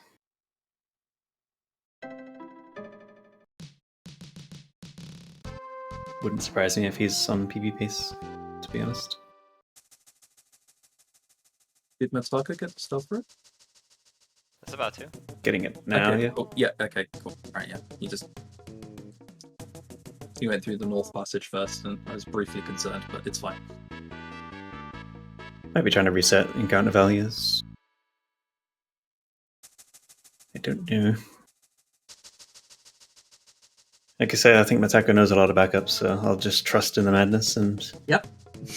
I'll assume he knows what he's doing. I'll trust the runners. I'm not familiar with backup strats. Yeah, same. If there's something we don't recognize that's happening, we will be switching to elmagus for an explanation. Sharp. And you assume I know. You would have a better guess as to what's happening than we would. You can try. There's the Chocobo we mentioned beforehand with the 2 crystals spat out Bard and Ranger, so we have those. Quite useful later on, really later on in the game. Ranger is quite bad. Has a useful ability for casual, I believe, but not in the speedrun. Yeah, Ranger takes too long to come online, really, too many ability points to become useful, unfortunately. Yeah. Rapid fire, right? It takes 400, I'm gonna guess, AP? I don't know, it's a lot. It's about 700 in total, like, to get there. Okay. That is considerably more than we will ever see. Yeah. Yeah. Even then, the main thing about Ranger is they can equip bows, and bows are not very good in general, unfortunately, because they are slightly bugged. What is this They're bug? I bugs? didn't know this. Yeah. They are technically supposed to deal more damage from what you can tell, but like, because, you know, just like daggers, you know, have always like the multiplier thing where they only have 0 and 1 as a multiplier, bow have a similar thing going for them.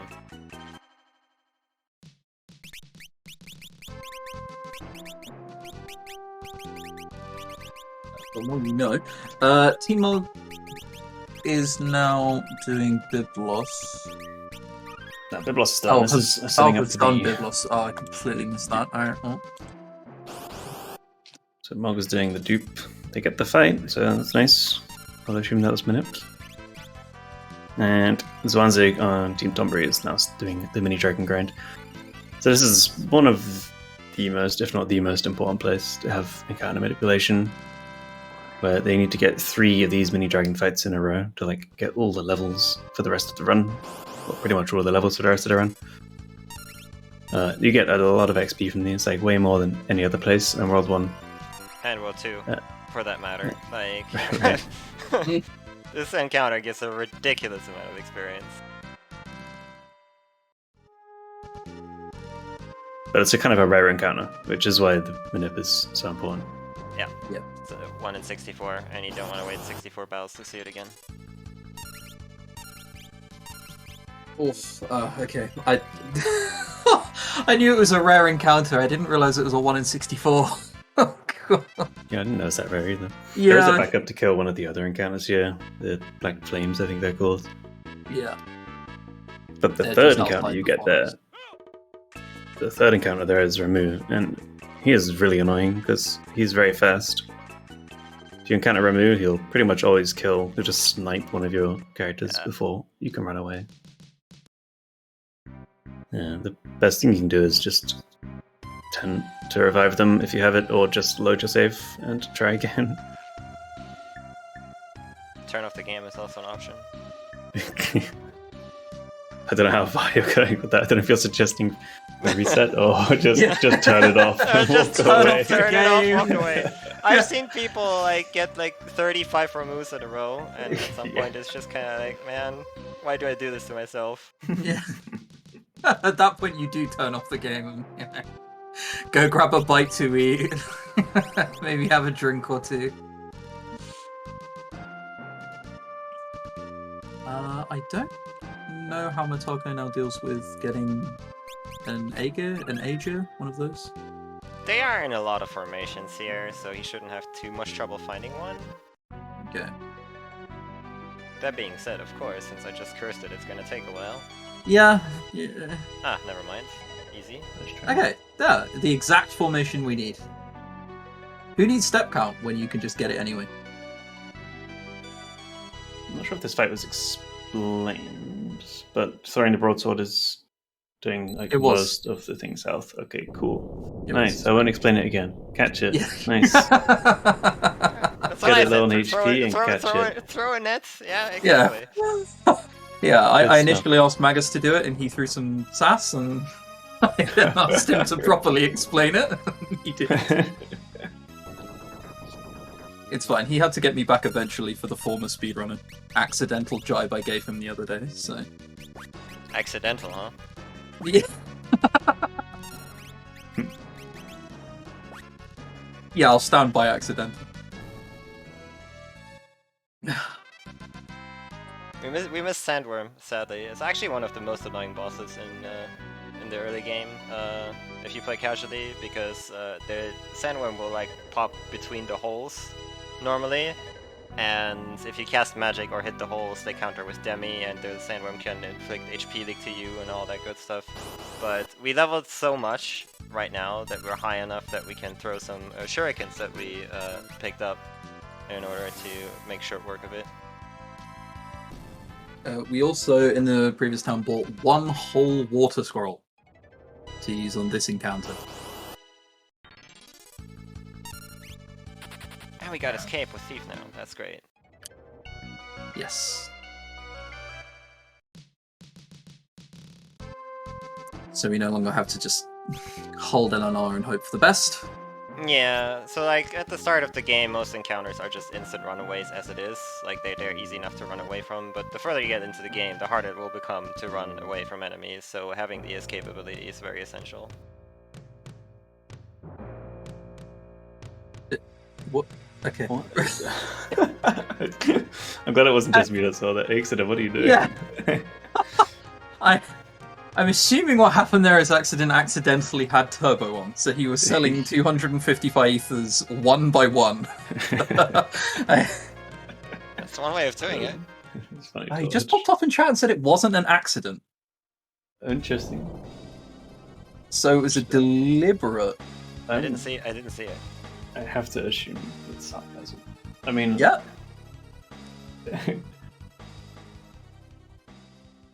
I'll be very surprised if there's a reason to turbo sell ethers. But hey, you know what?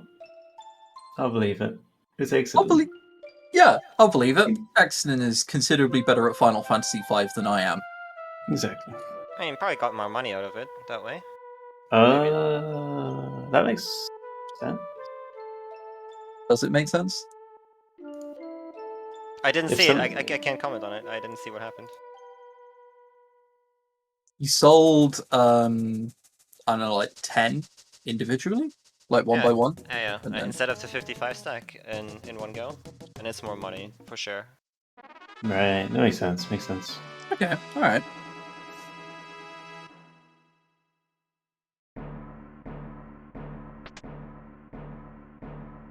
I guess it's just a safety for the sake of having more money. I just assume so. Yeah. Be able to buy more Phoenix Downs later or whatever else. Yeah, marathon safety. That's You can also throw more money around. You know. Yep. Definitely. Smart one. Yeah. I didn't know that. That's cool. it's actually pretty cool. Alright, what more you learn? I can now see Aexoden doing the mini dragon grind as well. He only has one left. And then he's out of here.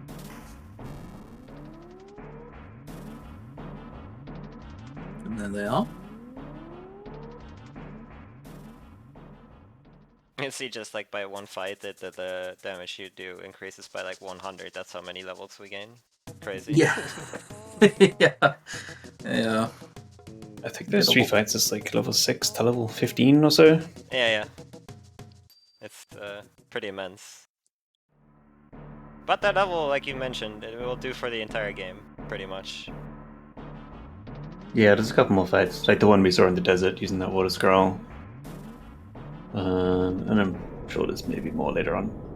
I can't think right now. Oh, there's some way later on in Star World too.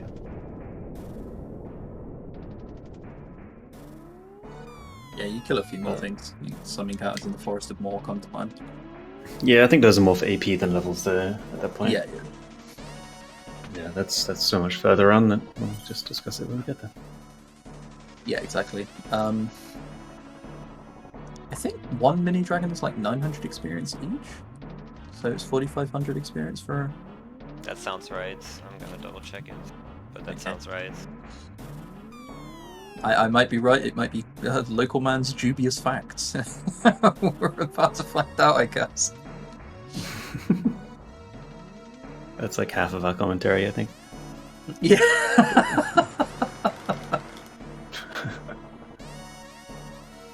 So, ZwanzIg, Team Tonberry is coming up to Crayclaw, the next boss.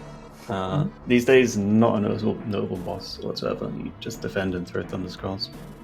But in the past, you used to do the dupe on this boss instead for money. So you used to do the old steal and everything on this fight, and steal a bunch of stuff. But Was there, like, did that old strat have, because obviously this is way before my time, did that have, like, any chance of killing you? Did it make it significantly more dangerous? I think you had Time Mage. This is one of those cases where Time Mage used to be used, and if it was going really wrong, you would just cast Reset. That's the spell I mentioned earlier that just resets the fight. Yeah, exactly. Yeah. So if you fail Steal a whole bunch and Crazy Claw starts killing you, just reset. tried again. You don't have reset here actually, but Crayclaw, he can't really kill you if you pay attention, because like he does the same attacks as Calboss, so he can paralyze you, he can use Tail Screw and attack normally, and his attacks are not too strong. So like as long as he threw like a potion or two, you would be fine. It could get very annoying though. Right, okay. That's me misremembering. I mean, this is like 7 years ago that I'm trying to remember Yeah, from. yeah. You were literally the first Western runner, I believe, for this game, and then people just followed you at some points.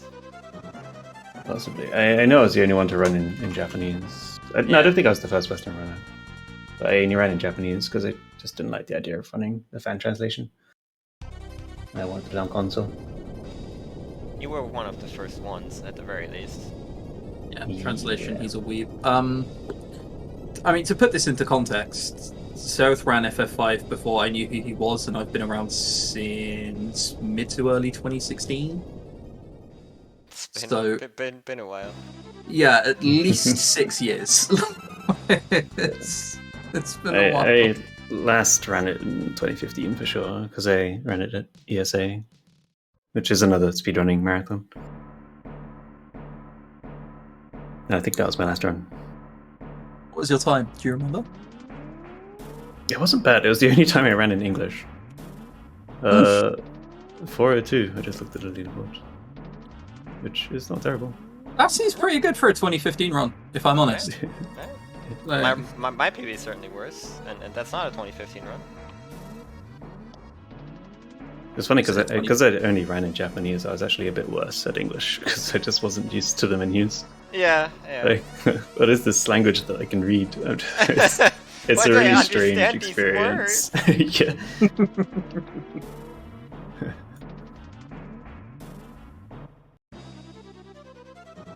I just looked up your elmagus. It's also like a 411, which is like completely respectable as well. That's debatable. Former speedrunner might have been correct, after all. The route I was using was definitely capable of a lot better than that, sadly.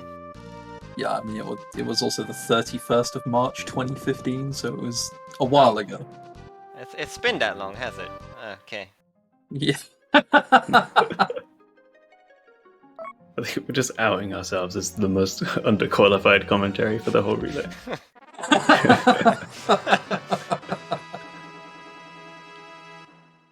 But to be fair, Chris and I did relearn this for the relay, so we do know the current route. I don't. It's fine. You have prior knowledge, though, that makes it okay. I have played this game 1 or 2 times, so yeah. Maybe 3. 100 this year alone. I mean... Exton has just touched on why he sold like 1 ether at a time earlier on in chat. He said, just noticed selling 1 ether didn't deplete the stack and thought it was funny. Also, also gives me a little extra padding money. So there is a reason for it. Yeah, you can buy some extra, Phoenix Downs, maybe some high pots. Just play it safe for a little bit. Potentially skip items later as well. Yeah. Because you don't have to sell them, but yeah. So you were right on the reason, but it's also kind of funny that Aexoden did it by accident, still, sort of? I don't think it was by accident, but it was definitely for the means. But if I ever get around to running this, I might do that as well and give myself a little bit of buffer money, as it were. Alright, this is it from Metako. Oh, yeah, okay, we're there, are we? Okay, so... Well, so far he's had a backup for everything. I don't know how well you can really do backup strats for this. Oh, I think he's doing the Black Flame stuff. He's doing rather than Flame dragons. Yeah, that's much better than the 1 in 64. Perfectly sensible. So he'll be running around and looking for an encounter with 5 Black Flames. I'm gonna have to Google to see how many...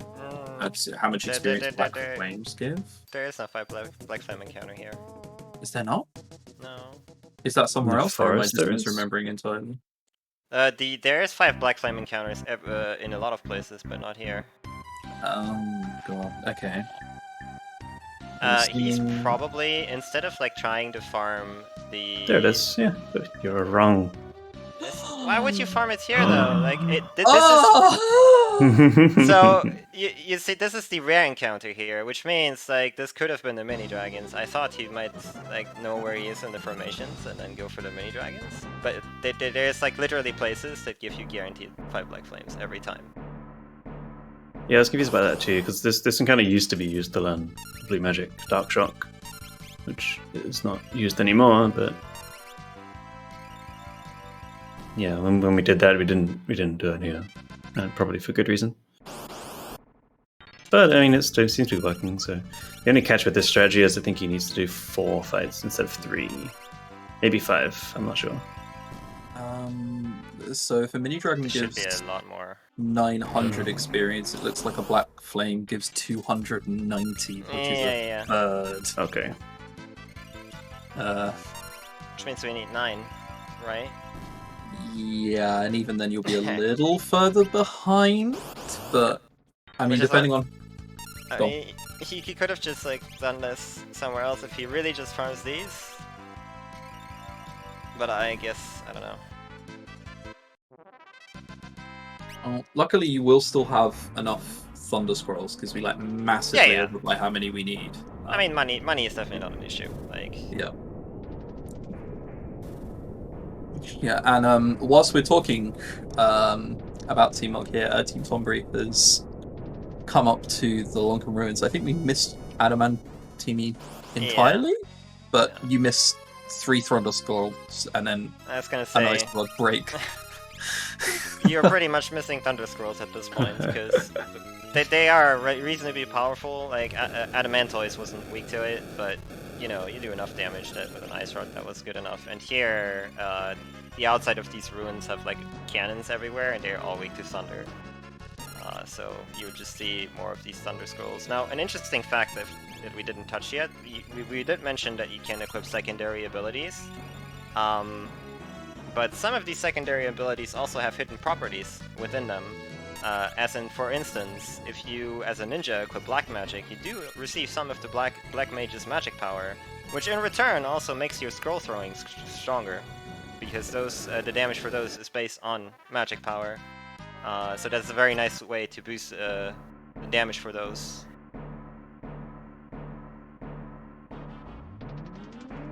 Yeah, and the boss we just fought was Soul Cannon. Soul Cannon spends the entire fight charging up for an attack that never happens because you kill it too quickly. And now Team Tonberry is inside the Lonka Ruins. This is another place with like a whole bunch of different extra steps that you have to do. There are 2 encounters we kill here. Yeah. Yeah, just getting extra AP levels. Yeah. So we throw a Thunder Scroll at the first, and then later on we'll find a Lamia and throw a Shuriken at it. The junction that Team Tonberry is at always caused me many trouble learning this, because I never remembered whether you had to go right or up at this junction, and frankly I still don't. I think it's up. It is up. Okay, cool. I 5 myself. I remembered eventually. But yeah, it's a fairly long dungeon, but very quick with the sheer lack of encounters that we have. I think we'll just be running into the 3 that I mentioned. Has anybody been keeping track of how many Black Flames Metako has killed? Quite a lot. I think he's probably close to done. Okay.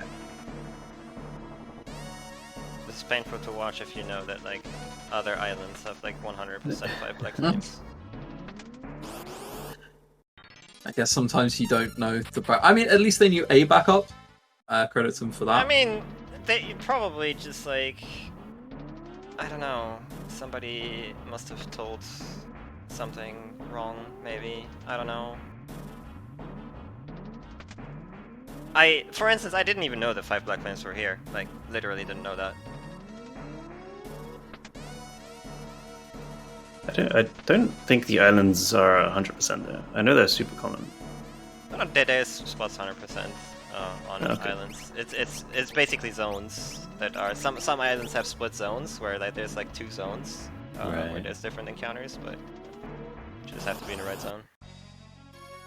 Okay, if someone want to explain this one, it's quite technical. Sure. So Archaeoavis is supposed to be a very, very difficult boss, with 5 forms in total. Every form, the first 4 forms have 1600 HP, the last form has 2500 HP, and it changes weaknesses throughout the fight. However, you saw that we did a specific, like, way of dealing damage there at the start. I said 1600 HP. We dealt about 1500 and a little bit more very quickly there by throwing scrolls and whatnot. And you can skip all forms. If you remember, we caught the Agil way earlier, and the Rainbow Wind it does on release. When you release it, inflicts HP leak, and if Archaeoavis' HP runs out from a form, the game just handles that as an instant death. So you can basically skip him changing the forms, because that didn't actually receive the damage, like, you know, with an attack. Makes that fight really, really easy. Normally, Archaeoavis knows a bunch of really nasty attacks in all forms, which culminates, of course, in the last form, and you would have to hit a lot of different weaknesses in order to accomplish, you know, killing the boss, but the HL definitely trivializes that.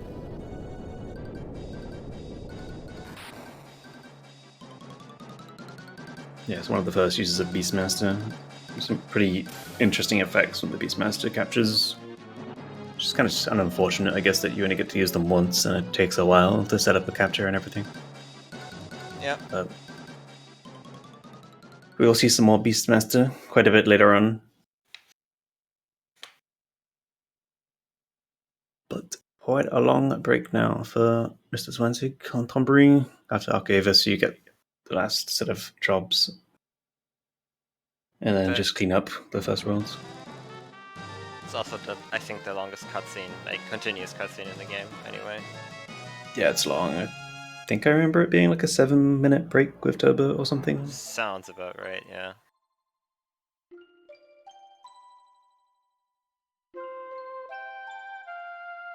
So good news is Team Og's done with the grind. So they have definitely fallen behind a bit, but it is nice to see these sort of backup strats. Yeah. And additional bonus, he did get more ability points. Sure. I mean, I'm not sure that actually helps, but, you know, I'm gonna count it as a plus. Yeah, I don't think he... yeah, I don't think it helps at all. I don't think AP on Ninja is useful anyway. Could be helping on Thief for Ferris, but I'm not exactly sure how the AP routing is looking in the current route, so... I did notice he's only level 13, though, which I think is lower than what you would get with the mini dragons, but maybe that's fine. Probably going to compensate later on in a different spot. Possibly, yeah.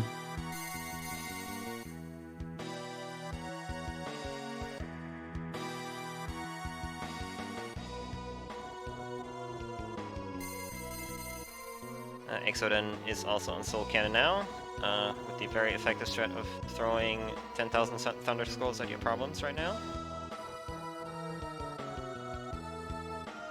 And now we can also see Sandworm on Metako's screen again. You can see him move around there. That gets more annoying the longer the fight goes, technically, but yeah. We don't see too much of that, fortunately.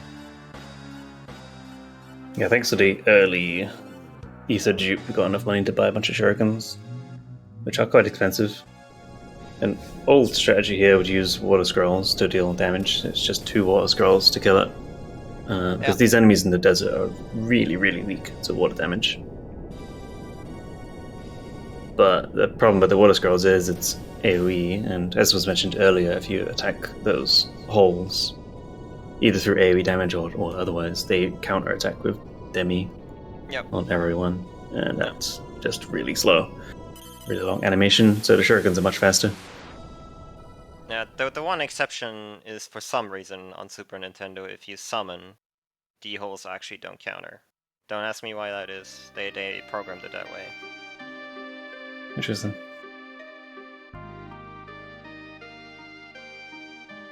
And the Pixel Remaster, for instance, like if you summon, they still counter. So I'm not sure what happened there.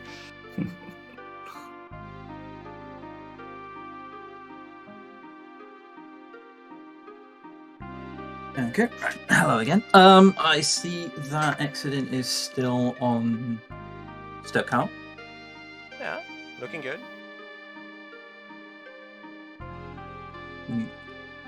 MrZwanzig is for Team Tonberry is currently running a very good run. And MrZwanzig said in the call beforehand that he considers anything less than a PB a failure. High expectations. Yeah, I don't know. I was gonna say, wow, that's brutal for a no reset run. Yeah, easy. I don't know if this is still something he believes, but yeah, he was on PB for I think it was a minute and a half ahead the other day when he got caught by Omega in Exodus Castle, which obviously killed him.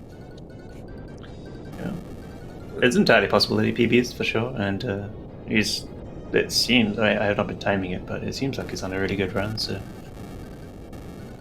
all the best. Hopefully it goes well for him.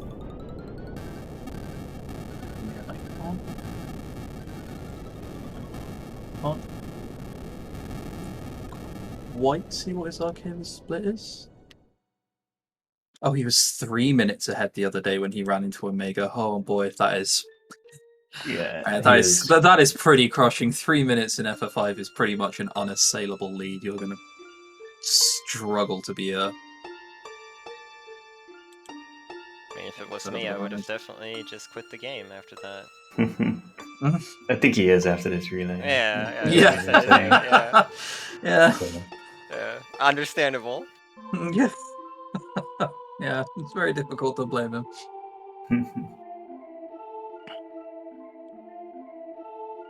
Okay. We see Aexoden now also doing the Arcavus split. He did explain that, right? Yeah. Brilliant. Okay. At about 15:30, now we just wait for him to die.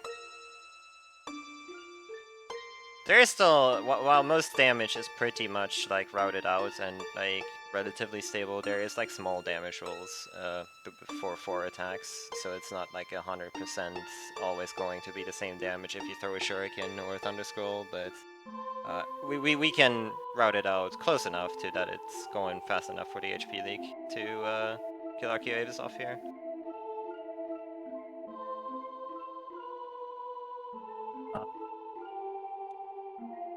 Okay, I just plugged in the split. He is unfortunately a minute behind his PB at the minute. Might as well reset, huh? I think he does have time save on his PB later on. Well, if he was 3 minutes ahead, I would assume so. Yeah. I believe his PB lost step count in Barrier Tower, so his endgame is a fair amount of time save if he can keep stepping it. Yeah, it's super easy. Just keep step count. Lol. So what we found out in the 7-minute cutscene, by the way, while Aexoden is entering it, we did follow King Tycoon here, who again, father of Lena and Ferris. And this is the last crystal, the Earth Crystal, of course, and this one sadly also shatters, and like Cereth mentioned, gives us the last jobs, and we find out that the evil mastermind behind all this is a man called Exdeath. And Galuf regains his memory and remembers that he's from another world, and he imprisoned Exdeath way back in, 10 years ago, or however long it was, in our world here, where we're from. So now Exdeath goes back to Galuf's world, and Galuf is followed him in order to, stop him. We of course didn't say anything to that, and we can now see on MrZwanzig's screen we have decided that after the fact, after they left, through meteors by the way, because that's apparently a way to transport people between worlds, that we want to follow him after all. So now what we have to do at the end here of, we call it War 1, is we have to run around between the meteors to get enough power to make a portal open to Galuf's world. Which of course means 3 mini-boss fights. Yes, these they're supposed to be done in a very specific order the next going to be fights. I know Cereth and I have definitely, whilst relearning this game, gone to the wrong meteorite first, and they've been very confused when Chimera shows up instead of the bombs that are supposed to. Yeah. It's not a strat I would recommend. But honestly, a piece of writing that I very much appreciate and admire.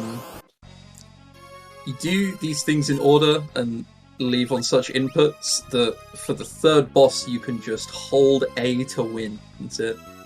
You guild toss, you drink, and then you guild toss, and that's the fight over. You just hold A.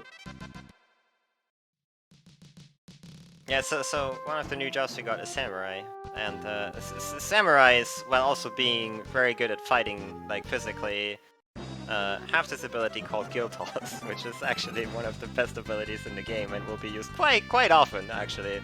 Yeah. So you quite literally throw your money in order to deal damage, and the damage is based on what level you are, and you know that's one of the main reasons, outside of like surviving certain things, that we level, is so that Guild Toss does actually do enough damage to certain enemies in order to kill them in one shot. Yes. The amount of money you throw is also based on the level, so the higher level you are, the more money you have to use in order to actually use Guild Toss. But, you know, we're rich, so we don't really care.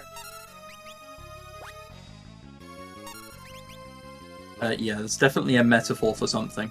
When confronted with a problem, just throw your money at it until it goes away. Another very nice thing is you learn Guild Toss reasonably fast, actually. It's not a lot of ability points to get it, so we're going to be Samurai for a little bit, but eventually everybody will just have it learned, and then, you know, we can just dabble in other jobs while we still have access to Guild Toss.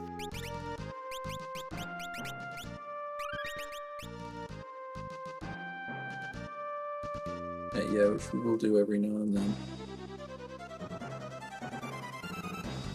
So, Team Tonberry are now on their way to Titan for the aforementioned Hold A fight. You'll be guild tossing and then drinking a giant drink, which will double your HP. Just your current HP. And then you guild toss again, and then as a death rattle Titan will throw out an AoE that will kill the two samurais, but not the person who drank the drink. This is peak routing right here. It's a sight to behold. Oh no, Yeah. maybe I'm just a nerd, but I really like this. You know, we used to actually, you know, change into Dragoon of all things and jump over this, like Earthshaker, in order to like avoid it. There's another strat too where you can use Summoner and cast Remora. Yep. To paralyze Titan so that it doesn't use it. Yep. So, yeah, uses Earthshaker on death, and just there's a number of different ways and strategies you can use to just have one person survive or something.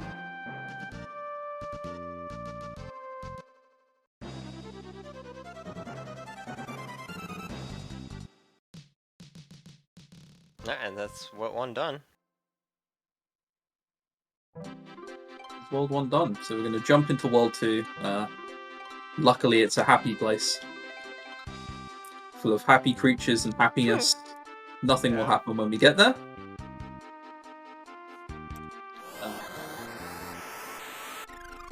The first thing we meet upon consuming a tent is an enemy called Abductor, and I presume that's because he abducts your nightmares away so he can let you have your happy dreams. Am I close?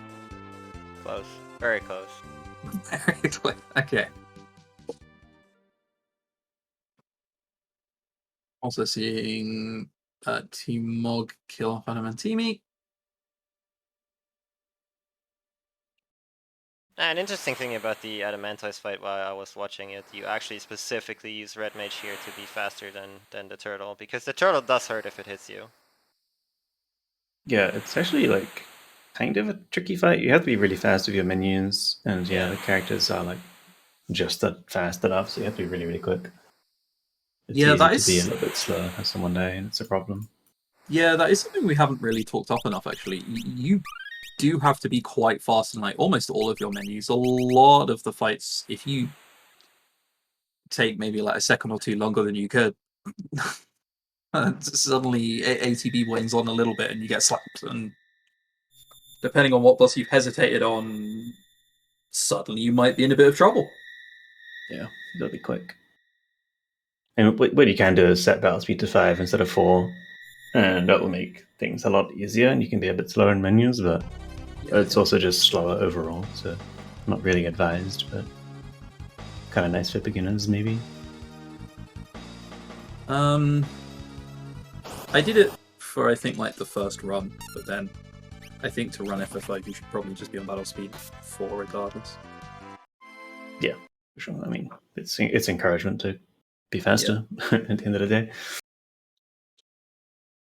Pretty much. So yeah, that was Abductor that Team Tonberry just did. He hits us and then we hit him. We hit ourselves. No matter what you do, you always end up in this prison cell. Yeah. And a certain character comes along to say hello.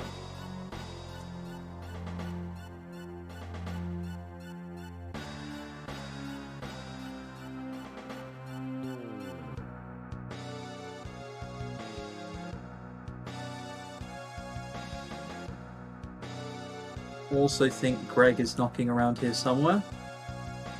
It's quite a big bridge. It's quite a big bridge. I feel like I've seen a big bridge today already. I'm not sure though. Yes. We did see a big bridge earlier on. I think the one I saw earlier though was bigger than this one. Oh, it's much bigger. Oh, it's much, much bigger.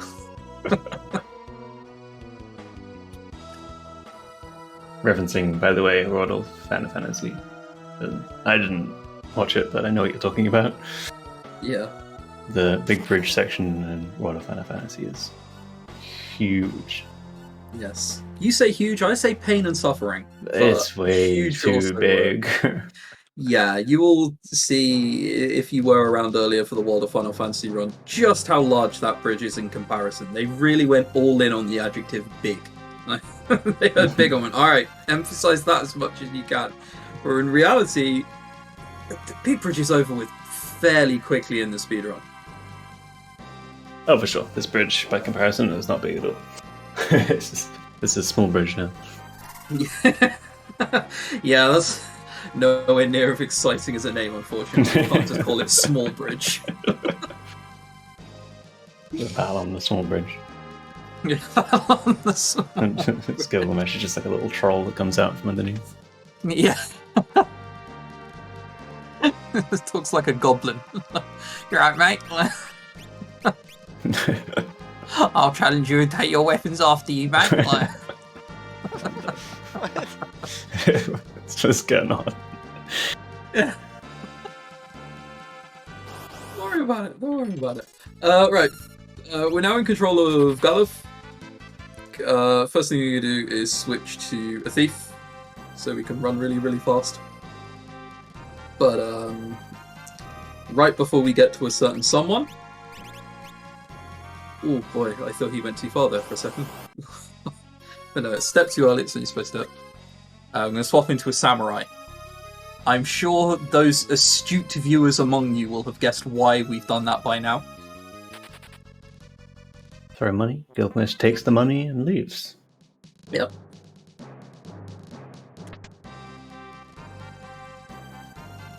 And Galuf saves us.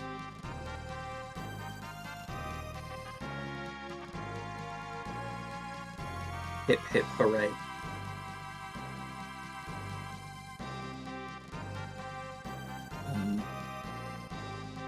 Oh, we also just saw Team Mug take down Soul Cannon. Sorry, what were you about to say, Cereth? No, you're good. Don't worry. It's too late now.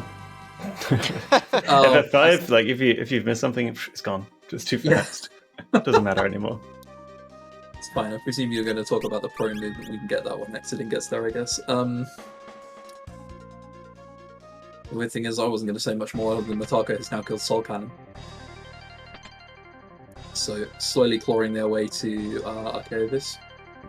I'm saying that differently every time because I've just realised I don't actually know how to say it out loud because I never have.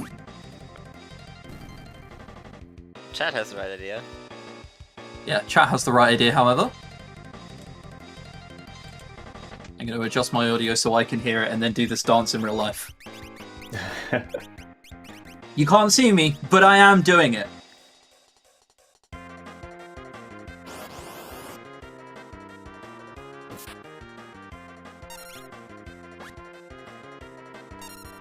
Did you know that Guild Toss is strong, by the way? It is pretty strong. So the bridge itself has a number of encounters that you can bump into along the way. You step on certain tiles and you'll get ambushed by random encounters. Well, not random, but normal enemies. Most of those are avoidable by walking in a particular pattern, but some of them are not. Actually, I think it's just one that isn't.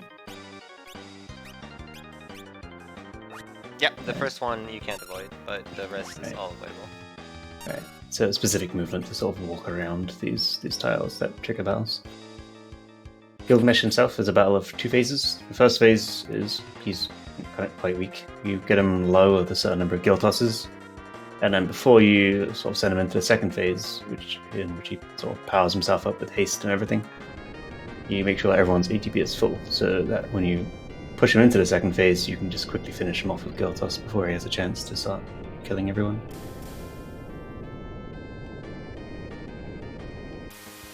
Glad you to explain that. I'm still too busy jamming. Yeah. Sorry for talking over the music, don't worry. Yeah. There'll be another chance, I swear. Oh, there'll be several chances for that.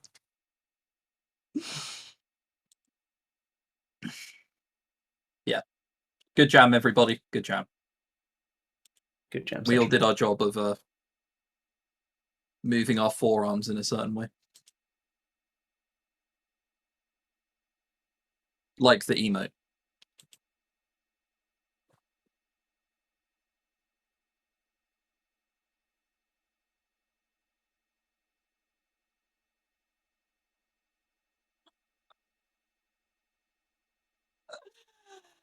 I forgot to split. I was too busy dancing.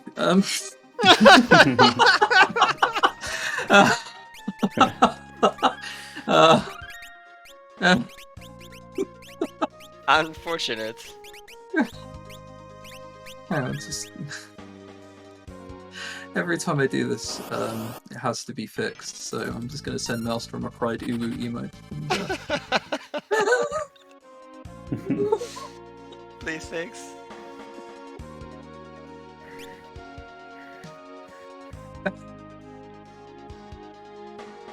It's okay. He's gonna have to change the audio over to Choco before long, so you know. And he'll forget to split again.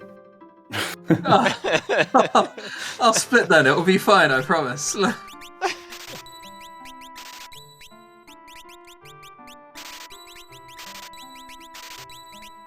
quite a big shop here, buying a ton of supplies and a bunch of seemingly random items. Lots of 5 potions for healing and all sorts, but most of these purchases were for the chemist later on. So one of the jobs we just got along with Samurai is chemist. So chemist and Samurai, 2 of the most broken jobs in the game, I think. Chemist gets an ability called Mix after it's taking a fair amount of AP, a bit of AP investment.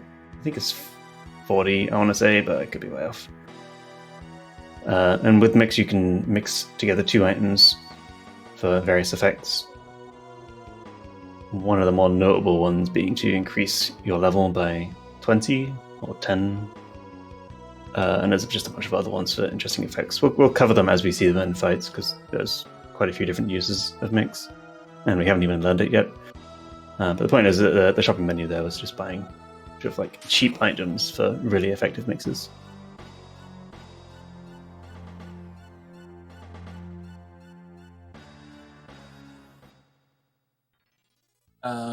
Something I will mention real quick. Zwanzig for Team Tonberry is on step count. I promise. It's just there are a lot of encounters in this place, even on step count. There's a lot. Yeah, I mean, the fights here are forced. Like while you're sliding in the water, that's all forced encounters.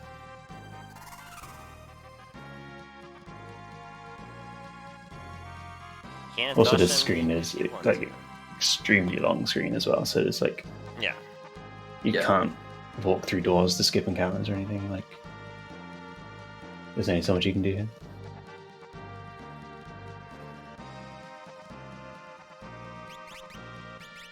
It's fairly continuous.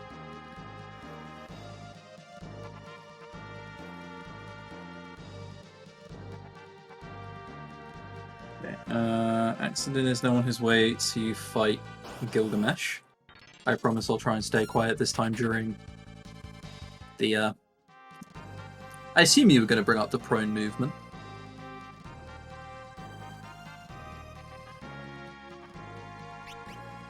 We may never know. Sorry. What movement? Don't worry about it. Don't worry about it. Okay. Team Tonberry are now on Tyrannosaurus, so let me just kind of call it Zombie Dragon. That's another boss later on. What are the chances of Zombie Dragon Phoenix Down landing? Because it's an undead, so Phoenix Down kills. It's the obligatory undead boss that every Final Fantasy seemingly Oh dear. has. What was it? It's. I want to guess 90. It's pretty high. Yeah, I actually, while I was playing a Fiesta, I actually took a look at the algorithms FAQ, but I already forgot the number. I'm not gonna lie to you. High percent chance. It's high. It's definitely not 50-50. I remember that. It's definitely like about 70-80-ish. Okay. Okay, so 4 Phoenix Downs is pretty unlucky then. That is very unlucky. Yeah. You Yeah, for sure. Usually see like a fail or maybe 2, but 3 is pretty damn unlucky. One of my favourite parts of this funeral also coming up here, Team Tonberry. MrZwanzig, the Moogle just showed them the safe way through the forest, and we're going to completely ignore that and just waltz our way through the sand. I think I know what's just happened. I'm going to change my audio again.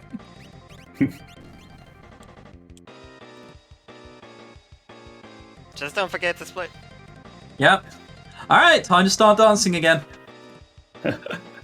We'll cover the desert again in a moment. There is kind of more to that. Yeah. But for now, we jam. I assume you're dancing as well, Cereth. You seem like a dancer. Yeah. Definitely. Yeah. I practiced, actually. I didn't practice the commentary or anything. I just practiced the dance. I want fun. Yeah.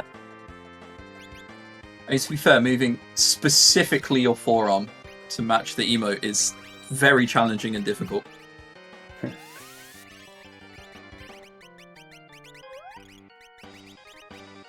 Are you a dancer, elmagus? Oh hell no.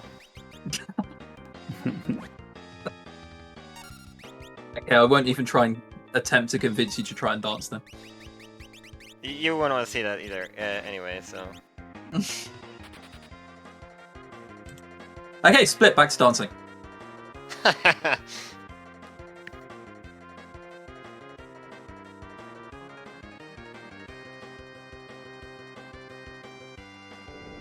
Oh, now it fades out.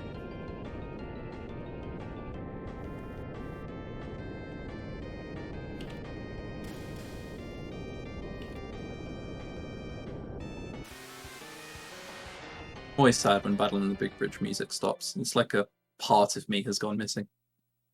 That's okay. There's still 4 more times. I'm not sure my forearms can take that kind of action, dude. It's pretty intense dancing. You should have practiced. Yeah, it's a good point. If I ever do FF5 commentary again, I will practice my dancing specifically so I don't get tired when I'm moving my arms a little bit.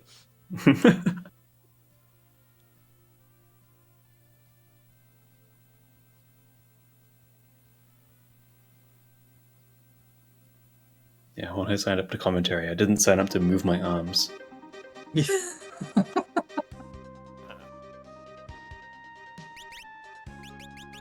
Oh, I'll break out the ring fit next time. It'll be fine.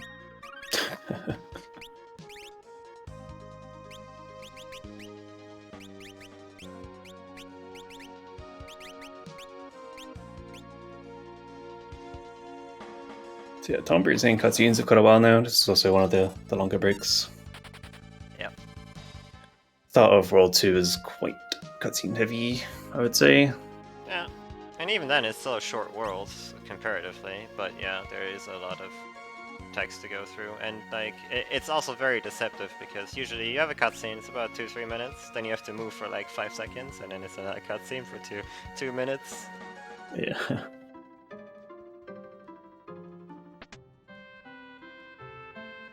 I briefly got concerned there for a second, but you are supposed to get an encounter on that little walk for Team Choco. Yeah, No. it's one of the few places you get a random battle on the roadmap. It's technically avoidable, you just have to open the menu on every single step. So it's better just to take the encounter. Faster in to this take the case. one encounter and then do what we currently do, yeah. For sure. Yeah.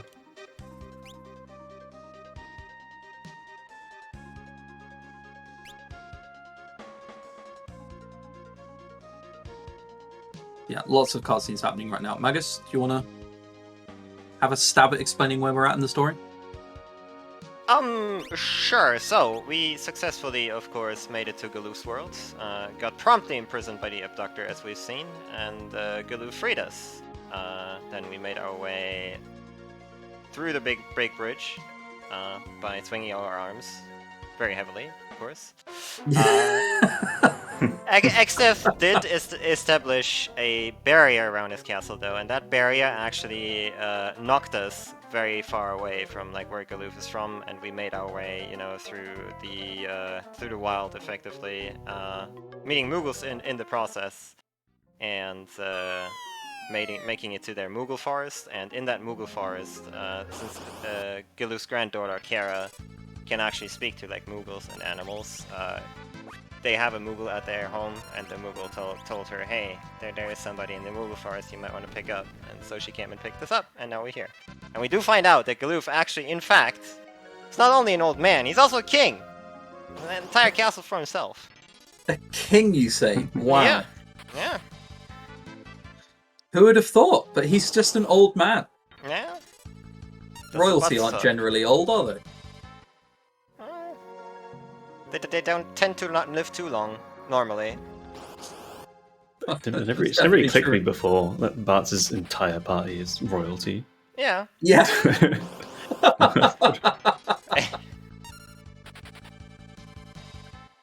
We did have one important pickup there, and that is the exit spell that we picked up in a chest there that is like kind of hidden in the wall. That will let you escape from battle as well, but also out of dungeons, which is very nice because not only do we not have to walk back through dungeons if we're done with them, if they don't put us out at the entrance immediately, we can also, of course, save steps there. Or do extra steps if we need to at the end of a dungeon. Very handy. See in the bottom left there, Aexoden just got a first try Phoenix down. Easy. Saving upwards of 6-7 seconds over ZWANZig's fight.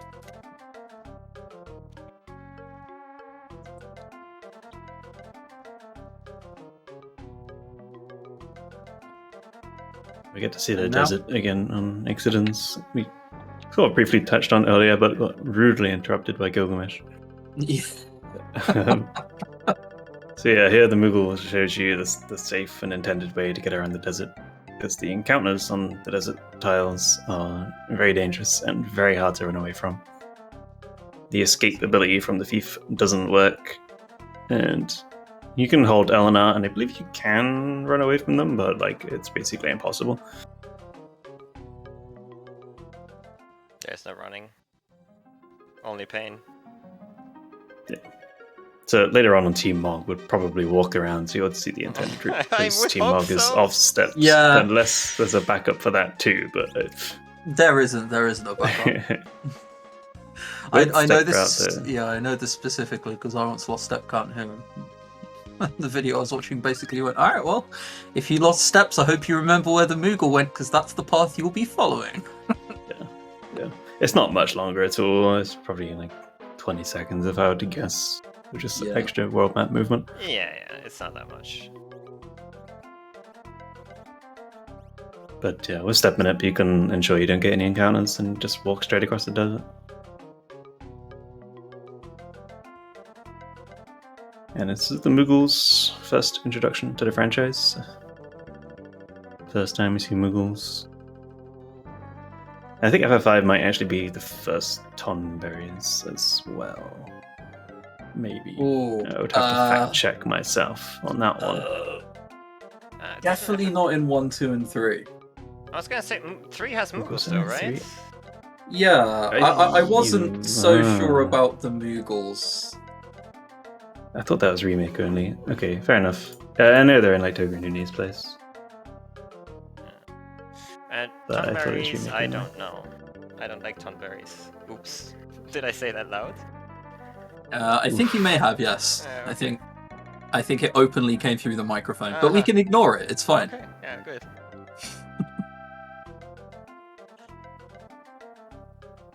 I am going to make sure. Yeah, the first Tonberry's in 5, and then they're in pretty much every single one from there on in.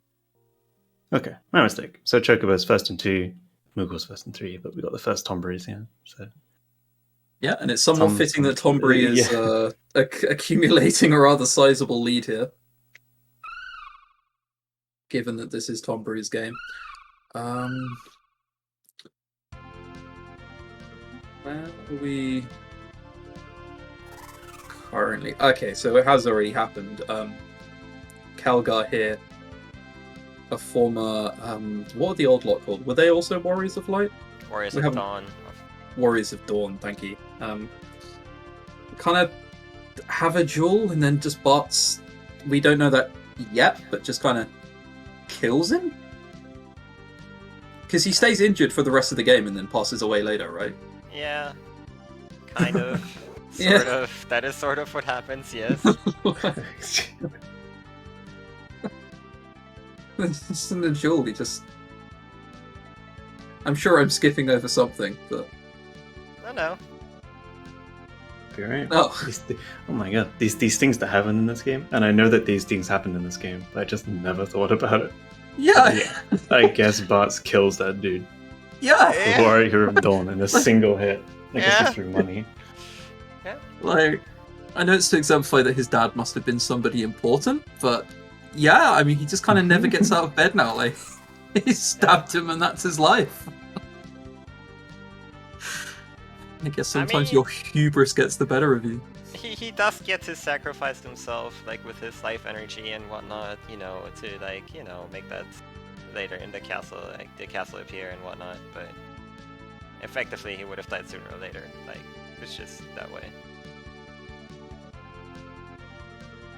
Yeah.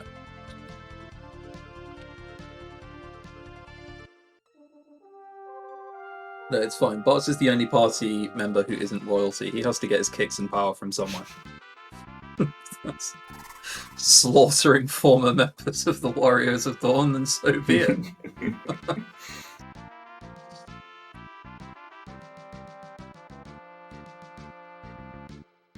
Yeah, they now see you're powerful, and they let you through. The gates were locked beforehand, and you can walk straight through to one of my favourite parts of the game. In the Pixel remaster, it's called Drakenvale, but I don't think it's called that in this version. Hiryu Valley is the fan translation name. Okay. But I would just like to reiterate how much I love this theme. It's amazing. And in this place, it plays for a very, very long time. There's also a bunch of like extra steps you do, and there's a whole lot, but I spent a lot of my time in this place jamming again. There's no even split I can miss in this place, I'm just jamming. So what'd you say? The movement in this place is quite tricky. There's like extra movement on pretty much every screen, and like the environment doesn't always look like you can move in certain places. And Yeah, it's pretty horrible moving in this area. It's one of my least favorite areas to run through. Yeah, this screen in particular, I think a certain encounter can show up if you're not on steps that can then take a while to get away from. You can get slapped. Like, Golem pops up here. If he's alone, he will slap Yeah, you once Golem, that's the and one. then run away. Yeah. And at this point in the game, we do have like the Phoenix Downs and High Potions to deal with it, but it's quite annoying when he does. Yeah. There's also 2 zombie dragons we run into that are very promptly coming up that we try and kill with Phoenix Downs. I think it's the same odds as the previous dinosaur we killed to land the Phoenix Down. Should be slightly worse because they have slightly more evasion, but about the same. Okay. About the same. 2 misses. Okay, third try lucky. Phoenix Down stuff. How many Phoenix Downs? Oh, like 16. Yeah, plenty. Hopefully plenty. Still one more dragon zombie to kill. I don't know how bad RNG you're trying to make ZwanzIg have. I was gonna say, like, 16 Phoenix Downs? It's But not they're used enough. later for mixes and stuff still. I mean, for the rest of the game. I'm sure it's fine for this mountain. I mean, there Well, goes but 3. chewing again. through them, Oh, yeah. 3. Oh no. Okay, alright. Okay. I was like... We might want Get to buy some- 10 more Phoenix Downs at some Yeah. point. I think Maybe. the safety by more. I was gonna say we're gonna get some real relay luck now. It's gonna actually use 16 Phoenix Downs.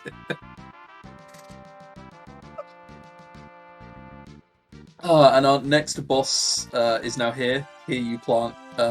This plant will summon like a lot of little plants, but because all we're doing is just gill tossing over and over again, and the plants I think have 100 HP, they can never swarm you. This boss will never be a problem, but I mean that's just every single boss in the mid game.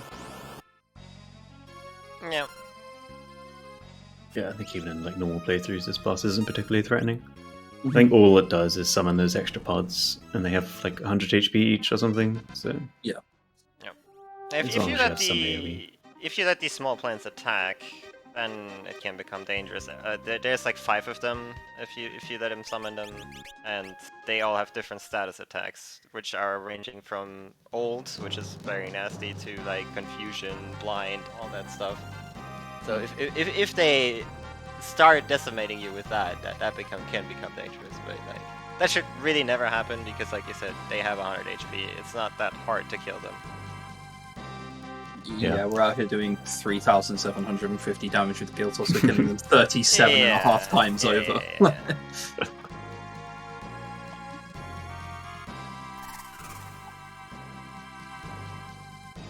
And our first use of exit too, right there, saving us a trip back through the entire mountain. yeah, it's very nice. It's very painful running it out manually if you don't have exit or just aren't allowed to use time mage if you're doing some certain type of challenge run. You could also just be playing through the game casually and never have missed exit. Never have got an exit even because you missed it, because it is ultimately in a hidden passage. Yeah. See Team Tonberry coming up here. Obviously they have absolutely no way of looking out of their castle whatsoever, so you knock on the door and be like, hey, it's us! And they're like, no, you're monsters, Lamau, we're not going to let you in. Luckily, this is also the worst defended castle of all time. You hop in the moat and just enter through the back, through a pretty clearly visible switch. We don't check to see if anybody is watching, nothing like that, it's just there.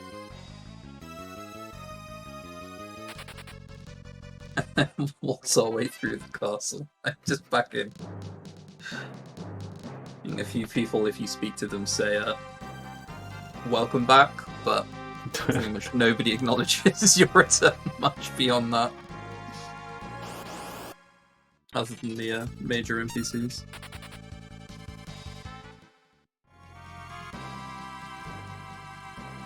Some more cutscenes. You have to talk to Kara here. If you try and run past her, she sort of complains, and if you go and talk to her. Yeah.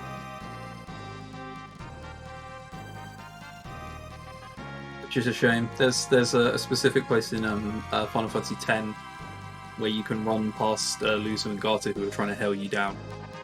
And if you do, Garta comes out and goes, "Hey!" And then you can just keep running and ignore him anyway.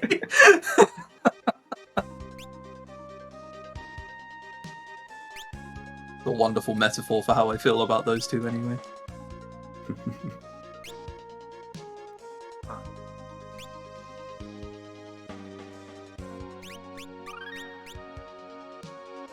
Also, what is the daughter's name? So you said Kara, but I've also heard her called Kryl. Yeah, in this translation, she's called Kara. Yeah, the official name is Kryl. That's the official translation. Okay. In Japanese, it's Karuru.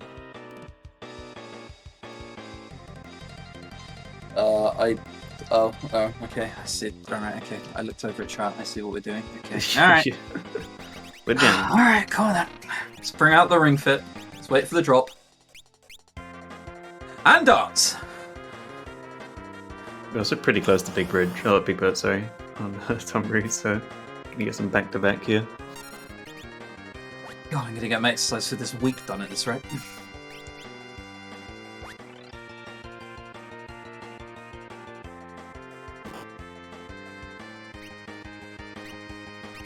I don't know why I'm actually dancing. I could just be lying about dancing, but I am actually doing it.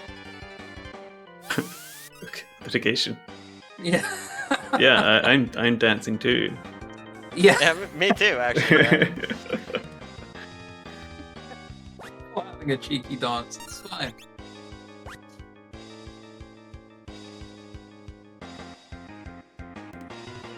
Alright, remember to split and then keep dancing.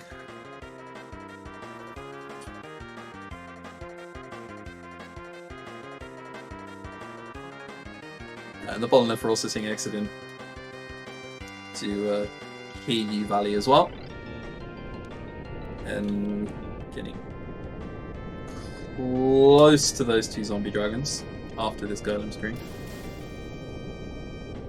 Yeah, and both Tonberry and Choco still well on step route. Making good time, doing good runs. Yeah.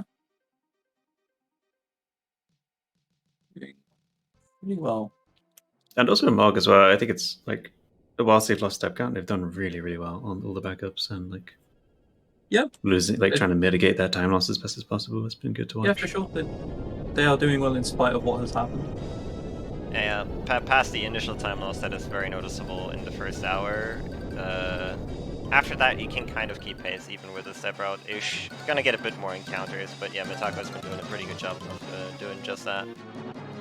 It's really just like the amount of time you lose to like not having an ideal grind, for instance, is pretty heavy. For sure. It's way less important from now on. There's maybe 2 more places where it can be bad to not be on step route.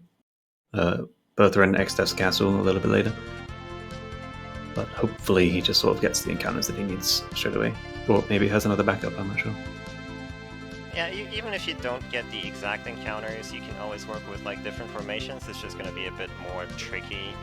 So hopefully we can just manage that. For the magic dragons, but the blue dragon fang dupe is a bit more specific. Yeah, that's another thing. Yeah. So there's 2. Well, you wouldn't want to fight 3 blue dragons now, would you? He's scary.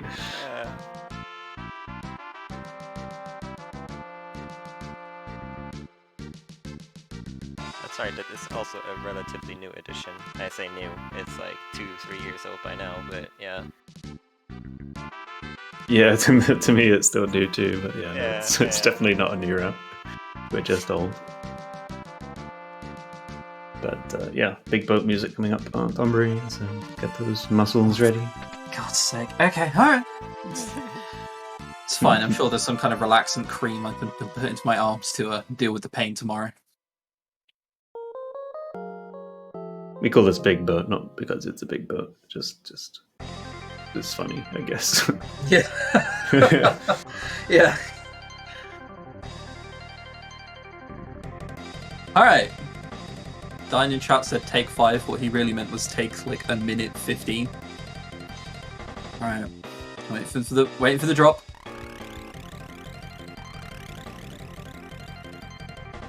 Oh, right. There's another bait with us, hang on.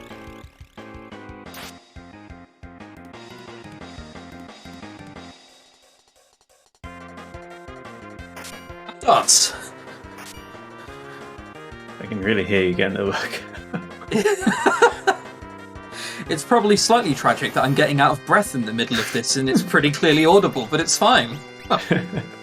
It's been a few years since I was 25, this is to be expected.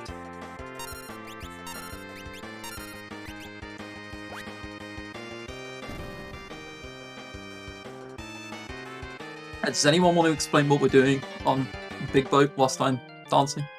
Yeah, I mean, the first encounter is just straightforward. It's just, you throw money at it. It's just one little goblin. You have to kill it. It's kind of important though. Like you get 1 AP from it, and that 1 AP is essentially, or maybe it's 2 AP. Yeah, either way, the AP you get from that one fight is pretty important. So these job changes are after that fight. And this is actually our first use of mixing, is it not? Yeah, so we got mix just after that fight, which is why that DP is important. Gilgamesh dies to a death potion, powerful mix. That uses a dark matter, and we don't have many of those. Gilgamesh just so happens to be vulnerable. But Galuf is also dead. She died in the previous fight. That's important for the next boss. It's just like a setup for the next boss. It will become important. But you don't get any AP from Gilgamesh fights because he doesn't die, I guess. He runs away. So he doesn't miss out on AP for that. Yeah, the way we killed Galuf, by the way, is pretty clever. So in Drakenvale, we picked up a bone mail, it's called. It's an armor piece. It's not actually heavy armor, it's like normal armor that most classes can equip outside of like the mage classes. And that will turn you into an undead, so all you have to do if you have less than 500 HP is throw a high potion on yourself, and instead of healing yourself, if you have the bone mail equipped, you'll damage yourself. So it's a nice and quick way to do that.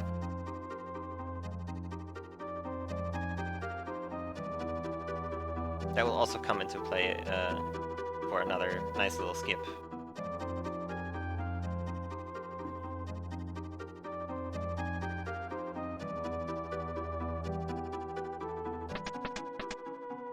Now we're in the submarine, and now we're out the submarine. Thanks for the commentary. Was that it? Very essential info right there. Very observant. I was about to say we're going into Barrier Tower, but you can now explain what Barrier Tower is. Come on, Cereth, come on, like, let's go. We're going to be that snappy with demanding explanations. I'm waiting. Sure, I guess Barrier Tower is a tower that's put up that defense around Exdef's castle. Earlier we explained after Big Bridge we got blown away because Exdef put a shield up around the castle. This barrier is what holds that shield in place, so we've come here to sort of take it down and take down the shield around the castle.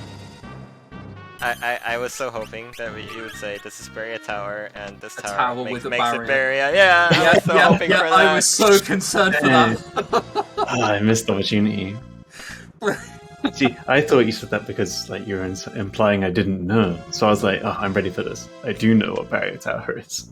Oh no, I'm well aware you knew. I was just demanding an explanation after I was about to do it. Damn it. Because later in the submarine for longer, so I was highlighting how briefly we were in the submarine. But no, can't do that.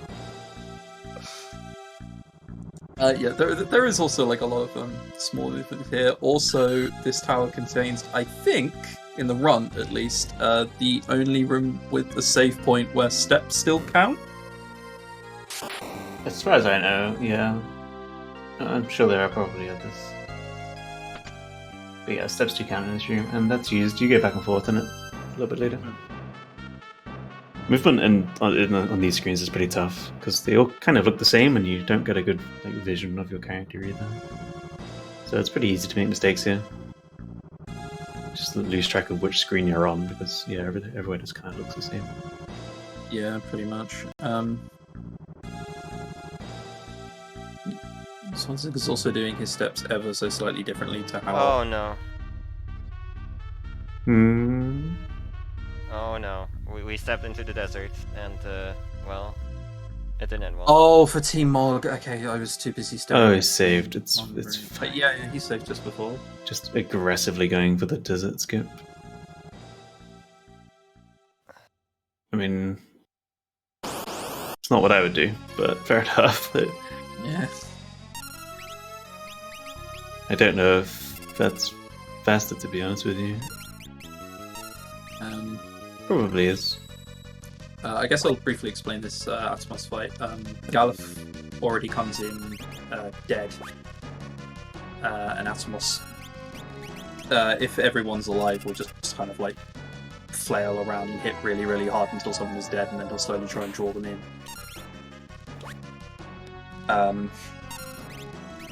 We'll then combine Dragon Fangs and High Potions, and what that does is that's the one that raises our level, right? So then our guild does more damage. The slow there was kind of unfortunate because he needs to drink another speed drink after it, but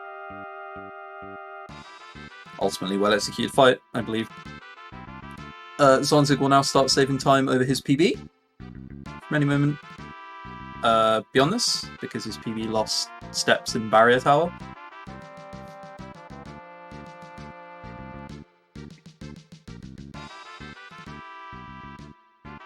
The Dragon Power mix you mentioned is quite important. We're going to be using it a lot. It increases your level for that battle by 20.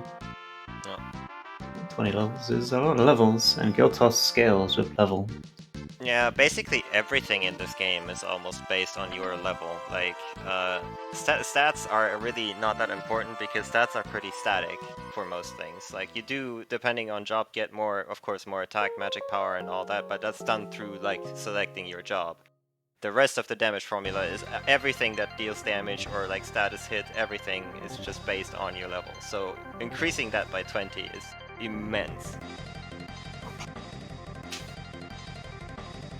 Oh, also dancing. Yep. All of that interesting information, but also dance. Yeah.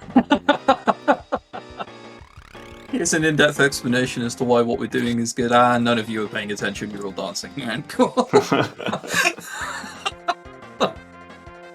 Look, unfortunately, Magus, sometimes the memes prevail. Okay, that's Hey, just don't how have to it tell be. me. I know.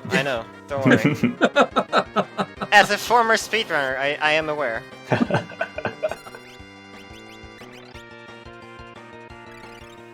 I will readily admit this point that you're not a former speedrunner. Okay, I promise. Interesting. I no longer stand by what I said. It's okay. Don't worry, it's only about 2 hours left.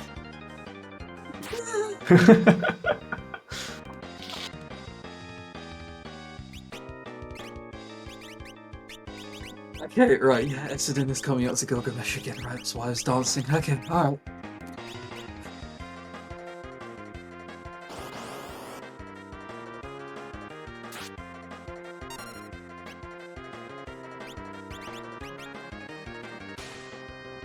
Team Tonberry for Zwanzig has now reached an area where Guido's Cave, the whole gimmick is you have a rock and you can put it in certain treasure chests, and that opens up new passages depending on which rock you put it in. We'll be putting a rock in the top left chest and going through that passage, and then the bottom left one.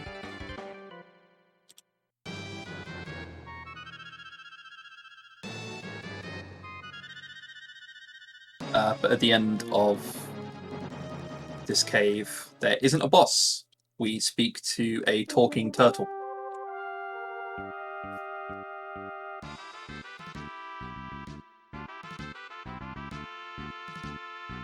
Was Zwanzig meant to go up there?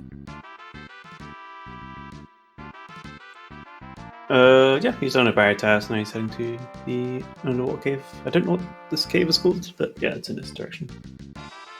Guido's Cave, right? I thought it was a different cave. I don't know. The text appeared in about a frame. I didn't get a chance to read it. Yeah. Oh, you're right. Okay. It is cute. Yeah, Kida's cave. He went back in our submarine just to let us know that. Yeah.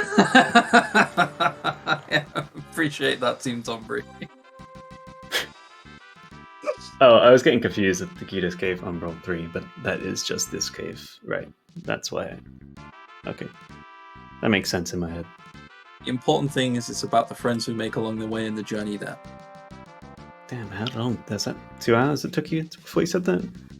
Almost A 3? while, yeah, a while. That's impressive. I'm getting better at not saying it, but still saying it anyway.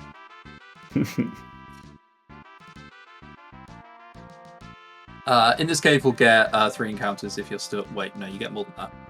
5? I think you get 5 encounters if you're still on steps, but like we run away from all of them. We don't need to kill any of them.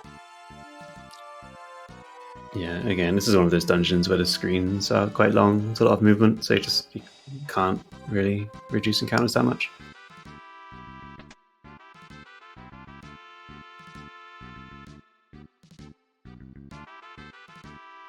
Yeah, and I seem to also remember that Metamorph of the run, the lad that we're escaping from, is it can be a nightmare to just run away from, which is why like he's so desperately need to escape him.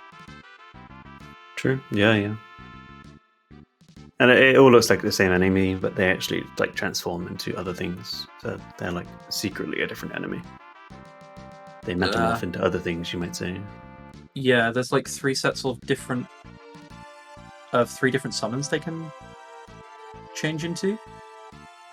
So there's like, set 1, which is like, Ifrit, a Pikachu, and an Eevee. And once it's one of those 3 things, it can't go into any of the other sets. Yeah, sure. You know what? We're wrong with it. That is correct, yes. Exactly that. Exactly that. My mind scrambled for 2 other random enemies, alright? And that's the best I could do.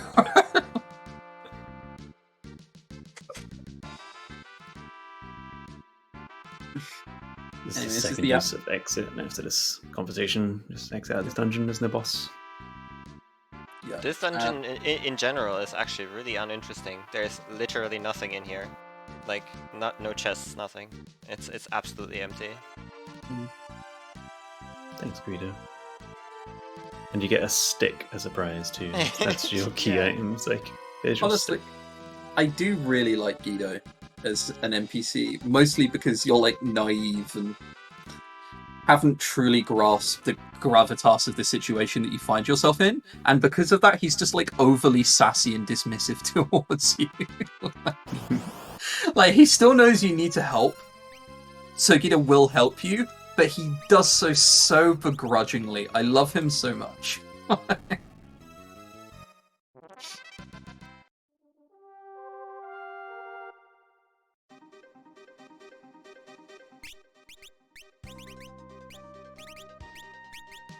So now we'll use our submarine and we'll go up to Moor. Yeah, we're going up to Moor. And then subsequently into the forest. One of my least favourite areas in 5, just because of how much of a nightmare it is to navigate. Everything looks so very similar, because it is ultimately just a forest. Yeah, similar to Barrier Tower, there's just a lot of like overlaid stuff on the screen, so you can't see too well. Yeah. In this game, it's definitely, they experimented a lot with like putting stuff in the foreground. I feel like a lot of like dungeons have like stuff that obstructs vision for you, like everywhere. And it's awful. And then they didn't do it in 6. Yeah.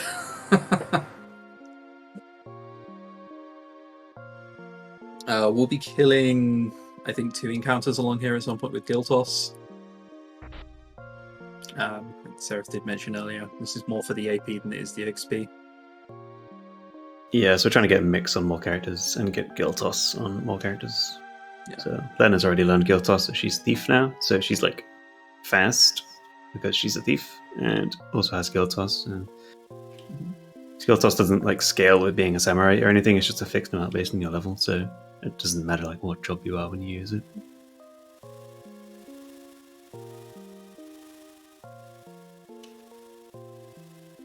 Okay, never mind. I thought you escaped from one or two of these encounters, maybe R&D just killing them all. You escape one, I think, Okay. and kill all the others. I think you escaped a single wyvern encounter. Right, okay. Yeah, because I got a bit annoyed with this area when I was learning it. I kind of skimped out on my notes a little bit. And I was just like, it's fine. I can just go back later, and yeah, it's a single one or wyvern. It's fine. I can just go back later and make them better, and kind of never did, and they're still terrible. And when I get to this area now, I'm just like, right, up and right, and from there on in, it's anybody's guess as to where I'm going. It's not actually like that bad once you know it, but like learning it is rough. It's kind of strange. Yeah. And on things that are rough, the forest is on fire. Just Sure is. very, very on fire. This is the part where you fall down into the Moogle, right? Right, yeah, there's a couple timed events here. Yeah. There's a few chests around as well, and if you get the chests before you go down to this hole here, you get different items versus when you come out, which is pretty interesting. But yeah, picked up a chest there with an Eager Shield, just sort of while you're waiting around. It's quite useful. And doesn't take any time to pick up, then just gotta wait for the hole to appear and the Moogles to save you. And on this screen, it's kind of a similar story. You just have to wait until this Moogle moves out the way. Something like 16 seconds you have to wait.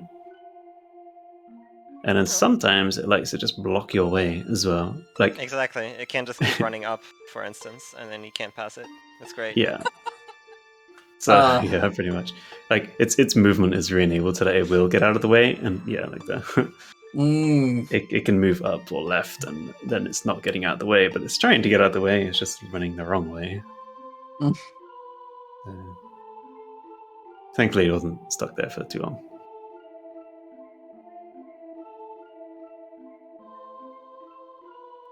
Yeah, it was only one up movement. It can get a lot worse than that. Yeah. A nice catch there on discarding the tricorn drop as well. Don't need it, and it can just mess with menus when you try and optimize characters and stuff.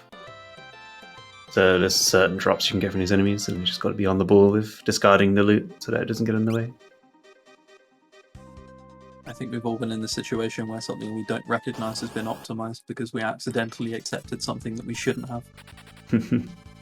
If you're lucky, you realize in the menu. If you're unlucky, you just don't realize, and then something is broken later on, and you're stuck wondering why. But yeah, very nice forest. Still on the step count as far as I can tell. Yep. Still on step count. I believe Aexoden is as well. Meanwhile, Team Mog has reached Very Valley. the valley. I don't know how much AP they need to make up, but I assume it's a fair chunk. Yeah, I couldn't even guess.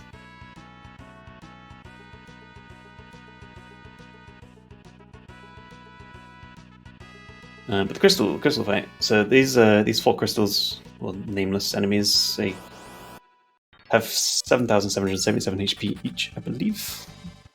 They are pretty unthreatening when they're above half HP. They just sort of do these weak physical attacks. But when you put them under half HP, they are extremely threatening. They all do really powerful AoE magic attacks.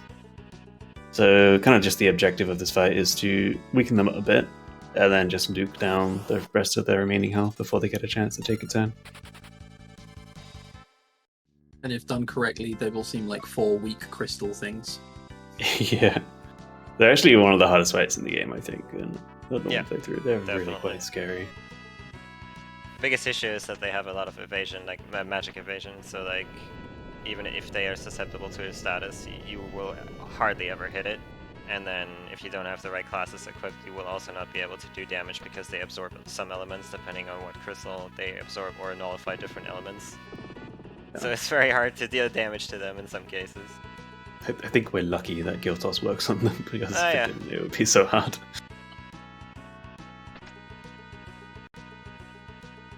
If you didn't, you'd probably just have to end up mixing something, potentially. You could technically also use like death potions, but you need dark matters for that. So we would have to farm dark matters, and that would be that would take a little bit. Yeah, he's in Team Mog now, trying to kill one of the zombie dragons. Yeah, this fight is less than ideal for it because there's other enemies that get in the way, so you have to throw a Giltos in as well. Yeah. But it's worth it still. Still decent. Yep. This is where you... There we go, Phoenix Down landed eventually.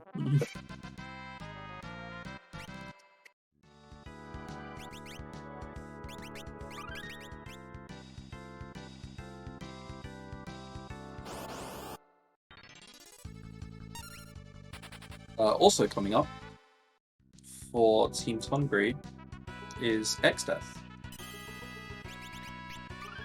The last time we fight it, I'm sure. Gareth will normally just survive no matter what, but because of the bone mail we have on, we can use a Phoenix Down on ourselves and preemptively end the fight earlier than we should be able to.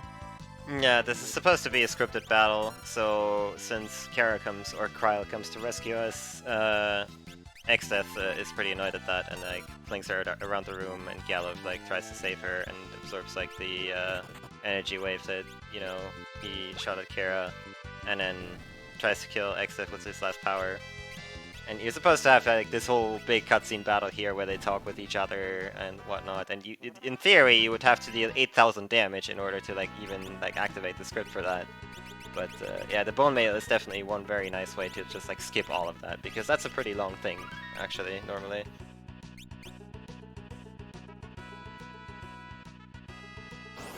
Yeah, the party does try to revive Giluf here, but he has the bone mail on, guys. Stop it! You're killing him harder.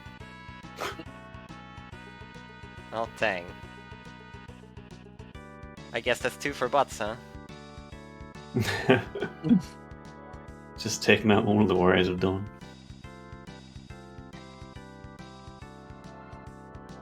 No mercy. Did we technically kill the one earlier and Barrier Tower too?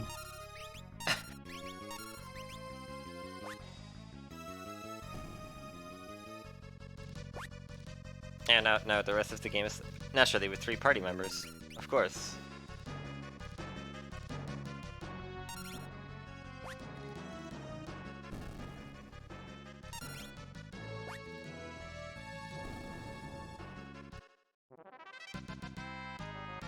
That took a bit longer than it should have, actually. I wonder what happened there. It's a fixed timer. Yeah, Which but is quite long. the music was longer. I don't know why I know this, but the music was longer than it normally should be. Oh. Maybe they're slow on text boxes or something. He did run around. I'm not sure if that matters.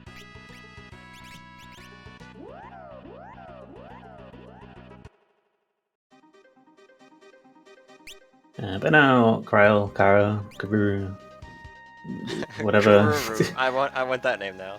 Karuru. Yeah, it's my favorite too. Yeah, she inherits all of Galuf's learnings, all his abilities from previous, which is very handy, and she's significantly better as a character than Galuf as well, so it's just a straight upgrade in every way. Karuru is like very, very fast. She has the highest agility stat by far. And agility is just the most useful stat in a speedrun for gale tosses and mixes and just everything, so it's about the only useful stat, really. HP, maybe. Yeah, see, she has the least HP of all characters, so there you go. Oh. I mean, at this point, everything's a one-shot anyway, so... Right.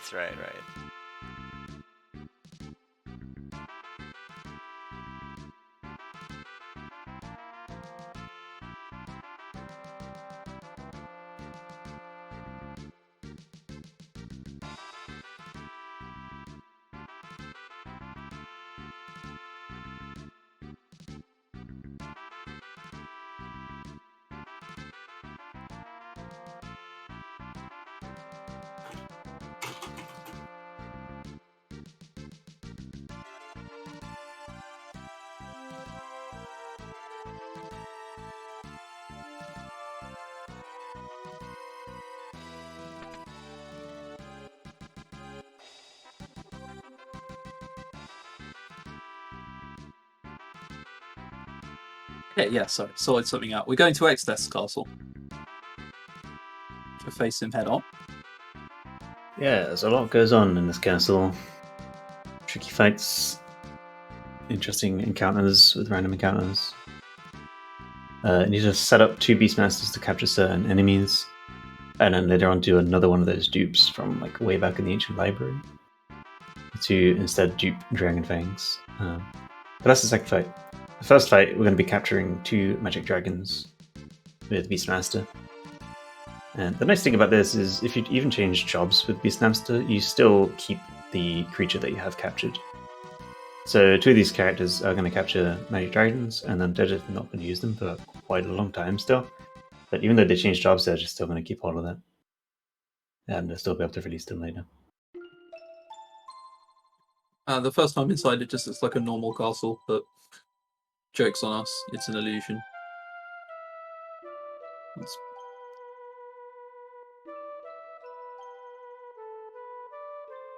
The dude we stabbed earlier is now going to help us through.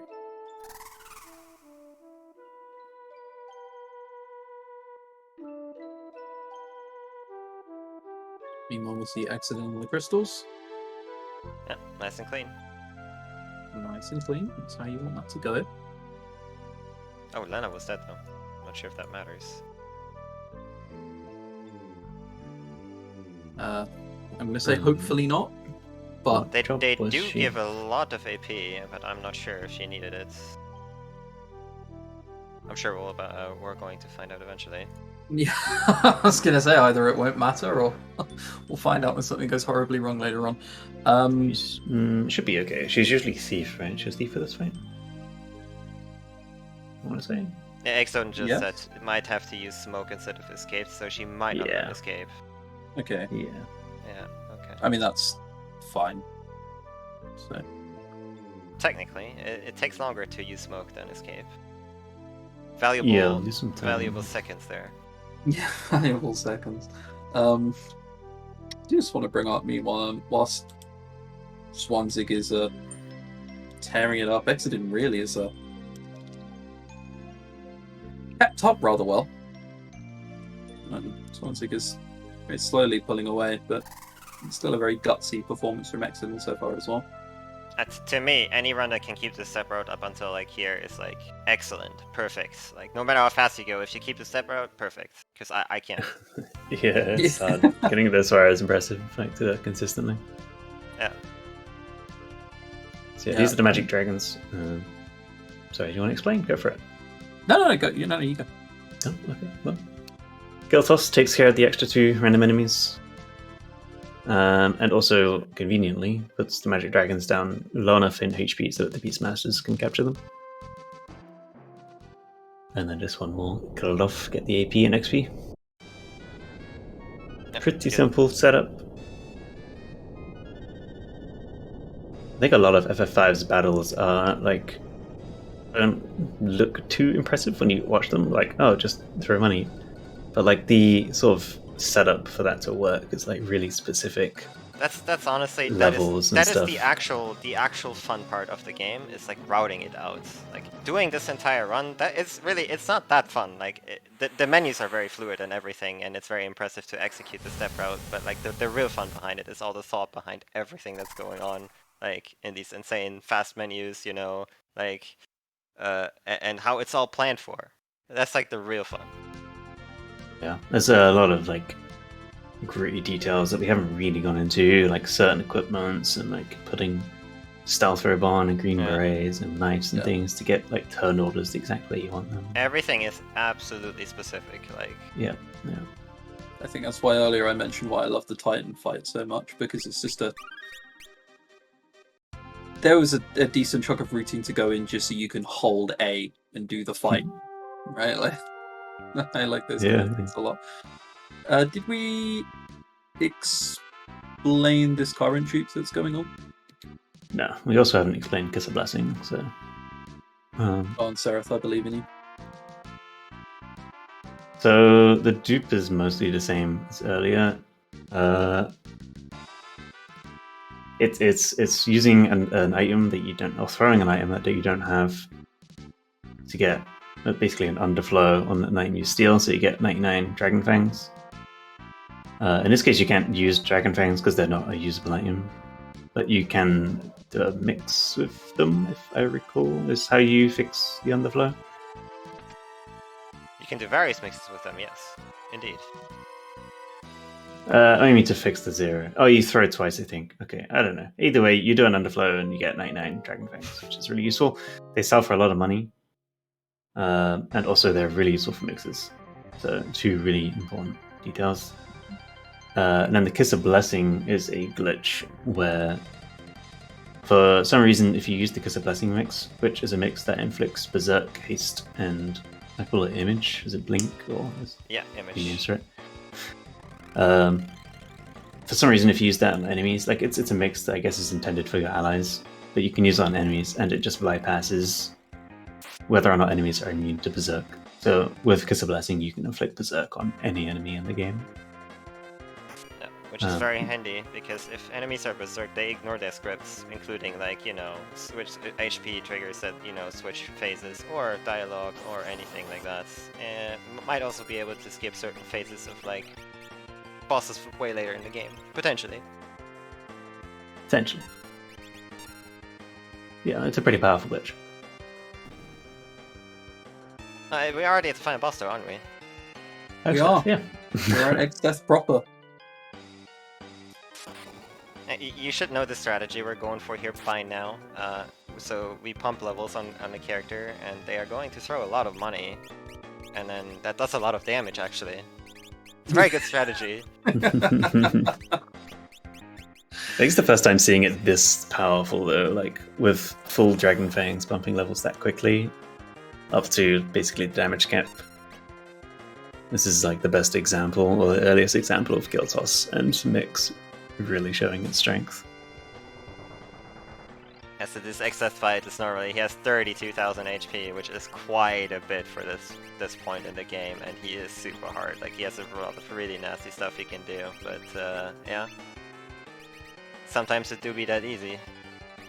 Sometimes you shred through the boss's HP like it's a piece of paper, and yeah. So his script is actually like pretty like straightforward. Like the first couple turns, he can only really inflict physical damage, which is why you also make Kryl a knight there, and then she guards and then protects the characters that are in low HP. So you can't actually like take any damage there. You're pretty safe for the first couple turns. If the fight would go any longer, it could get a bit more dicey than that. Yeah. That's another one of those fights where it's a good example of having to menu quickly in the battle. If you hesitate or take too long of any turns, you will get in trouble. And Exdeath will take more turns, and he will be scary. So you got to be quick, but otherwise it's perfectly consistent, and yeah, good fight. We have sadly willfully ignored the dancing, unfortunately, that was going on. Yeah.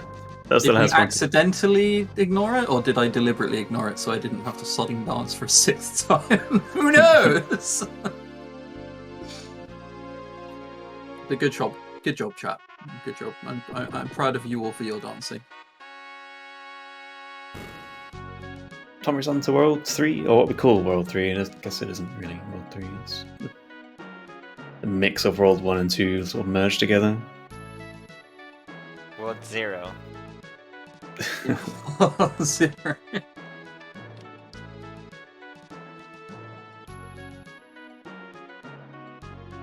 So the party gets split up a bit here. Lena and Ferris are reunited with their castle as princesses. And Bart and Kara, Kryl, Guru just sort of leave. And like, we're not really welcome here, I guess. Let's continue our adventure. Yeah, so, They're too cool for us. For now, we are actually under the assumption that we just went back to World 1. We don't actually know about the whole merging part yet. Like, we're just really thinking, oh, everything's good, right? And we're slowly going to find out that that's not really the case. Alright, I guess you're under the assumption that you killed Exdeath. Yeah. Yeah, so everyone's having a bit of a jig. You can't speak to either Lena or 5-6. If you go, the dancers block you out the way. So you just have to go on an adventure on your own.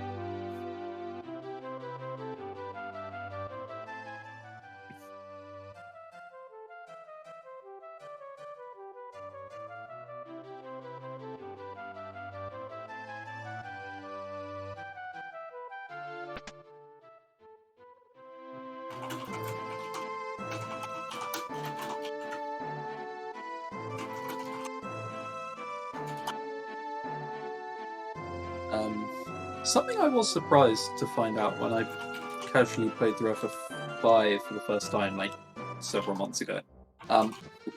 Despite how much Boko is talked about, it's not in the game a lot, is it? Like, Not really. It's the very beginning and doesn't show up other than for like 5 minutes here, and like that's your lot. Yeah, pretty much. I mean, you can use them the entirety of like the rest of the game here technically, but you have better vehicles at this point. I was gonna say just use the Yeah. better vehicles. Like, Yeah. There is one item that you get if you like travel around the world with Boko. It's a Mirage Vest, which gives you image like naturally. So it's quite a handy item, but it's also very annoying to travel around the world one time with Boko. It's pretty annoying. That's the only real benefit of like actually using him though. Like, and you can get an item called the Magic Lamp, which lets you use summons even though you don't have them. But that's all like super out of the way, not relevant for the speedrun stuff. just for Team Choco do the Duke rather well. Everything is still brilliant. They're still on step count. Zwanzig and the next turn have carried it a very, very long way. Meanwhile, Metako is up to Atomos. And Zwanzig has just discovered that Boko now has a family.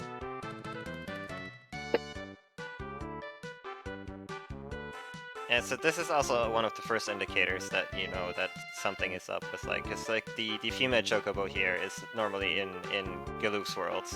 If you go to an underwater cave where Shod is, or Catoplepas, I don't know, depending on translation, there's a chocobo forest there where she is. So like this should be the first indicator that, wait a minute, this can't be right.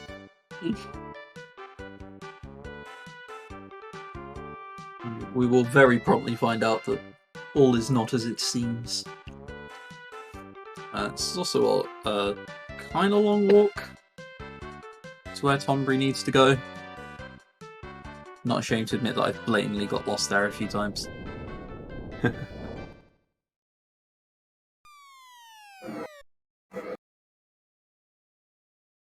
Oh yeah, so there's the dupe and kiss a blessing and everything again on Aexoden's. Yeah. Lena covers as a knight very diligently. And then yeah, the ninja throws an empty slot, and the two thieves are going to steal from the blue dragon to try and get that dragon vein. Throw the empty slot twice to get to -1 nothings.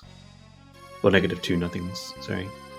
Steal the dragon fangs, so now you have -1 dragon fangs, which is, well, it would be 255, but in this case, since you can't use it, I think it's good if we had it's the 99 rather than 255 for reasons. That one just works a bit differently to Ether's. The Ether dupe earlier because you can't use Dragon Fangs in the battle.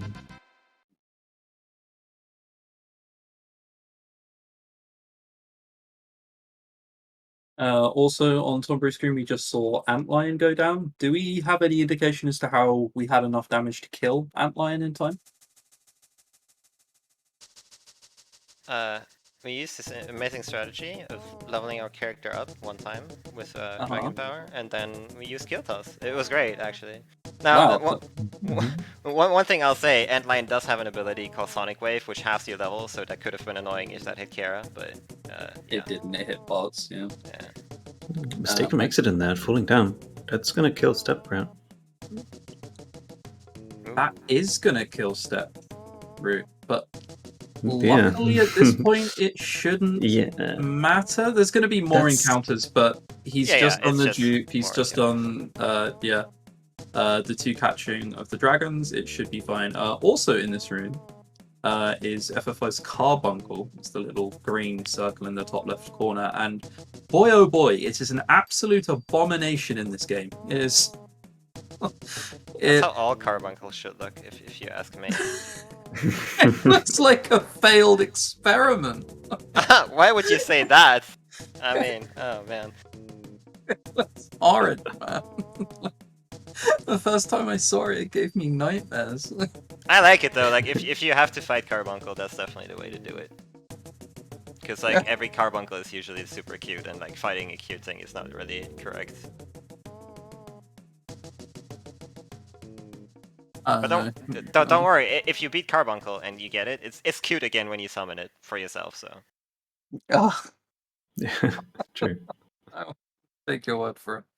I think after seeing how it looked, I decided not to use it from that moment onwards.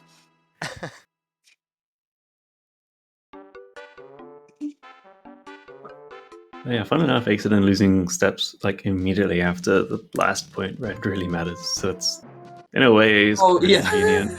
Yeah. Like the very last encounter that really kind of matters is the blue dragon fight, and that's done. So did you take that? Yeah, I think you do just escape from everything from this point, right? As far as I Pretty can much. remember off the top of my head, yeah, I don't think there's a single battle that matters anymore.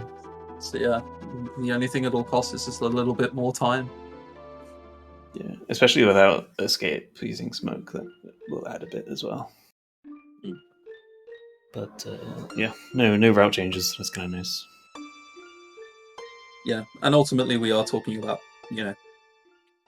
seconds, maybe a few probably, yeah. minutes, not anything. Yeah, absolute most like a couple minutes, I would guess.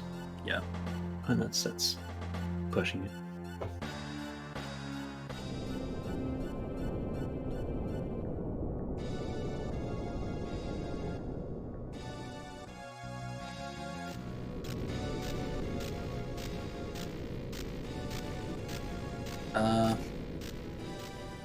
I believe Team Tonberry just went to Guido's kit. Yeah, okay. The next death kind of shows up. Ultimately, most of this conversation is Guido giving you exposition whilst also flaming you for being so naive and unknowing and for repeating some of the things he said back to him.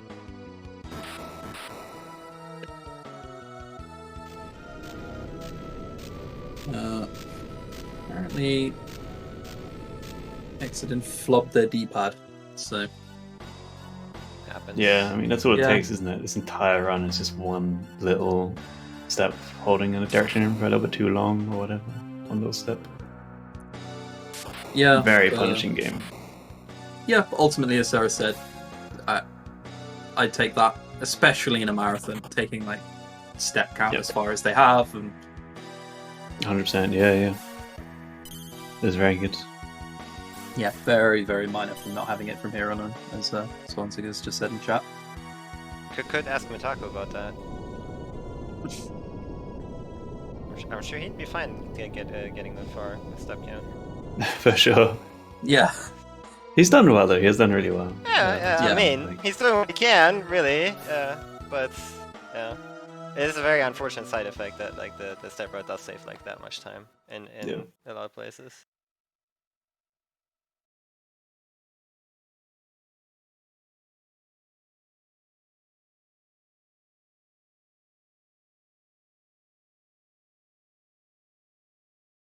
Yeah, not actually too much left of the game, but Tonberry on the last world got one more dungeon, the Pyramid of Maw, which is a dungeon that doesn't have a boss. And then the final dungeon. Yeah, the Pyramid of Maw is quite long. I don't think in the speedrun it's that bad. Because ultimately you just speed from A to B and ignore anything else that's extra, but casually that place drags on somewhat severely in places. It's a very, very, very long dungeon. Yeah, it's pretty awful, to be honest. Yeah. There's also like traps and like wrong ways you can go and stuff. They very much try and make it like a maze. Yeah, I mean ultimately it's just a pyramid full of traps, right? And I say in the speedrun it's short, but ultimately we've gotten through a lot of the dungeons in terms of like actual movement in a matter of minutes. And even the speedrun can't do that. Like, even by the speedrun standards, it still takes longer than it would for like any other dungeon. Yeah, it's fast. I mean, the speedrun is just super fast in general. It's just the cutscenes that add quite a lot, like percentage-wise, to the speedrun. And this game might actually be the closest like to FF10 levels of like gameplay portion versus cutscenes. Like it's actually quite a lot, yeah. I think that's the main reason I stopped running it like all those years ago. It's just the cutscenes. There's a lot of cutscene. That is really what makes resetting very painful, because you have to go through a lot of cutscenes again at the very start, and then there's a lot coming up as well, like, in the game. And it's fairly punishing, and you will make mistakes when you run this game, so you will be resetting. Yeah, especially when you're learning. Yeah, for sure.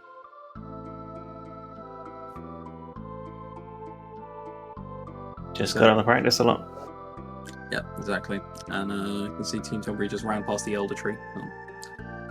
Matter in a bit. Yeah, there is a cutscene though on the screen actually. Then you just walk through. But if you walk down a step, then you just walk under the event tile. That triggers the cutscene, so you just walk straight past it.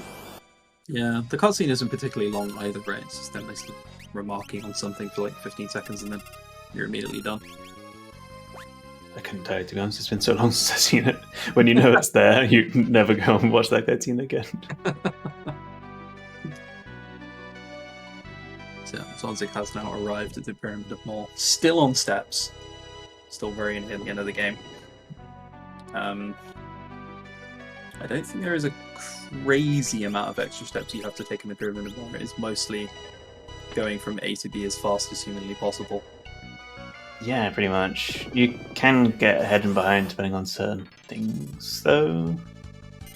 I think the machine had room, maybe. No, I forget what it was. There's certain rooms where like you can get a step behind or a step ahead, but it's fixable. And yeah, so these encounters, these are technically avoidable. They're just on the overworlds, and if you manage to run past them, then you won't encounter them. But it's very difficult to skip over them. Skipping one is pretty common, but skipping two is just... Yeah, ultimately, and even if you do choose to skip one, you can just be stood there for a while.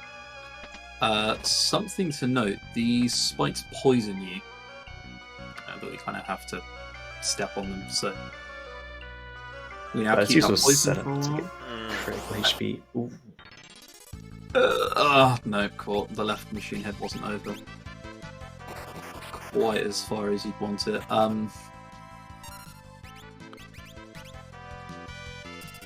Generally, yeah, fine, right? Yeah, there's backup. So this is what you're seeing. Dark Sides and Mixed in place. Just Confuse, and I think Blind as well, maybe. So you're just going to chain those to keep it confused, and then just pump up and cut it. Definitely a time loss. Yeah. Yeah, generally you go right and up, so both the machine heads are facing you, and then just bolt to the left as fast as you can. But unfortunately, the machine head on the left also had other ideas. Yeah. Or the party bolting to the left and went, "Oh, hang on, I want some of that." The machine heads generally like run in your direction, but they're also like sort of random.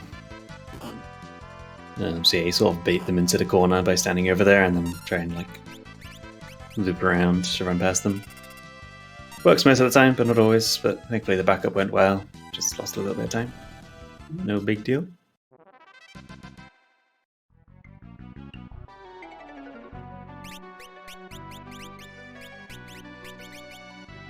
And Ferris is on Bard. Not putting a particular Bard ability right now, but there is an ability that the Bard gets at level 1 called Hide. So a lot of these fights are just getting AP for Ferris to learn the Hide ability, which will come in handy during the final dungeon.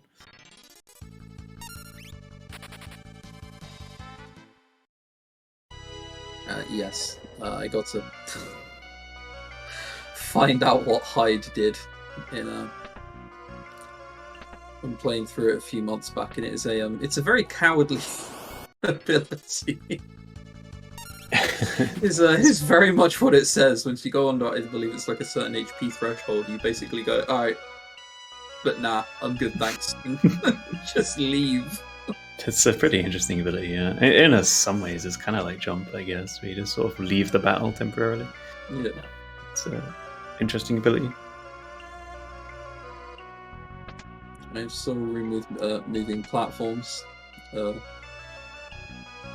Consequent for the. I am betting on myself to do this very quickly. We got it. Yeah, very smooth, nice spirits. I mean, shame about the machine head, but dealt with really well and didn't seem to panic or anything. So, So it made that look an awful lot shorter than when I learnt it. That's for sure.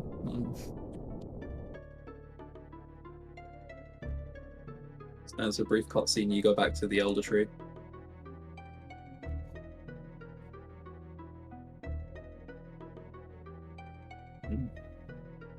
At the Elder Tree, there is a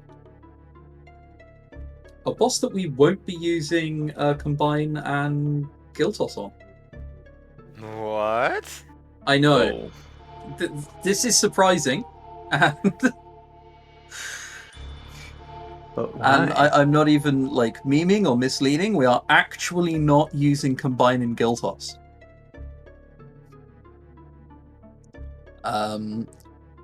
Magus, do you know why we're doing that? I'm gonna assume we're gonna throw around dragons.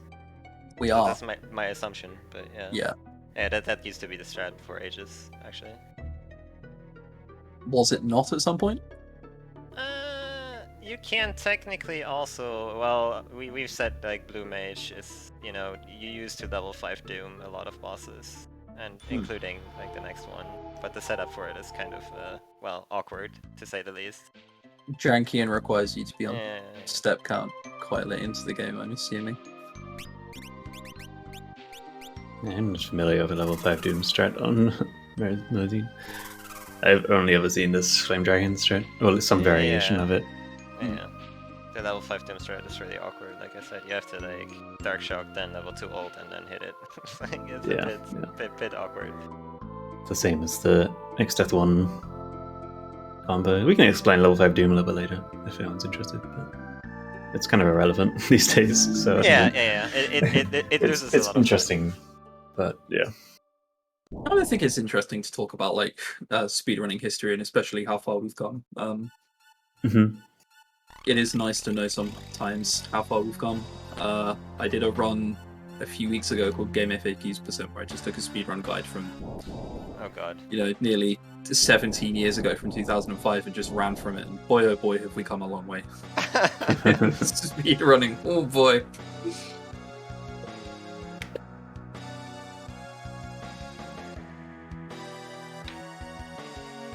So coming up is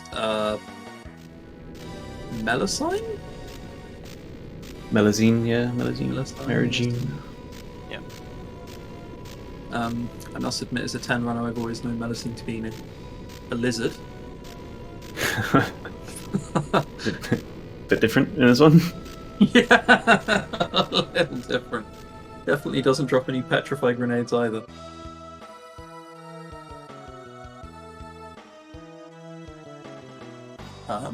Also just read I have on good authority that ZwanZig is still on PB pace, and still PB. Until he runs into Omega. Until he runs into Omega, and crushes any hopes and dreams, but I hope not. And so he said.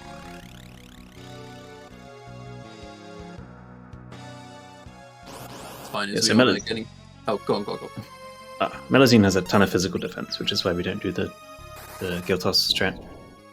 But instead, she is currently weak to fire. Normally, she sort of bounces between weaknesses as you deal damage, and as she takes turns, she like shifts barrier, changes her weakness. But she always starts off weak to fire. So it has one regular fire, just to deal at least 2 damage. She has 20,000 HP. And then the flame ability from Magic Dragons normally deals 25% of max HP, but since she's weak to fire, that's doubled to 50%. So 9,999 times 2. And then she's just left with 2 HP, which is why the extra fire from Faris is necessary. But, Yeah, you'll see this in pretty some of the straightforward. older games when they have more exact rounded out HP, but you can only do 9999. You'll have one character who's throwing out the real damage, and then one character who does like 50 just to make up the 2 damage. Yeah, for I sure. think there's a certain boss where Edgar Drilling also matters in Final Fantasy VI like that.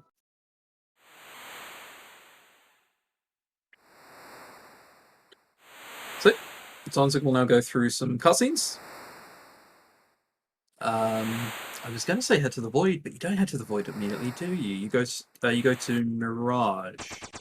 Yeah, there is some stuff there that is rather important. Quick shopping trip, Yeah. and then the Void. But basically done with cutscenes after this, I would say. There's like some small cutscenes, but it's pretty much just the boss rush, a very long boss rush from here on. Yeah, they went all out with the final dungeon and bosses, that's for sure. Yeah, it's very cool. A couple optional ones in there as well.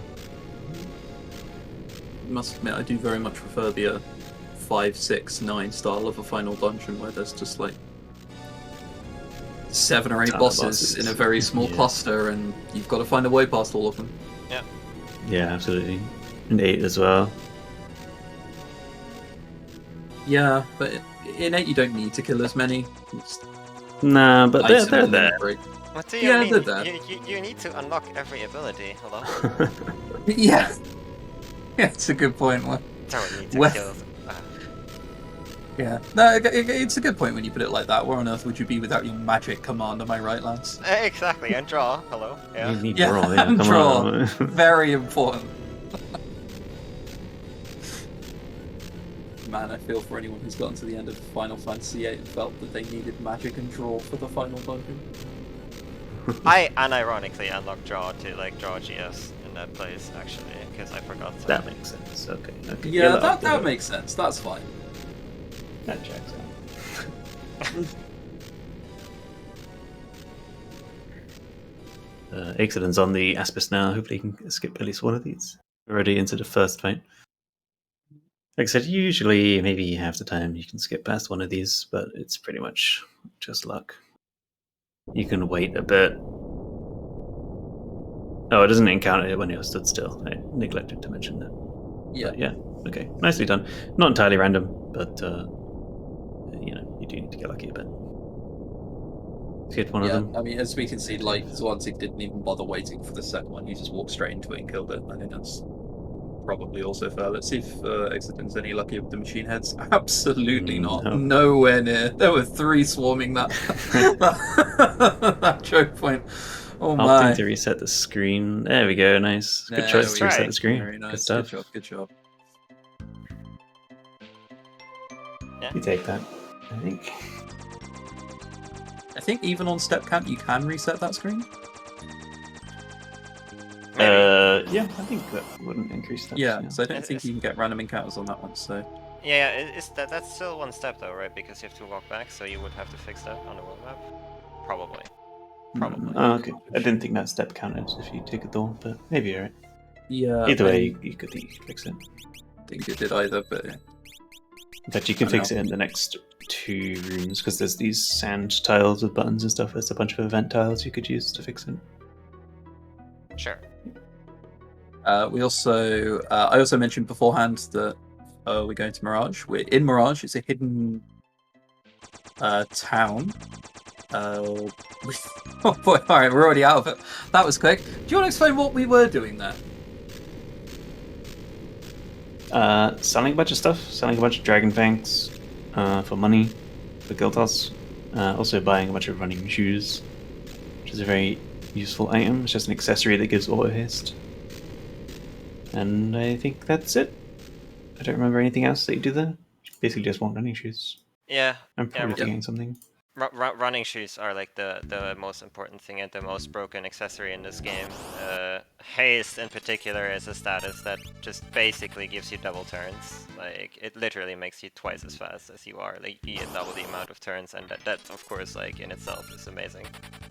Yeah, I had mentioned earlier, in fact, during the World of Final Fantasy run, that haste is either completely busted or completely terrible. There doesn't seem to be anywhere in between, and in this game it just happens to be really, really good.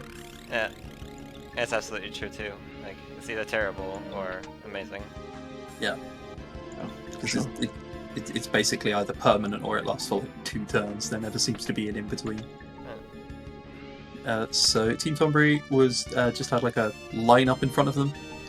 That is Those are all the guardians we're going to have to get through. There is a lot of step count stuff you can do here, and I have been told that it is worth it. Yeah, barely. It reaches the point where it's almost not. But Yeah. yeah, you'll see gonna a say- ton of extra movement here. It's ridiculous. Like, if I'm thinking I'm running through here getting 2 encounters, that seems faster to get the 2 encounters, but yeah. Yeah.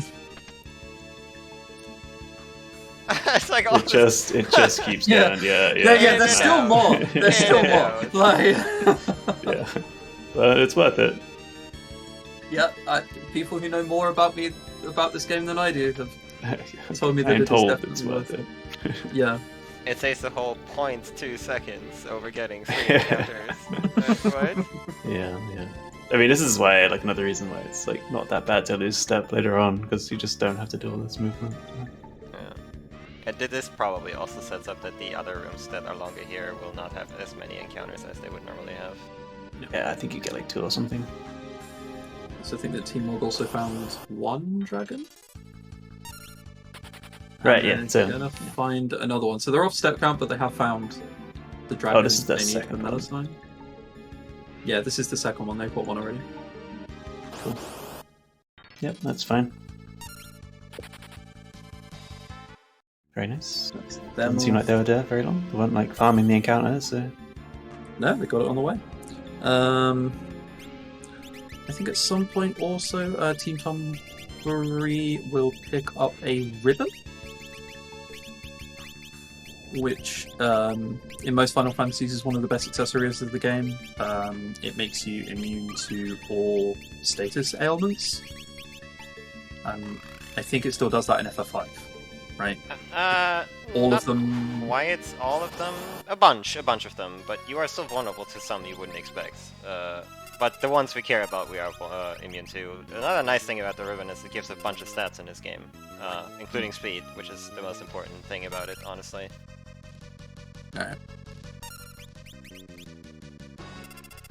So, another nice effect of the running shoes. You mean to stop and slow. Did you know, by the way, that leveling up your characters and then using guild toss is very good? Another nice use of mix to get float going on, a levitate mix. That's a setup for the next boss. But also just nice that you don't have to switch to Time Mage to get the float going. It's just done with the mix.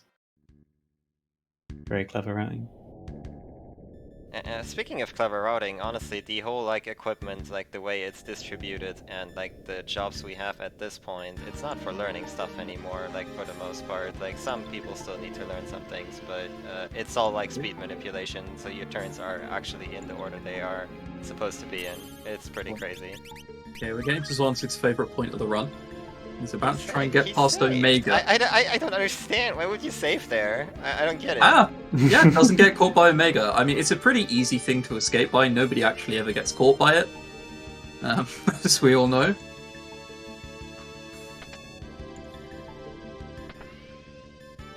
Has Aexoden killed Melisine? It's about to. It's about to. Yeah. I took my eyes off it for 20 seconds and briefly got scared. We have a different mix that we use against Panda, right? It's Yeah. This is one. It's basically the same as Kiss of Blessing, as I mentioned earlier, just inflicts Berserk. Difference is this one doesn't do haste or image, it's just Berserk. And it doesn't bypass vulnerabilities, as far as I'm aware. I think Panda just happens to be vulnerable to Berserk, so Correct. you just skip getting the haste on the boss, which is nice. The boss doesn't go really fast. Yeah, the reason we berserk a panda is that normally if you would use guild toss or anything really, he counters. And the counters can potentially be devastating, so in order to circumvent that, berserking, like, the choice. That was another fight as well, where you have to menu super quick. Otherwise, if Panda gets more turns, then it's very scary. Yeah, I mean, we did touch upon it earlier that is pretty much the entire run. Yeah. I know, I'm just pointing out the ones where I know it's like really Yeah, important. Prince, yeah, almost terminal. It's taking on for Zwanzig is still on step count to the very step. Yeah, he's almost certainly going to go the whole way. I think at this point there's only like a couple more additional steps of movement along the way.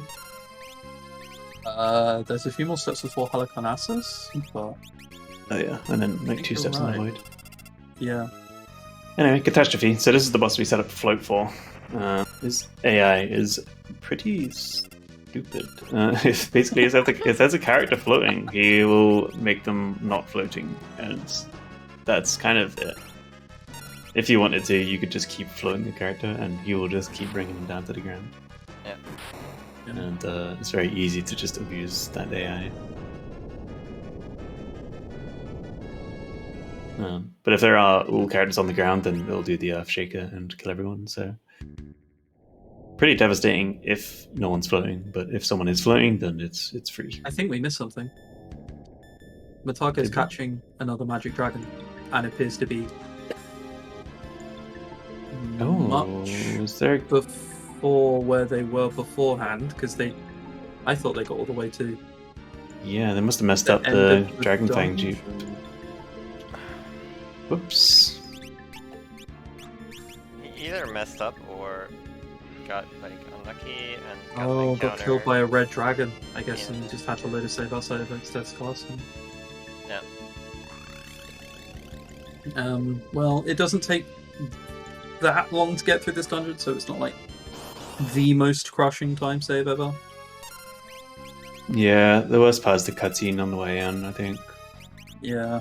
But yeah, I'm surprised you missed that until now as well. Well, we are not paying attention. I was too busy Yeah, paying attention it's- to the boss rush of the Right, Team Tonberry is right. going through. Same, yeah. Apologies for missing that. It's getting excessive. We're using Dragon Power on 2 people now. Like, Oh, this is boy. outrageous. And not only that, but 2 characters are frogs. Oh yeah, you can still guild us as a frog, which is I guess fun. Yeah, Halicarnassus always opens up with an ability called Kururururu, which just turns everyone into a frog. But that's fine, because we can still guild us and mix.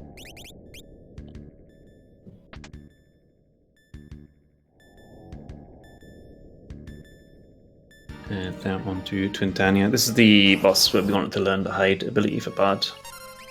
And the hide ability just... Oh, okay, no, yeah, you go, you figure. Oh, okay.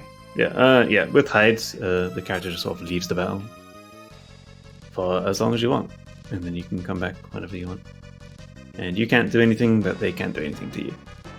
In this case, it's really useful because after 5 turns, Twintania will start to charge a Giga Flare. And when it's charging this Giga Flare, all of its stats will change. And one of those stats, not really a stat, but its level changes. And its vulnerabilities change.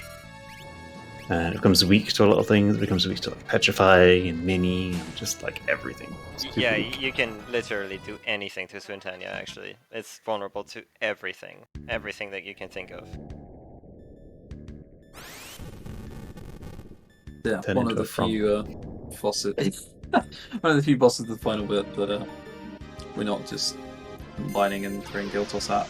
And on these, Team Mog has also found the Red Dragon Blue Dragon encounter and setting up the dupe. It looks like it's going a lot better this time.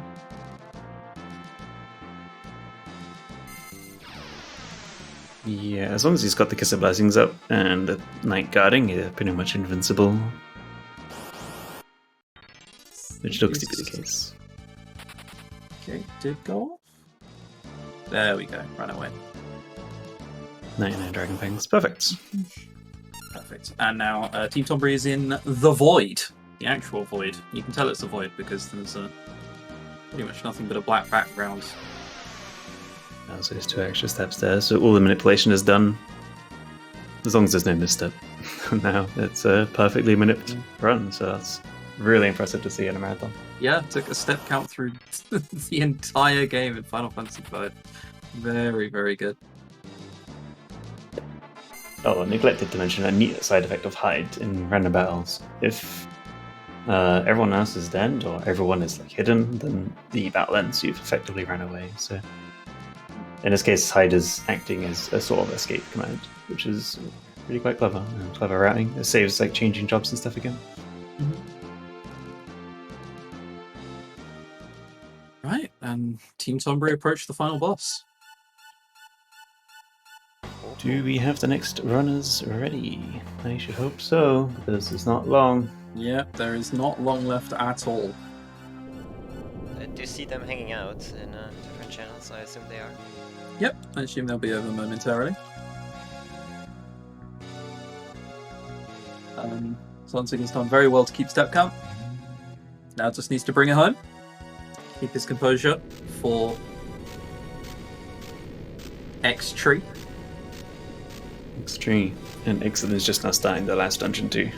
And you can see him just like run through and not do all the minute. So, yep. You know, if he's lucky with battles, he may make up time here, I guess. Yeah. It's Easy. just like 20-30 seconds randomly on the final dungeon through just better encounters.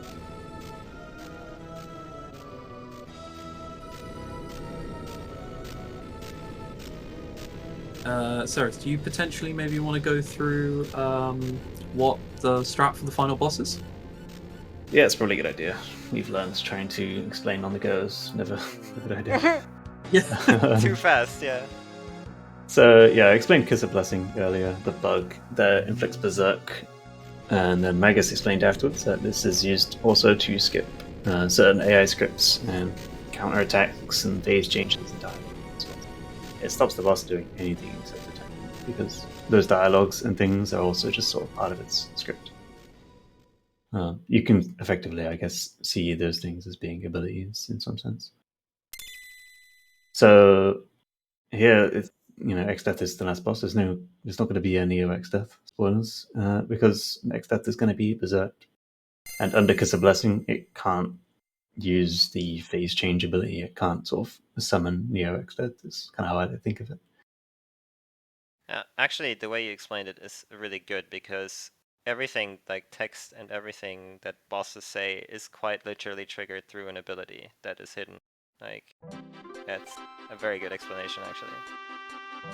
Nice. I outdone myself. Frankly, I think that deserves a self high five, Cereth. You can hold up your left hand and high five it. There you go. Good job. Yeah. Other than that, I mean, the strat is basically the same as what we've already seen. So it's going to be Kiss of Blessing on the boss. Not immediately, though, because it's delayed a little bit because it inflicts haste. So by delaying it, you get... Well, X-Death gets fewer turns, which is a bit faster. And this is where like the ribbon comes in, and there's another glitch that's being used. I don't know if I'll have time to explain right now, but there's extra immunity by being a freelancer and using the ribbon and like having this immunity to petrify being thrown around to make the party immune to White Hole. And so X-Death will get 2 turns without Kiss of Blessing. It'll be a physical attack and a White Hole, and everyone's going to be immune to a White Hole, and the physical attack will just be covered, and then the Kiss of Blessing will go out. And then the rest of the turns will just be attacks. Yeah. So you retain status immunities from equipment you had on one battle before, which means like as long as you like maintain your equipment, which is like the Aegis Shield and the Ribbon protect from White Hole, and then if you divide it properly, everybody's going to be immune to that. Go on then. Guild Toss. Should be 6 Guild Tosses, if I recall correctly. 55,000 HP, I want to say. Sounds right. I thought... Yeah, sure. Just go with that, and I'll sound correct, and then question it, and it'll be fine. That's fine. Worst case scenario, it's 7, and nobody's going to count realistically, and it'll be fine. Yeah. I mean, at this point, it's a guaranteed win, assuming he doesn't run out of money. It's just guarding on the 2 people that aren't guild tossing, and then guild toss. Done. Go, Aussie, go. Okay, time. Team Tonberry, go. Go, Aussie. Good luck, Tonberry, and amazing run, ZwanZig. Brilliant run. Ladies and gentlemen, that was officially not a failure. A PB. I mean, yeah, did you PB? That's 40 seconds. 40 seconds. Very nice, very nice. I mean, the man bet on himself in the call earlier on. We were hanging out in general, and he says, if I don't get a PV, it will be a failure. Man, stand up and delivered. He's got a PV in the marathon. What? There you go. That was awesome. That was so fun to watch. Perfect step in it. Yeah. Pyramid tried, though. Pyramid really tried. Oh, yeah. But you dealt with it really well. And Yeah. Yeah, it was cleanly executed. It was good. Alright. Good luck, Aussie, and the entire 13 crew, and the remaining FF5 runners. Yeah, good luck. We've got a few moments here if the FF13 crew want to introduce themselves. Hello. Yo. Hello, I am Logic Dolphin, lead commentator of the commentators here. No, not really, but... I'm Mr. Titan. Hey. And I am Yes41. And welcome to FF13. Yeah, we are, there's a lot that we can talk about, but we'll hold off on it a bit until 5 is done. But hi, looking forward to the next, 5-ish hours. Yep. More like 4-ish hours now. Well, not really. Because there's gonna be. It still runs up to 5. So. Yeah. Yeah. I'm looking forward to staying up. Yeah. Well, on that note, they've given us the chance to explain the fights and talk about a bit of what's going on. So right now we're combining Dragon Powers and High Potions. Dragon Power? No, Dragon Fang and High Potions, and we're making Dragon Power, and then we're Gill Tossing. Is that a new strategy? That is a new strategy. That's the first boss we've killed like that. Okay. Yeah. Until now, we've been doing something completely different that isn't that exact thing. Don't worry about it.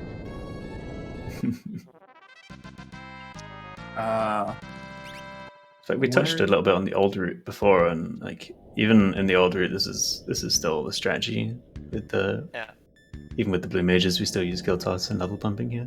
The old route did have a bit more variety, but it turns out that this strategy is actually really fast. I used to kill a lot of bosses differently, but that literally took longer. Even bosses that were immediately susceptible to a Dark Shock and level 5 Doom take longer than the Guild Toss setup for them, which is pretty awkward.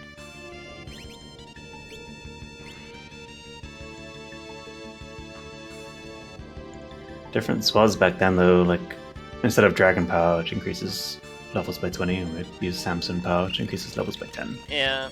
Because we didn't have a setup for Dragon Fang duping. These iterations didn't quite understand the duping the way we do today. So we back then thought it was impossible to dupe items like Ethers and Dragon Fangs, but it turns out it's not. You just have to be a bit more clever about it.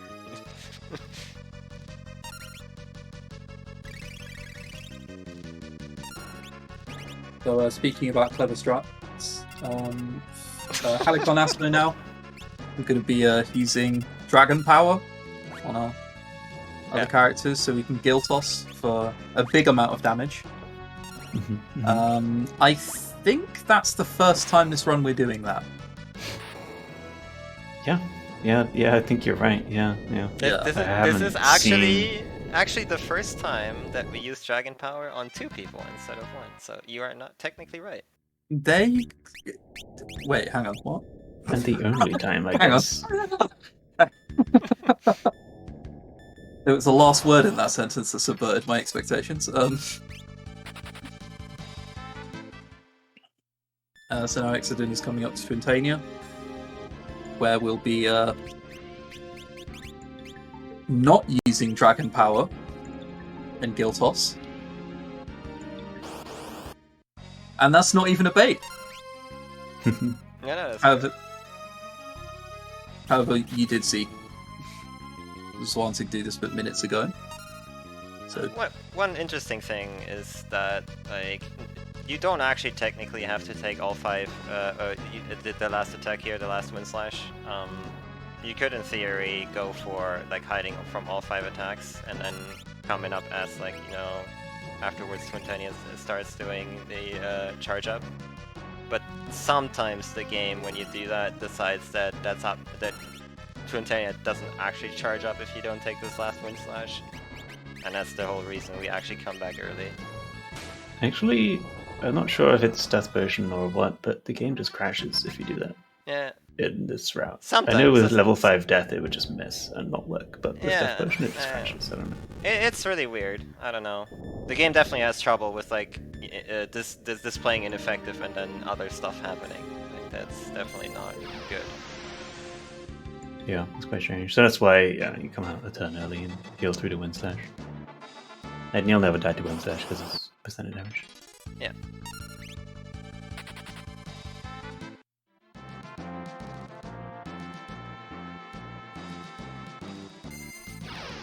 And we don't get the Gilgamesh fight here because we didn't take the chest in XF's castle earlier.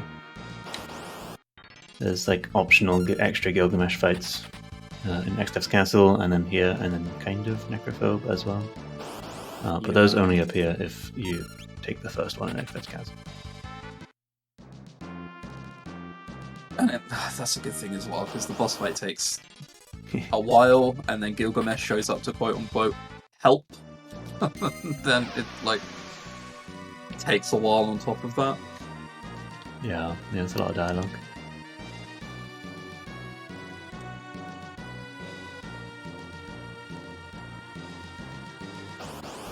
So, Aexoden will still be getting councils, although that are they now on the last screen? Yeah, there's still some here. Yeah, I believe. Yep. And now we're clear. Yeah, just don't get any encounters. It's that easy, lol. Yeah, saving time. Easy. really didn't seem like too many extra, so yeah, pretty good. Yeah, probably just even across this castle. One more cutscene, one more menu, and one more boss. Yeah. And I think after Aexoden kills X-Tree, we'll let the 13 commentators talk for a bit about the beginning of their runs. Yeah, for sure. There's quite a bit of Hulk to catch up, so... Yeah. So, we'll let you guys... Sure. Get on with it a little bit. Aussie is currently fighting the Beta Behemoth. I keep forgetting which one. Beta Behemoth in Chapter 1. Which is funny, we see the Beta one before the Alpha, but that's neither here nor there. Yeah, Aussie's been doing pretty decently in this Chapter 1. Yeah, so we should talk probably a bit about, what's different with 13 from all the other games. And I guess since we're in combat, we can start with combat. So like a lot of the other Final Fantasy games, it does have an ATB system. That's the blue bar that keeps on filling up. Unlike a lot of other Final Fantasy games, you can only control one character at a time, whoever your lead character is. If that character dies, it's a game over. So we do not ever want that character to die. Every different action that can be taken has a different number of ATB segments, that they use. So right there, Snow, which is the character that Aussie was controlling, is using attack, which costs 1. There are other ones like Hand Grenade or Blitz that cost 2. And whenever you can queue up a whole bunch of different attacks, and then as soon as your ATB bar is filled, it will, use it and execute the whole string. You can early execute, which is something that you can see Aussie doing here.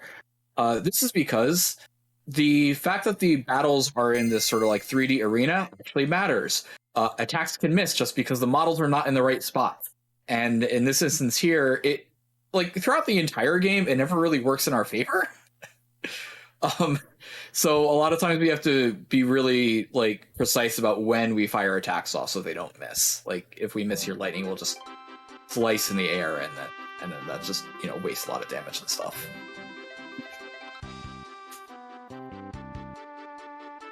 Yeah. And the other major part of 13 is the field, where you have to dodge the encounters that you see on the field. Unlike other Final Fantasies, encounters appear on the field like in 12, but if you bump into them, you're initiated into a fight sequence.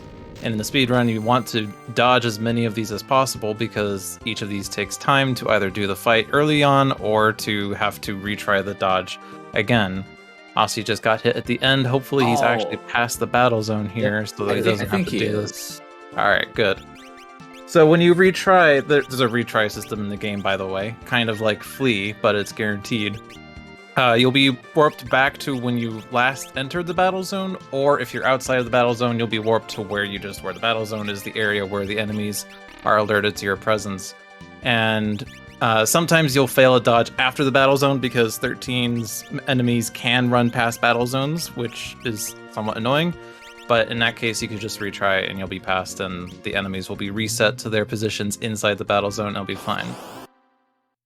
But the fights that we're doing here are the fights that we have to do for story progression, and that was the last fight of Chapter 1, a very good Chapter 1 for Aussie, if I may say so. Did you get Legendary Dodge? Don't know. I wasn't fully keeping track, but that is still a very decent Chapter 1. But yeah, I was too mesmerized by Cereth's voice. we've got Exat happening, so... Yeah, just to interject ever so quickly, we've just got, Aexoden fighting the final boss here. Looks like the setup's gone off fine. Kiss of Blessing has gone off. Giltos is doing massive damage. We should be very, very, very close to Team Choco being able to start. I will try and call out time as soon as I see it. It's imminent. Either one or two more Giltoses. Counting. Very, very close. Team Choco, go. Team Choco, go. Go, go, go. Good luck. GG Aexoden, very good run. Very nice. I considered recovering step route there, but it would have been a lot of half steps for no point. So yeah, I think you made the right choice.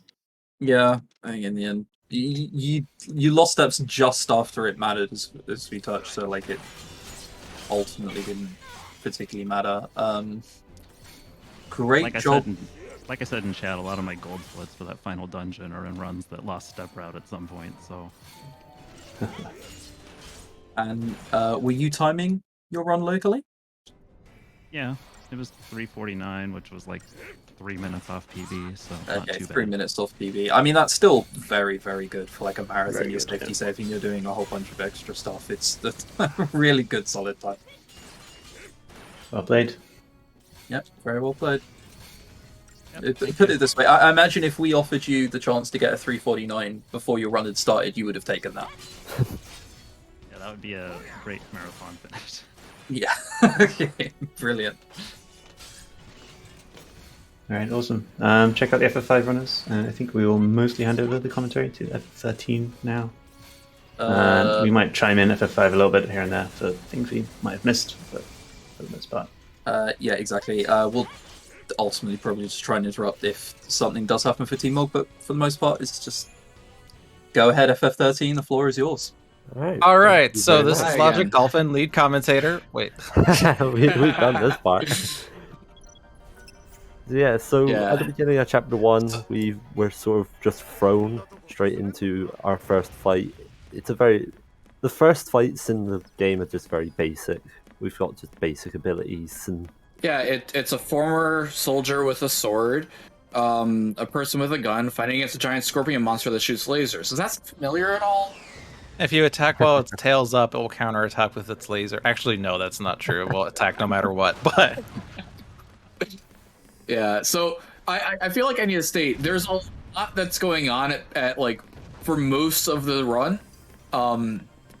So there's going to be a lot of sort of mechanics that's all build up on each other.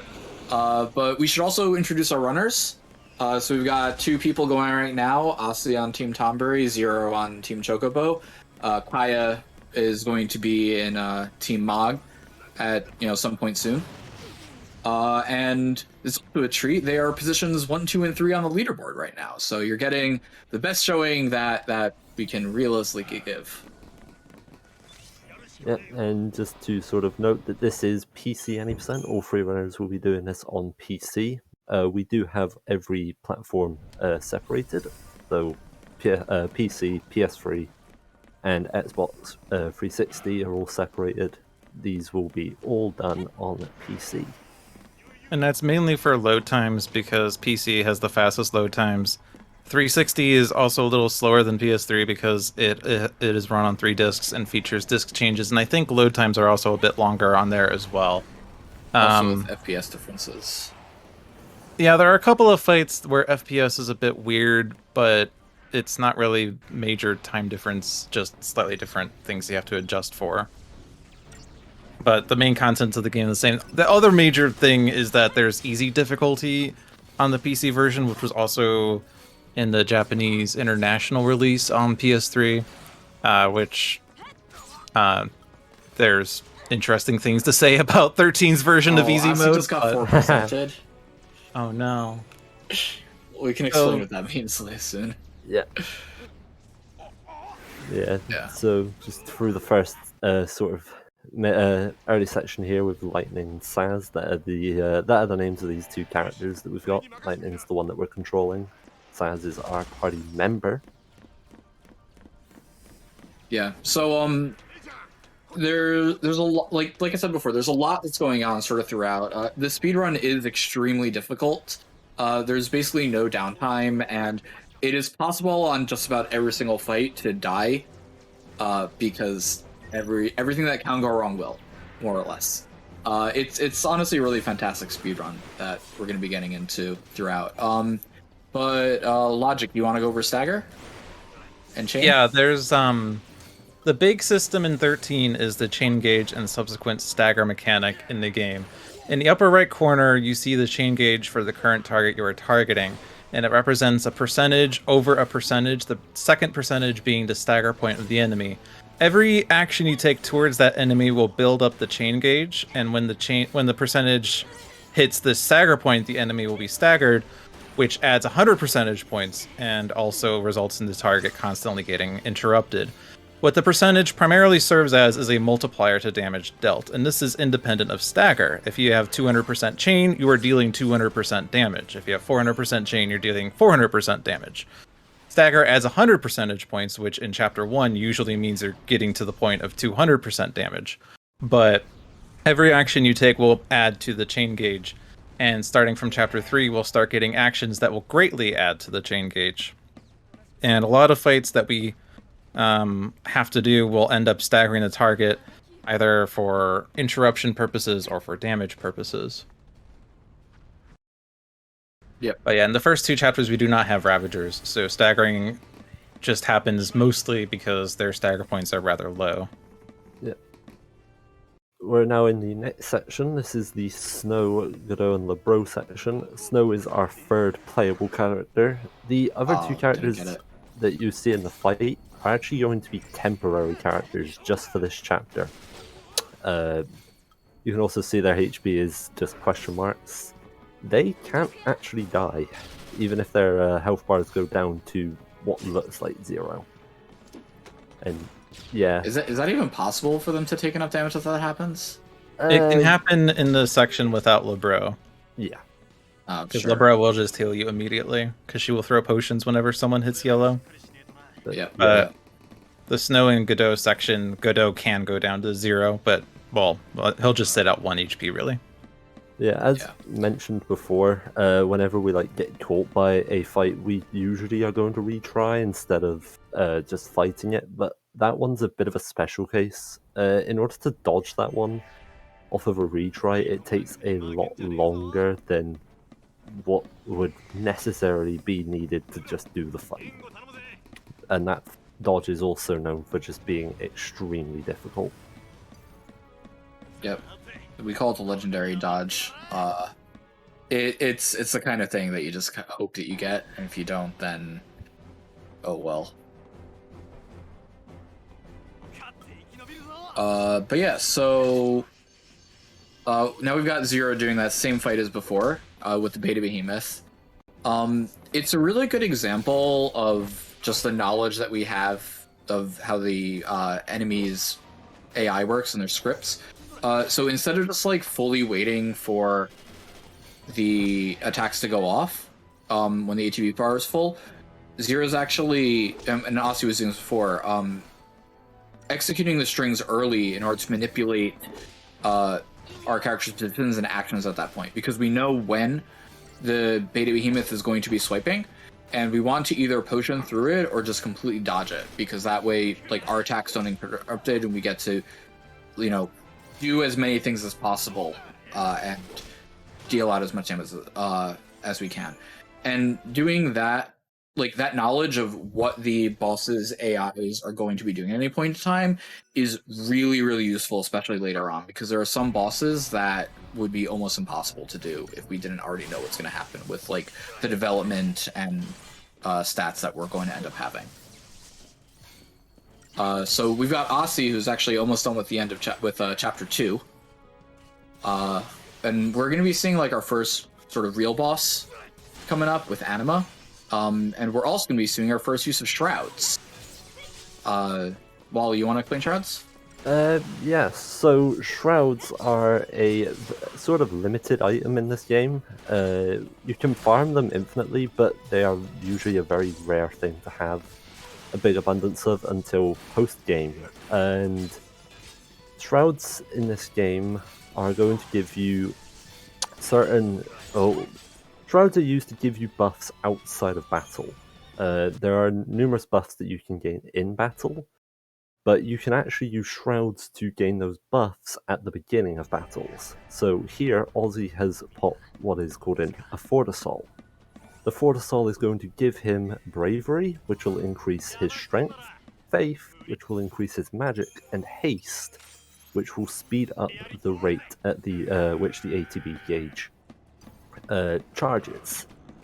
And it's really useful for this fight, which is Anima, as Anima has a lot of HP and is also quite quick when it comes to attacking, as well as being able to sort of just out damage it before it can actually do enough to kill lightning.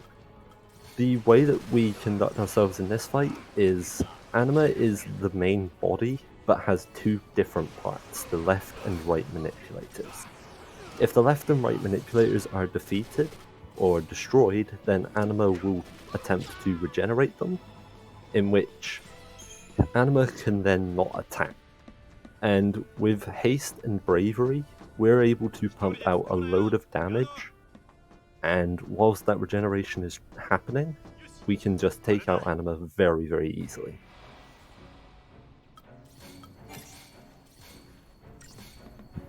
And by defeating Anima, we have successfully been cursed as a pulseless sea. Yay! Wait, no, that's no. That's a negative, but also a positive. Yep. So there's a lot that's kind of going on plot-wise that, you know, we're speedrunners. We're just gonna skip all the cutscenes. It doesn't particularly matter. But we have sort of started to unlock the primary combat mechanic of the game, which are paradigms and roles. Each character sort of has access to one of 6 different roles that determines what abilities and actions they can take. The 4 that we've got right now are Commando, which you can think of as, you know, primary offensive units. They deal a bunch of damage. Ravagers, which are like black mages. Medics, which are, you know, your white mages, healings, and Sentinels, which are your tanks. Each of the jobs gets leveled up individually, and each of the roles gets leveled up individually, and also each character has access to different roles. So that's something that will change later on, but for now, they just all have their own roles. In combat, the way that you effectively control your allies is through changing what roles they are, because each of the roles has different AI that's associated with them, and the characters will do different things. The way that we do that is something we're going to see in the next menu up here, which is the Paradigm deck. So in the Paradigm deck, you've got 6 slots that you can say, all right, in this slot, you know, Lightning's going to be a Commando, Snow's going to be a Ravager, and Vanille's going to be a Ravager. And the second one would be like, all right, all 3 of them are going to be Ravagers. And during battle, basically at any point, you can switch between the different paradigms. So there's going to be a lot of setting up the paradigm decks for specific battles. And, you know, throughout the battles, depending on what we need to get done, we're going to be switching between all the different paradigms so that we can actually, you know, gain access to different abilities and modify our allies' AIs. So you see here, Aussie's setting up a couple of paradigms, just doing a bit of leveling on this game's version of the Sphere Grid, the ChrisTenarium, and just doing a bit more equipment swaps. Yeah. But yeah, that's kind of where the meat of a lot of the combat's going to come from, is setting up the paradigms and doing a lot of swaps between them. Yeah. Meanwhile, whilst that's been happening, so when I mentioned about shrouds and how to farm them, what you've just seen Zero do is he's actually done the bulk of the shroud farming. And what shrouds are, when it comes to how to get them, they're actually a special third drop that have a lower rate of dropping than the common and rare drops that enemies have. In that little section with Hope and Vanille, who are actually our 4th and 5th characters that we get to play as, those fights are actually the most common places where you can get the shroud drop. Most fights in this game have shroud drops. They're sort of just hidden away. But in that little area, they all have a 50% drop rate, and what we want to get there are actually 2 Decepticouls. Compared to Fortisouls, Decepticouls don't actually give us any of the sort of standard buffs, and instead actually just give us a strictly out of battle buff, which more or less makes us invisible, or actually it does make us invisible to all the enemies that you see out on the field. And it makes dodging a lot easier, but it's also a lot more powerful than that, which we will explain later on. Yep. So we can see Aussie using one of the real basic AoE attacks, which is Blitz. It costs 2 ATB instead of 1. It hits AoE. Each character actually has their own unique Blitz animation, except for the characters that don't have Blitz. Well, only one character doesn't get Blitz, and that's unique, so really... They're all unique in their own ways. Yeah, for the record, Vanille is the only one without a Blitz. Yes, Hope does have a Blitz animation, and it's weird. I mean, it's Hope. That you kind of default to it, that being weird, right? I hope so. Anyways, we've got Madison Orbeck 2. Or 3, depending on how you look at it. The first split.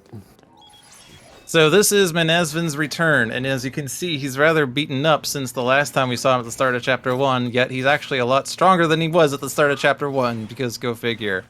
But it's kind of our first time using multiple paradigms in order to effectively set up the kill here. We're using some commandos at the start to build up chain duration, which will tie to how long the stacker lasts. And the next thing we need to do is to time our stagger to interrupt that big attack there. If that attack were to go through, it would certainly kill us at the HP totals that we have. And then once we've staggered him, we're just going to be shifting in and out of commando rolls in order to deal damage. The reason we have 2 of the same paradigm here, these are 2 aggressions in English, is because if you shift every 12 seconds when you do a paradigm shift, your ATB will refresh, and we will incorporate that in this fight in order to get some free ATB. And you can definitely see it with Snow here, where he just starts doing a set of 3 attacks straight away, saving us the time of needing to regen that ATB back. We got a 52-second fight, which is 2 seconds faster than I would have liked, but sure.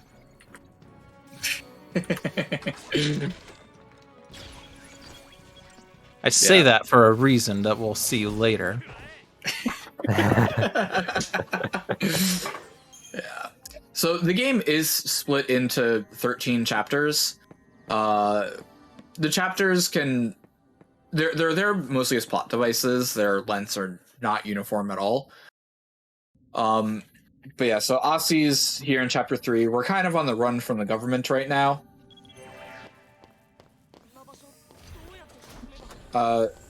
And we're just trying to escape. One of the things that happened when we became the Seas is that everybody gets this focus, and if we don't do that focus, we turn into giant monsters. We don't really want to turn into giant monsters, but we also think that our, minor plot things. We think that our focus is to destroy Cocoon, and that's like where our homes are and our friends and family, and we don't really want to do that either. So we're kind of in a bit of a situation here. Kind of having an existential crisis. Yes. And if you don't follow your Lucy mission, you're going to turn into Seath, which is basically undead. So since their lives are drastically shortened, you could also say they're having a midlife crisis right now. Is this really a midlife? Wouldn't this be like a 90% life? True. They've hit retirement, basically. So now this dodge is called the Brog Fridge, because it's a fridge with brogs on it. Right? Yeah. Yeah. This looks like a fridge, and those definitely look like brogs. It's definitely cool. Yeah, Aussie decided to decept that dodge. We'll see if the other two runners decide to decept it. It's a weird dodge because sometimes you can get it, sometimes you can't. Some runners decept it, some runners don't. And we keep changing our mind as to whether that should be a Deceptisol dodge or not. It comes down to how much you value high variance dodges. And now, finally, we have the Alpha Behemoth, brethren of the Beta Behemoth.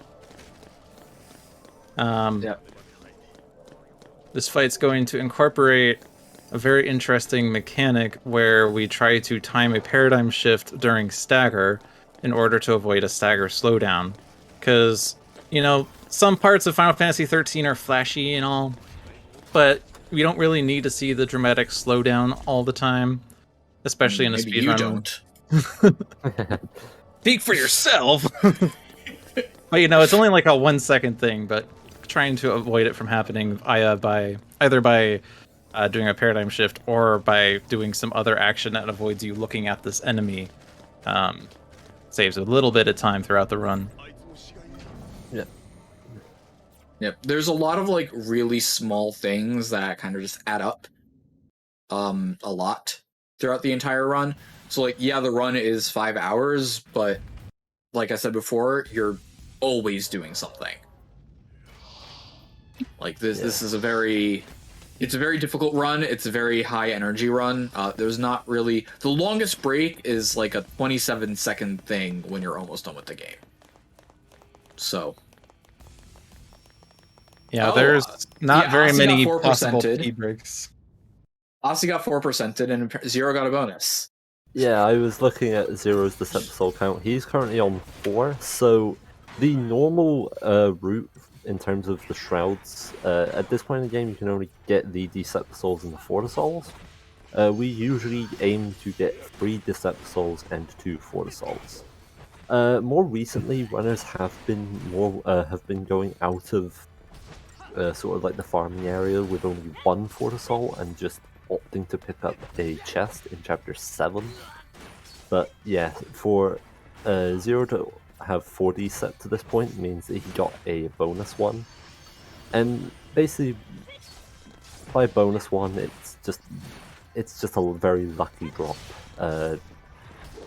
It's the most common in this chapter. In this chapter the shroud drops are 12%, but that percentage drops off very quickly, so getting them now is always really welcome.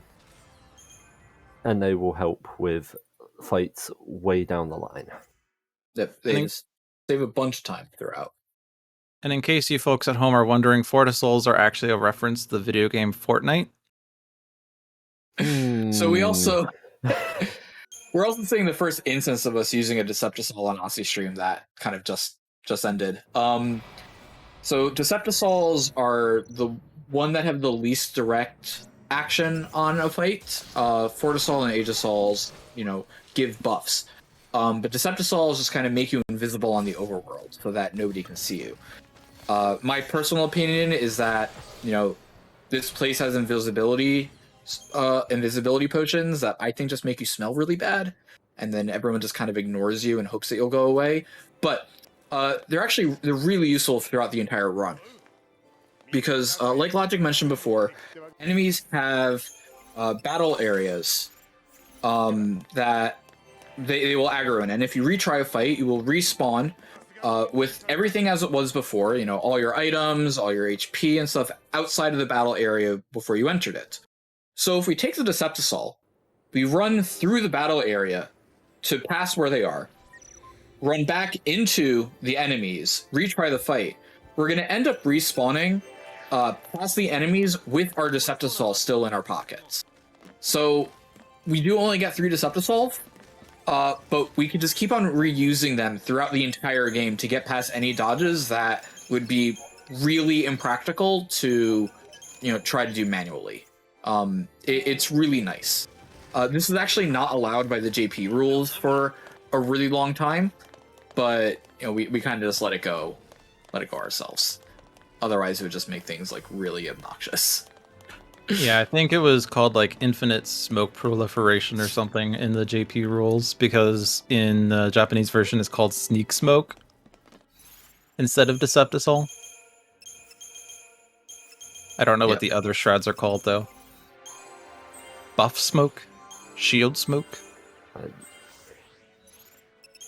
only we knew somebody who had the translations. If only. This dodge that Aussie's doing right now is a classic dodge from the community, because we drew up a very well-drawn paint diagram on how to do the dodge, and the one guy in the back is labeled the scary guy. Yeah, something that we kind of skipped over with dodging. Actually, we'll explain this after this fight. Yep. So this is the end boss of chapter, or kind of the end boss of chapter 3. This is the Garuda fight. This is another one of the 2-phase boss battles that we're going to be doing. Any information that we get from the first phase is going to move over to the second phase. One of the cool things that we do here, though, is the first time that you would do a paradigm shift, normally it does this like really long fancy animation, but that's really slow. We don't want that. So if lightning's in the air during that time, we'll actually delay that, and we just end up not seeing it, which is really nice. We're going to do that a bit more here. You see we're doing the paradigm shifts while lightning's still in the air. Garuda here in the second phase is kind of our introduction to barrier enemies. They're enemies that, in order to realistically do any damage to them, you have to stagger. This is not the case for all enemies. In fact, there's a ton of enemies that you can beat without ever staggering. But Garuda and other sort of barrier enemies, you know, they're taking single-digit points of damage here. And as soon as the stagger, that's going to, you know, increase to, you know, 3 digits worth of damage. Past that, there's not really else that's going on with the fight. Once we stagger, we're just going to keep it as stun-locked as we can so that it doesn't do damage to us and, you know, interrupt our attacks. But that's kind of the rest of the fight. The important thing here is that it's a barrier enemy that we have to stagger. Barrier? I hardly know her. Yep. That is Garuda down. He might have gotten a shroud from that. It's hard to tell, unfortunately. Yes, slightly. So, going back a bit to MrZwanzig, after that fight, Snow actually left our party. We swapped him out for Saz. Snow actually got left behind here, and now he's being ambushed by a whole load of soldiers. After we defeat the soldiers, however, Snow's brand starts to have a reaction to being overwhelmed, and suddenly we are encountered by these 2 powerful beings. They are called Eidolons. This is the Shiva sisters. Zero just wiped. Ooh, Crystal Rain. He messed up the stagger cancel. Yeah. That's not great. But that also sort of goes with Shows the point how of you can die anything. anywhere. Yeah, you can die to anything. Except this fight. Thankfully, because of the retry system, dying is not as big of a punishment, just time. Yeah. Going back to this fight against Styria and Nyx, the Shiva sisters, this is actually a different type of fight. This is an Eidolon fight. In this fight, you're not actually aiming to defeat the enemies. Instead, you're aiming to charge up the Gestalt bar, or as it appears to be in the Japanese version, the Drive bar. And in the way to drive up this Gestalt bar is to do actions to the Eidolons or meet certain sort of requirements during the fight. For Shiva, it's the simplest way is to just build chain by switching up from Commando to Ravager. Commando to stabilize chain, Ravager to drive it up, or to tank the heavy attacks in Sentinel. And by just switching to the right role at the right time, we can get through the fight pretty easily.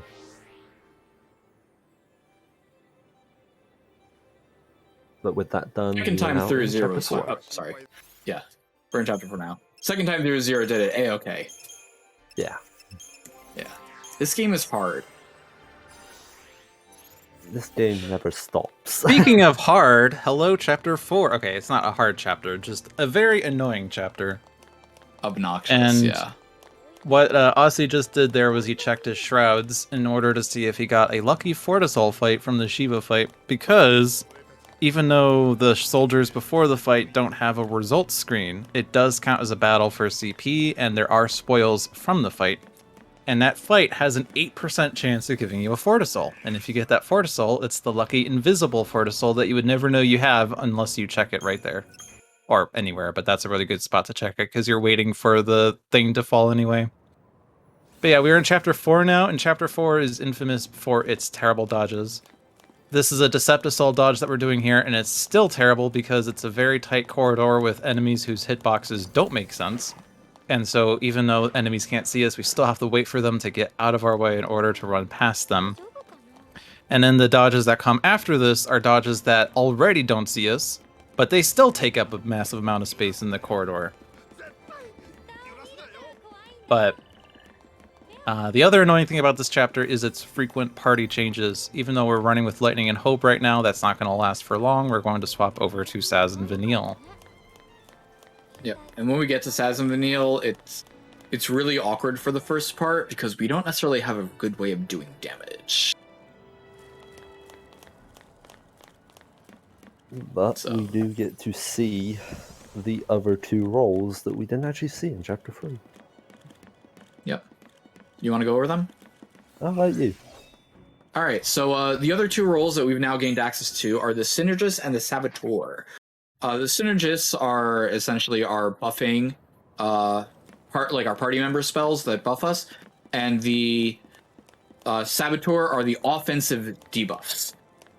They are kind of the most broken roles that we have access to. We're seeing, for the first time here, us preempting enemies. If you run into an enemy encounter without them seeing you, then every enemy will sort of start with one hit away from being staggered, which can save us a ton of time. And the way that the Saboteurs and the Synergists work are, it's again more with the multiplier systems. So Synergists get access to things like Bravery, Faith, and Haste. Haste is going to increase our ATB charge rate, which is really good because we get to do more actions. And Bravery or Faith are going to increase our Strength and Magic stats by 40% each respectively. Now, the offensive debuffs, things like D-Shell, D-Protect, Imperil, etc., are like massive, massive damage multipliers. D-Protect and D-Shell decrease the enemy's resistance by 89%. And this is a multiplicative change, it's not an additive change. So logic can double check my math, but if we have an 89% decrease in, say, their physical defense, and we bravery ourselves so we get a 40% increase, we end up doing approximately 2.5 times the damage that we would be doing normally. So damage numbers just kind of, there we go, perfect. I did the math right, and I definitely didn't just remember what you said from the other day. I've just pulled out a calculator, and it's 2.646 to be exact. Oh. Actually, Yeah, I should it's just stop. It's 2.5 times your base damage, and that's ignoring the chain gauge, which also multiplies your damage. So if you like dealing 4 times damage at 400% chain, well, if you throw in Bravery and D-Protect, now you're doing 10 times damage. Numbers Wait, get there's really more! big really fast. If you call now, we'll throw in a free end spell. Well, those won't be around for a while. Yeah, So- we'll get to that a bit later. Oh, so I think that Metako's almost done. Yeah. Well, I don't know. Yeah, Is just it? in the last cutscene before the final boss now. Cool. So you want to take over to sign off? We'll take over when the fight starts, I think. All right, sounds good. Yeah. So there's a lot of really big numbers in this game. So much so that unlike most Final Fantasy games where 4 nines is the limit, the default damage limit in this game is 5 nines. And we will be regularly hitting that as the game goes on. Numbers get real big real fast. Yeah. So One thing that 13's environment does very well is you can kind of tell where you are just based on how the general area looks like. For instance, you can see that Zero's in Lake Brescia and Aussie's in Vile Peaks mainly because Lake Brescia is a largely blue crystal area, whereas Vile Peaks is utter garbage. And actually, it is literally garbage, but yeah. Aussie just ran into one of the 2 enemy types in the game, birds. The other type is a dog. Those are the only 2 types of enemies. The birds are kind of one of the reasons why Chapter 4 is so awful. They run really quickly, and while they don't have a great turning radius, so if you dodge them once, you're usually good, it's getting that initial dodge, which can be kind of difficult to do. And while it's great if you manage to get past without failing any of the bird dodges, it's not unlikely that you are going to fail a number of them. Yeah. We mentioned that Chapter 4 is just kind of awful all around. As a certain FF5 runner in this relay once put on his splits, this chapter is literally FF9. Got another bird dodge here. Oh, it failed. Oh, wait. FF9 in Chapter 4, 9 plus 4 is 13. Wow. Now that's coincidence. No, that is a big brain play. So there's a lot of running around going on right now, where you just progress to the next boss for each character, basically. Yeah. But the plot of what's going on right now, at least from where we left off, we just became Lassie on Zero's side, or rather, we just beat MrZwanzig technically. But going into Chapter 4, this is after Saz's plane crashed and we landed in a heap yard of Pulse armament remains. And the characters end up splitting up. I will interrupt here. We're on X-Death, the very last boss. I think there was some potential spicy things that were discussed because there could be some gill issues, but I think it's okay. Some clever people did some brief number running. We're doing some quick arithmetic behind the scenes to make sure Metako had enough gil to do all the gil tosses. But yeah, I think we're coming up to the last potion. You'll be fine.